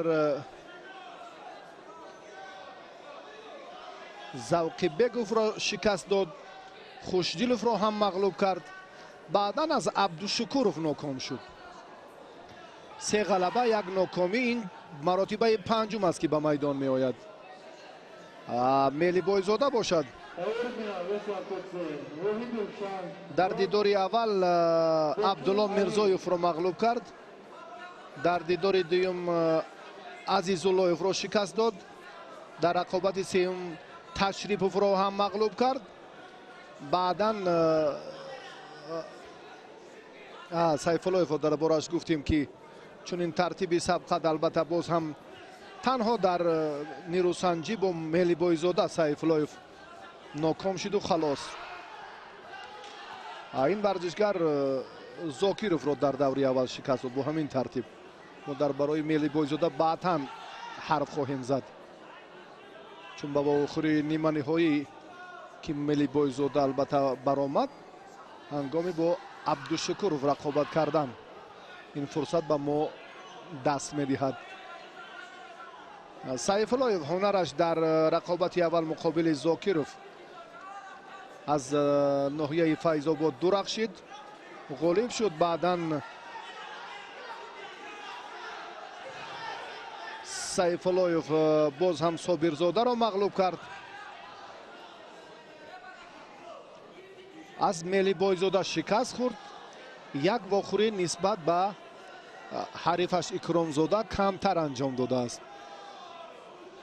Сайфуллоев шидо гирифт. ин дуюмин шидои Сайфуллоев аст.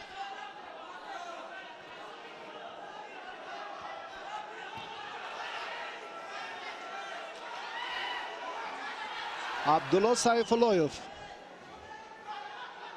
Икромзода дуюмин шидо дорад. ин Сайфуллоев ҳамон вазаре ки боқӣ монд, ҳамон натиҷа аст. талоши Икромзода бошад дар идомаи муборизаи имрӯза андаке нигаронкунанда. вақти кам дар ихтиёр дорад Икромзода ки натиҷаро баробар созад ва барои идомаи имтиёзи тиллоӣ замина ба вуҷуд оварад.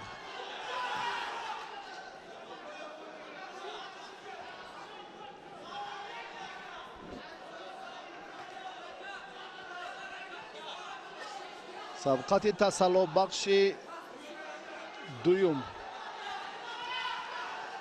ба Сайфуллоев шидо дод. Муҳаммаҷовиди Мирзоҳаким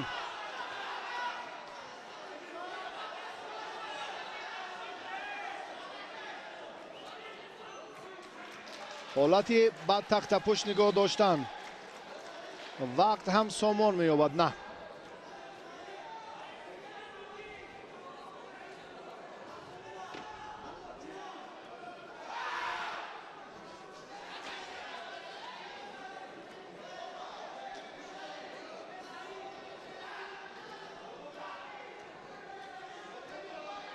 غالبیت با سایفولویف داده میشود. Сайфуллоев дар ин дидор акнун ғалаба ба даст овард ва барои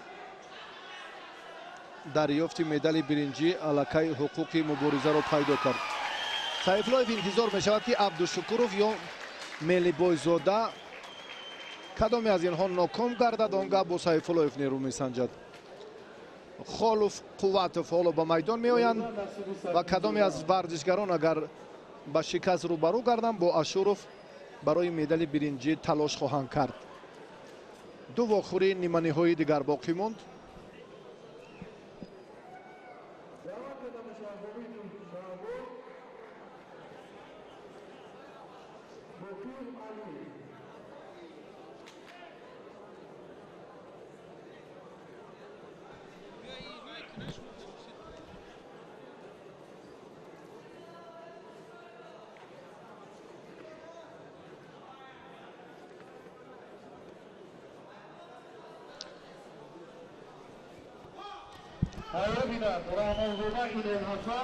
دوستان عزیز، رقابت‌های نیمه‌نهایی وزن تا 60 کیلو آغاز گردیدند و امیرجان خالوف خلعت سفید دارد.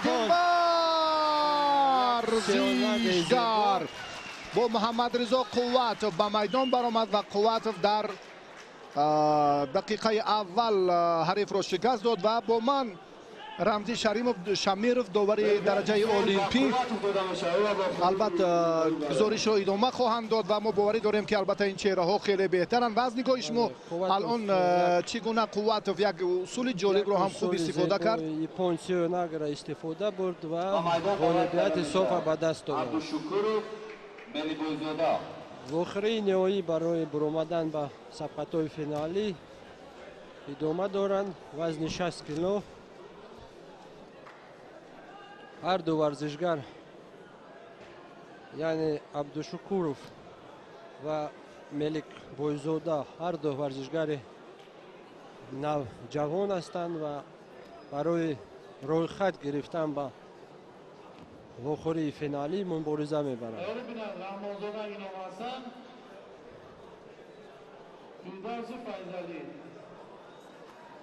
در وزن 60 کیلو 42 ورزشگر اشتراک کردند و یکی از وزن‌های بسیار از جهت سرعت بسیار ورزشگران نغز کار میکنند.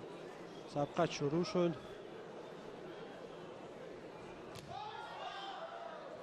مبارزه برای کمیکات و عبدالشکورov حرکت سیر حرکت است و میخواد کوزوش را استفاده برد، یعنی از موازنت برآوردن حریف، ولی ملک بویزاده کوشش میکند که در دفاع باشد، ولی یک سیانگ است و تا آخر ولی وزری نیست، ولی در نوازه حرکت های نوازه از طرف داور مته داده شد.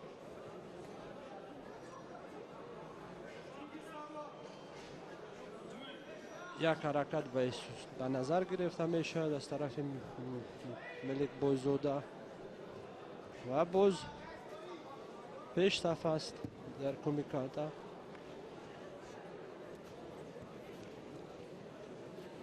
باز میخواد اما اصول تکرارا اجرا شود، ولی عبدالشکورov هم میخواد رها یابد. باز یک حرکت از طرف ملک بویزاده و دو حرکت پایدار هم از طرف داور وحشی داده شود.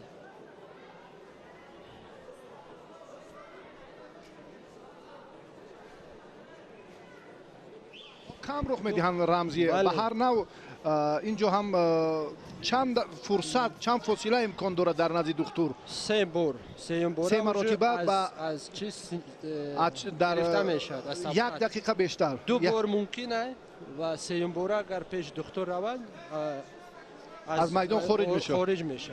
حاضر اگر سوم بار همون بینی خون برود ورزشگر از سبقت آزاد میکنه از سبب لط خوردنش. بله، الان کسبیت همین دو پهلوان رو چگونه دیدن مشاهده کردید؟ عبدالشکورov پیشرفت است که ملی بویزاده پهلوان خیلی کبود داشته. ملک بویزاده پیشرفت است چون که حرکت های پای در پای ملک بویزاده دیده میشود، چون که وای پیشرفتی را نشان میده. باز یک اصول، باز یک سیانگ و سه حرکت است چون که پیشرفتیش نشان میده. دو مرتبه نزد دکتر رفت، با دو آگاهی هم دارد، دوشی دارد. بله.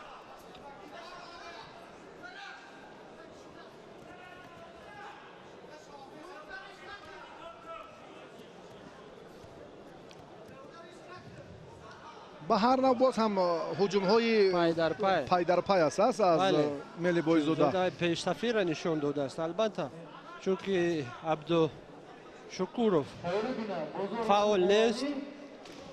باز یک پرتافت از طرف ملک بویزاده.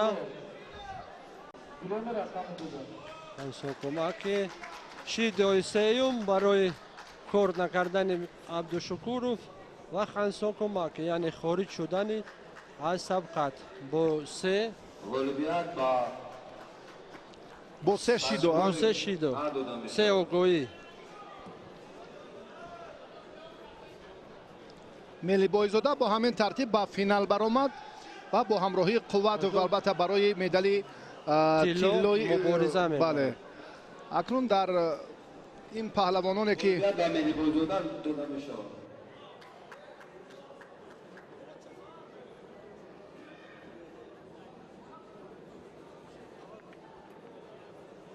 برمیگردیم دوستان عزیز با قسمت فینالی روز اول مسابقات جمهوریوی در نماد گشتن جدا میان پهلوانان کلانسال. اکنون جفتی اول برای با دست آوردن نشان برنجی وزن تا 60 کیلو مبارزه را آغاز کردند.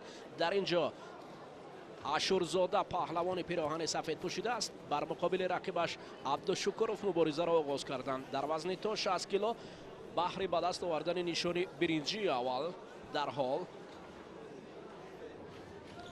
در اینجا پهلوان پیراهن سفید پوشیده اشورزاده یک نوبت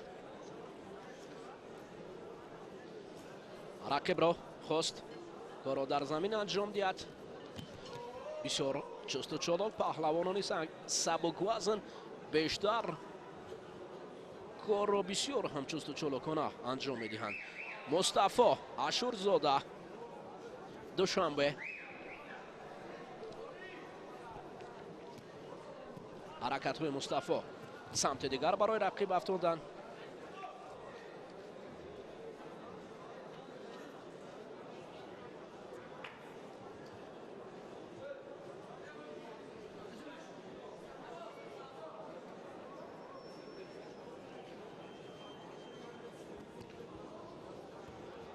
عبدالشکروف بر مقابل اونیست چست و چالاکانه هر دو هم با فاصله یک نزدیکتر می روند.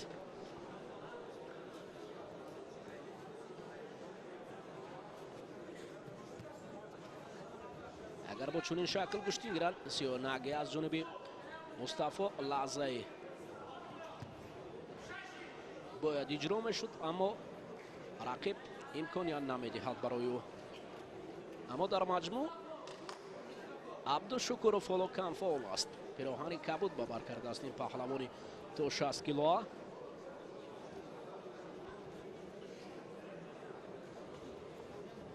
اولین نشان برنجی در روز اول میان پهلوانان تا 60 کیلو.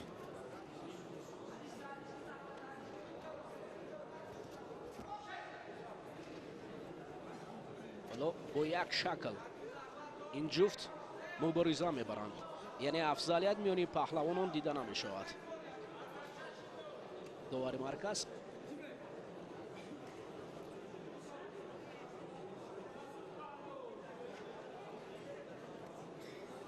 دوباره اجازت برای رقابت. مصطفی دست چپ نشان میدهد که آزاد است. عبدالشکروف باشد از این استفاده طریق گریبان میخواست که در حالتی جیمه یا شیمه وضع میگویند در پارتر کار کردن.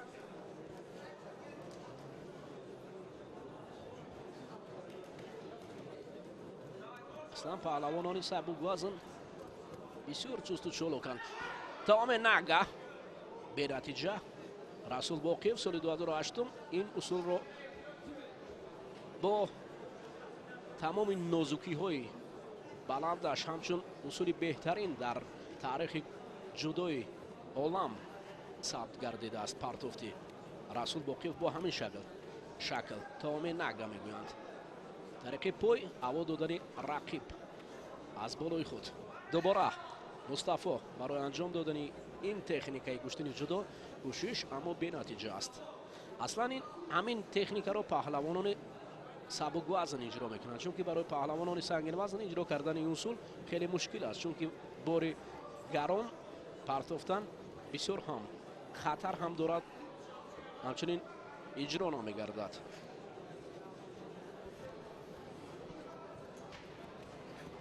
عبدالشکروف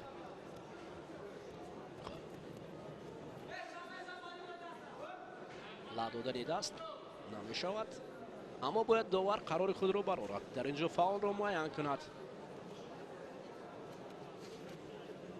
چون که حدود 4 دقیقه گشتین است.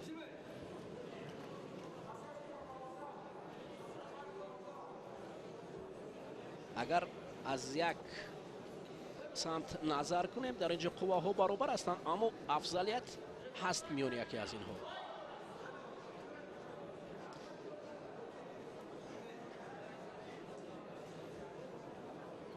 کمتر از 20 ثانیه دیگر باقی مانده است تا آغاز گلدنسکو. شاید کار با گلدنسکو هم رسد، چون که اینجا پهلوان پیراهن سفید پوشیده مصطفی گشته و برگشته. همون تکنیک پای اشی رو به کار میبرد و اکنون باز حساب از سر نو باز میگردد این گلدن سکو. وقتی تیلویی برای به دست آوردن نشانی برنجی میان پهلوانان تا 60 کیلو.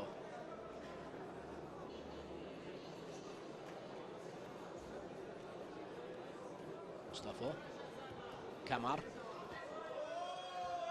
حالت کمره یک کوشش هوا دادن.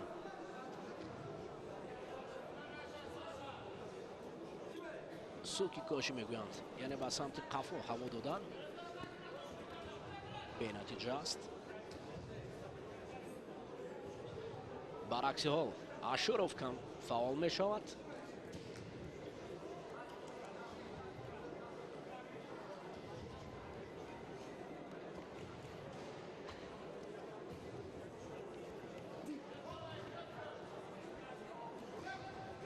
حالت لعدادنی دست نمی شود.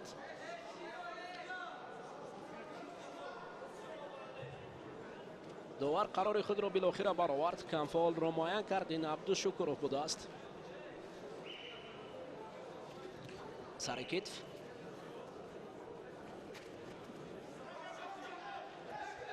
متی نشده است.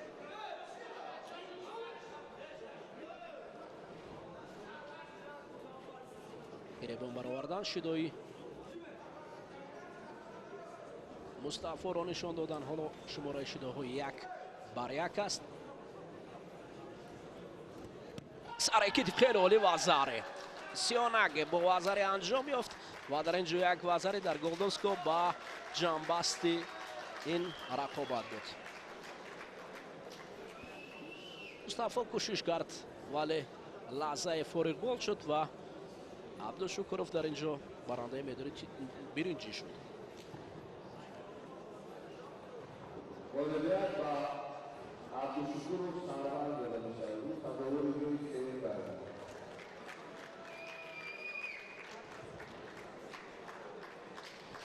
یک جفت دیگر در وزن تا 60 کیلو. حالا تا اون لحظه ما حالت تکرار رو میبینیم. بسیار هم عجیب. سر کتف سیانگ بسیار با صورت بلند اجرا گردید از جانب سرور و داور این وزاره بگذاری کرد گلدن سکو و همین طریقی 5 جنبست شد.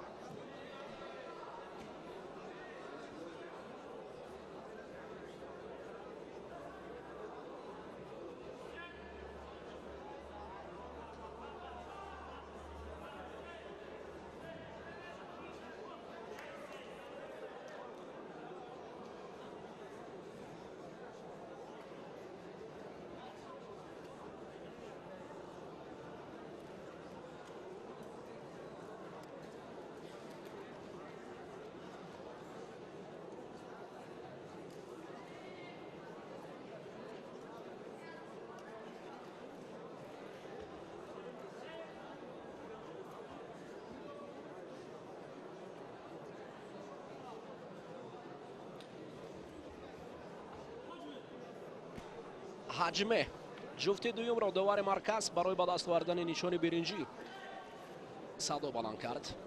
پیراهن سفید به بر کرده سیفالایف پهلوان است که سال گذشته نیز در مسابقات جمهوریوی گشتین جدا خوب درخشیده بود. این میان نورسان بود و حالا اکنون میان کلانسالان هنرنمایی میکند و بر مقابل خالف است. دو پهلوان سبک وزنه که اکنون گشتین را حالا اگر در حالت کار نکردم برای هر دو هم شیدو دادن از احتمال دور نیست، چون که برای یکدیگر امکانیت نمیدهند اینا تا اینکه مبارزه برند بر مقابل خود.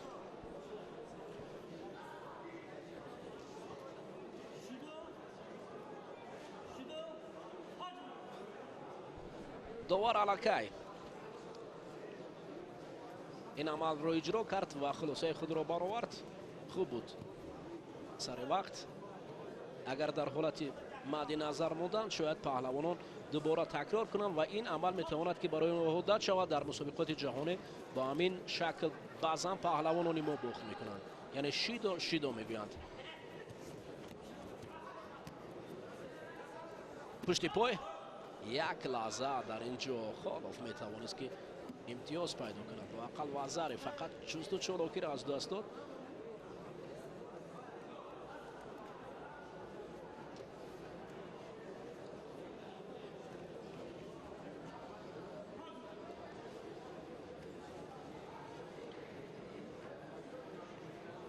وقتی اساسی به پررگی میرسد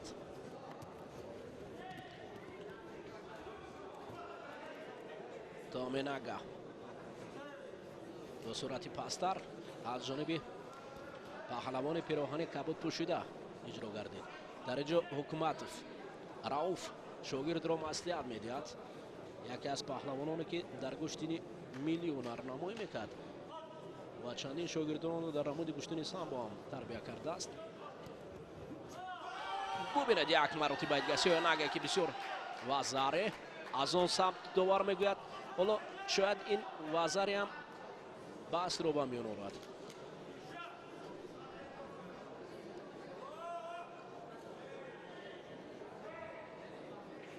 اما مهم دست از داخل بود. در حالت دست اگر از درون باشد یا از داخل باشد در این حالت وزاری حساب کرده باشد. اگر دست از بیرون باشد انگام افتیدن کتف در اینجا حساب نمی کنند.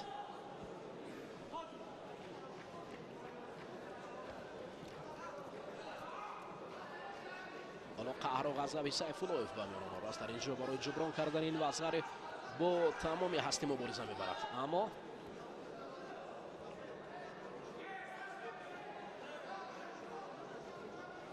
کمی در کم.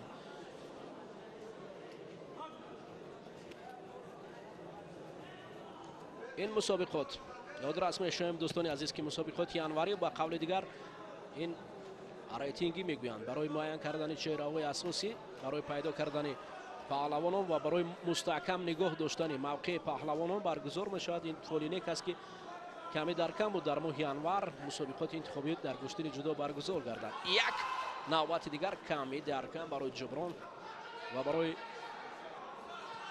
حالت بوقی کردن زمین اسایکومی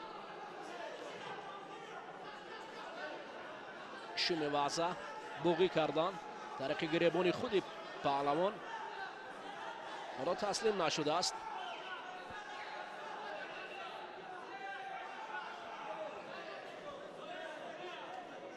ماته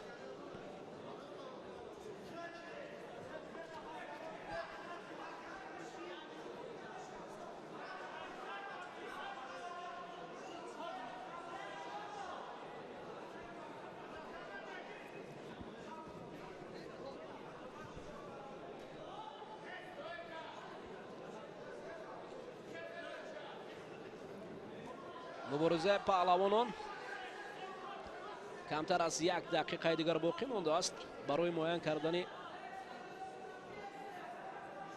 برنده مدال دوم برنجی. یک وزاره دیگر و همین طریق پوند دو وزاره به پوند جان باز کردید.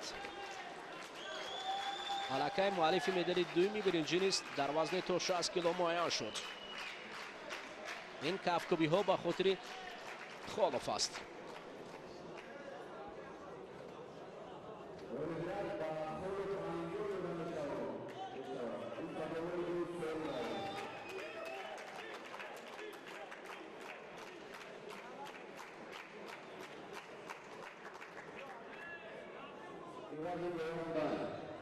در حالت تکرار مؤلف مدال برنجی دوم رو امین جان خالف رو میبینیم که چگونه دوم وزاری را کار کرد و همین طریق با دو وزاری به گردن نشان برنجی را آویزان خواهد کرد.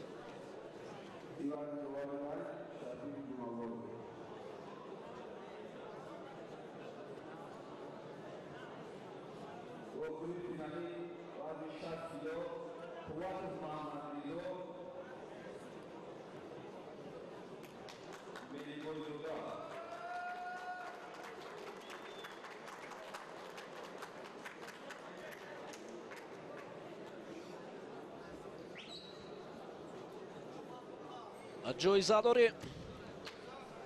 جام اروپا یکی از پهلوانان سبک وزن қаҳрамони чанкаратаи ҷумҳурии тоҷикистон дар гӯштини миллӣ гӯштини ҷудо пироҳани сафед ба бар кардааст. таҳти роҳбари Владимир Илчанинов дар толори варзиши кони гурд тамрин мекунад.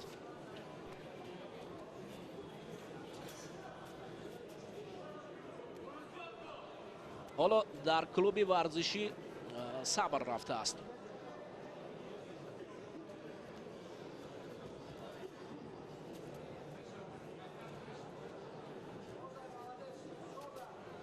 ва ин ҷо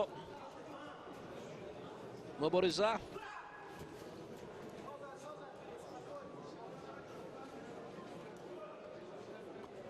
оғоз шуд.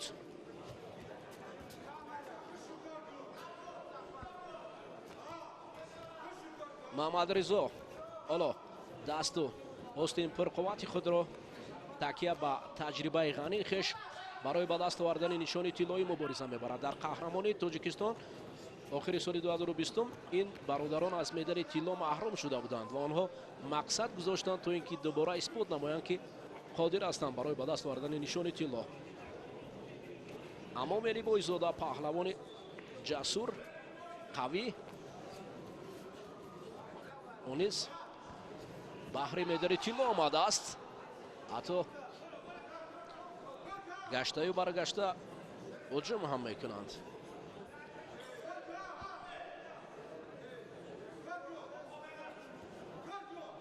ҳоло кор кардан барои онҳо маслиҳат медиҳанд.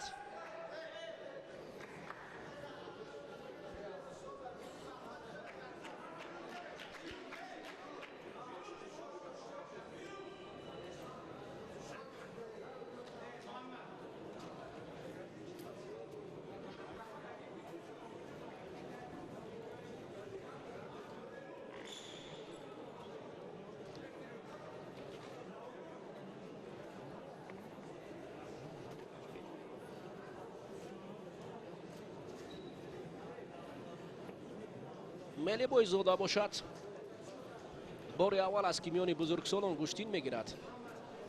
ато Аббосро мебинем, довари аз Эрон ки бародарон Маҷидовҳоро тамрин медиҳад ва ҳамчунин Қувватов Мамадризо низ ҳоло таҳти роҳбарию машқварзӣ мекунад. акнун мубориза оғоз шуд. дар ҳол Қувватов Мели Бойзода дар дифоъ бисёр қавӣ аст. бубинед ҳоло як ҳаракати бисёр ҷаззоби Қувватов бо қувваи баландаш дар замин кор карда. акнун бо ин шакл борҳо муяссар гардидааст. Қувватов ҳуҷум мекунад ва Мели Бойзода бошад аз ин шакли рақиб бохабар аст. миёни пой гузоштан ва кор бурдан. Мате довари марказӣ ишора мекунад.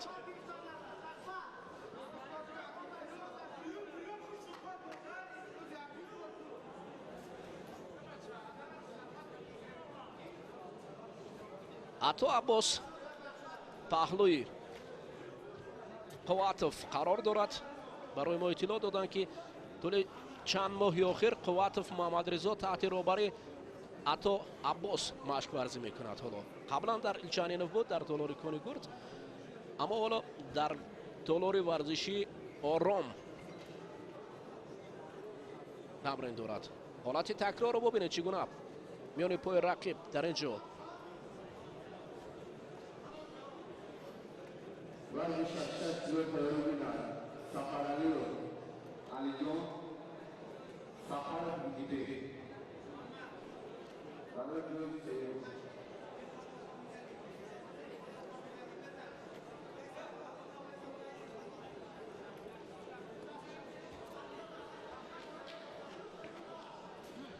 ин бори дуюм аст ки Муҳаммадризо ба назди табиб меравад, ба назди доктор ва бармегардад ҳоло барои ба даст овардани нишони тилло.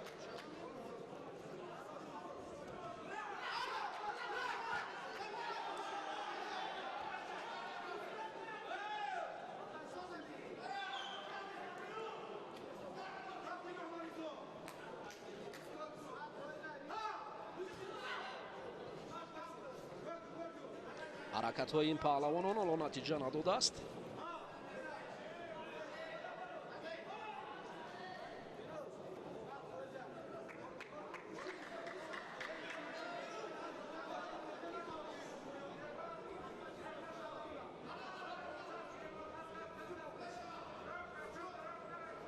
мубориза бари ба даст овардани медали тилло. Акнун ҳудуди 3 дақиқа пушти сар мешавад ва ҳеҷ касро муайян накардааст.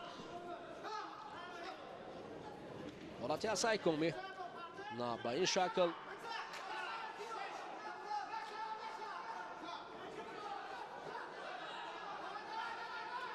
ҳолати буғӣ карданд. яъне бойзода мехоҳад ки бо ин шакл рақибро буғӣ кунад, аммо Матиас каме дар кам дар ин ҳолатҳо паҳлавон метавонад ки муваффақ шавад.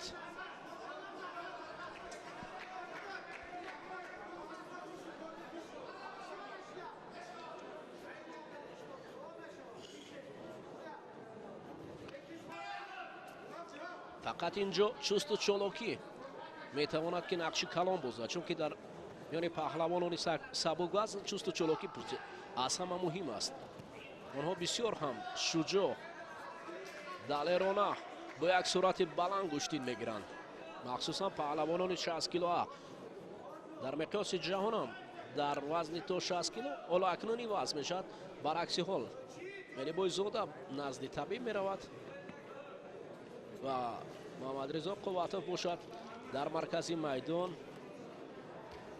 майдон интизор аст. дар ҳолати сеюм тибқи қоидаҳои гӯштини ҷудо ҳамин аст. дар ҳолати сеюм назди духтур рафтан ин маънои бохтро дорад. ба ин хотир бояд паҳлавонон аз ин бохабар бошанд ё усулеро анҷом диҳанд. Муҳаммадризо Қувватов паҳлавонест ки ҳоло дар маркази майдон аст, ҷоизадори ҷоми Аврупо Санкт-Петербург, қаҳрамони ҷумҳурии Тоҷикистон дар намуди гӯштини миллӣ ҷоми наврӯзӣ. ҳолати такрорам мебинем ки дар инҷо афзалият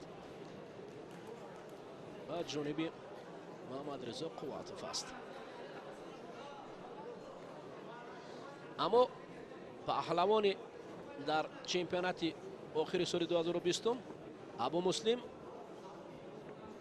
Қаюмзод паҳлавоне буд ки дар ин вазн садрнишин ё ба қавли дигар унвони чемпиониро ба даст овард. ҳоло акнун Абу Муслим як вазн боло рафтааст ва аз нишони тилло барои нишони тилло мубориза намебарад, аммо барои ба даст овардани нишони биринҷӣ талош мекунад.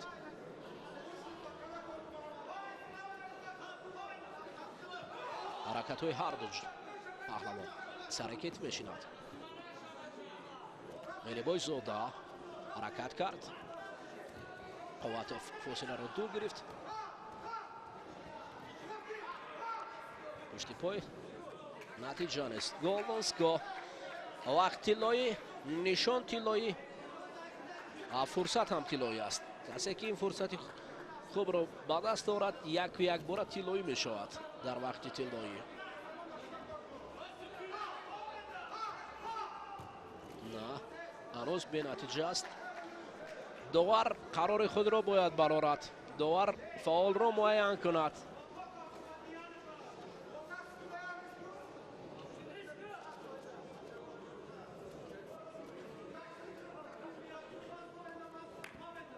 ҳоло ҳарду дасту гиребон кумиката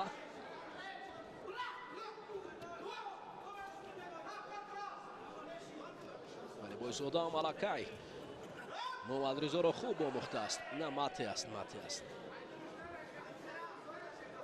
баъд аз истед амри довар ҳаракат кардан ман аст. акнун қарори довар барои камфол будан мелибойзодаро ва мухлисон эътироз мекунанд. барои чӣ? не дар асл инҷо фовули Қувватов аст.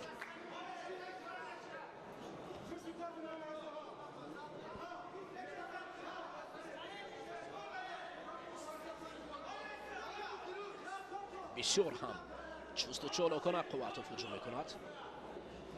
Мербисоев бошад дар инҷо. лаҳзаин мехоҳад ки аҷаб ҳаракати ҷолиб, ҷаззоб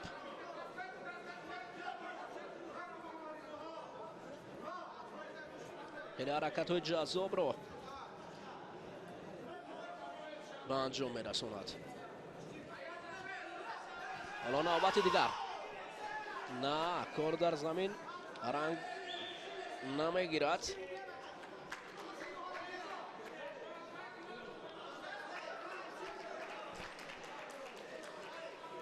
حالا دوباره برای اثر نو نمایش دادن این حالت داور مرکز تقاضا دارد تا این را ببینند دویم باره.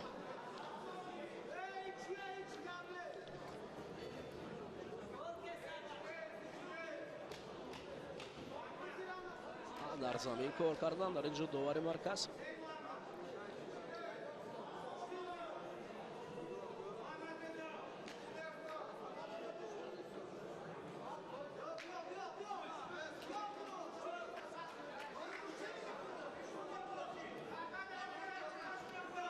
فیروز حرکت دارد. ببینید خیلی امکانات زیبا اما خود می افتاد. قوت گرفت اکنون و فیروز در مقام دوم قرار گرفت. برعکس اصول خود فیروز در اینجا محمد رضا عمل را انجام داد و این با ایپان جنبه شد.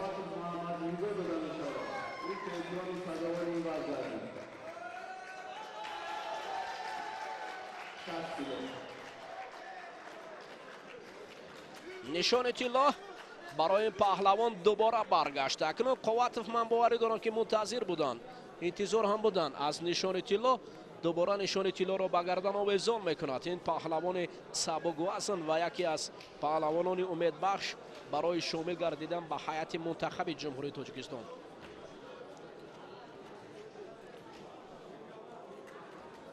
عطا عباس خرسند شده از دستاورد شاگرد.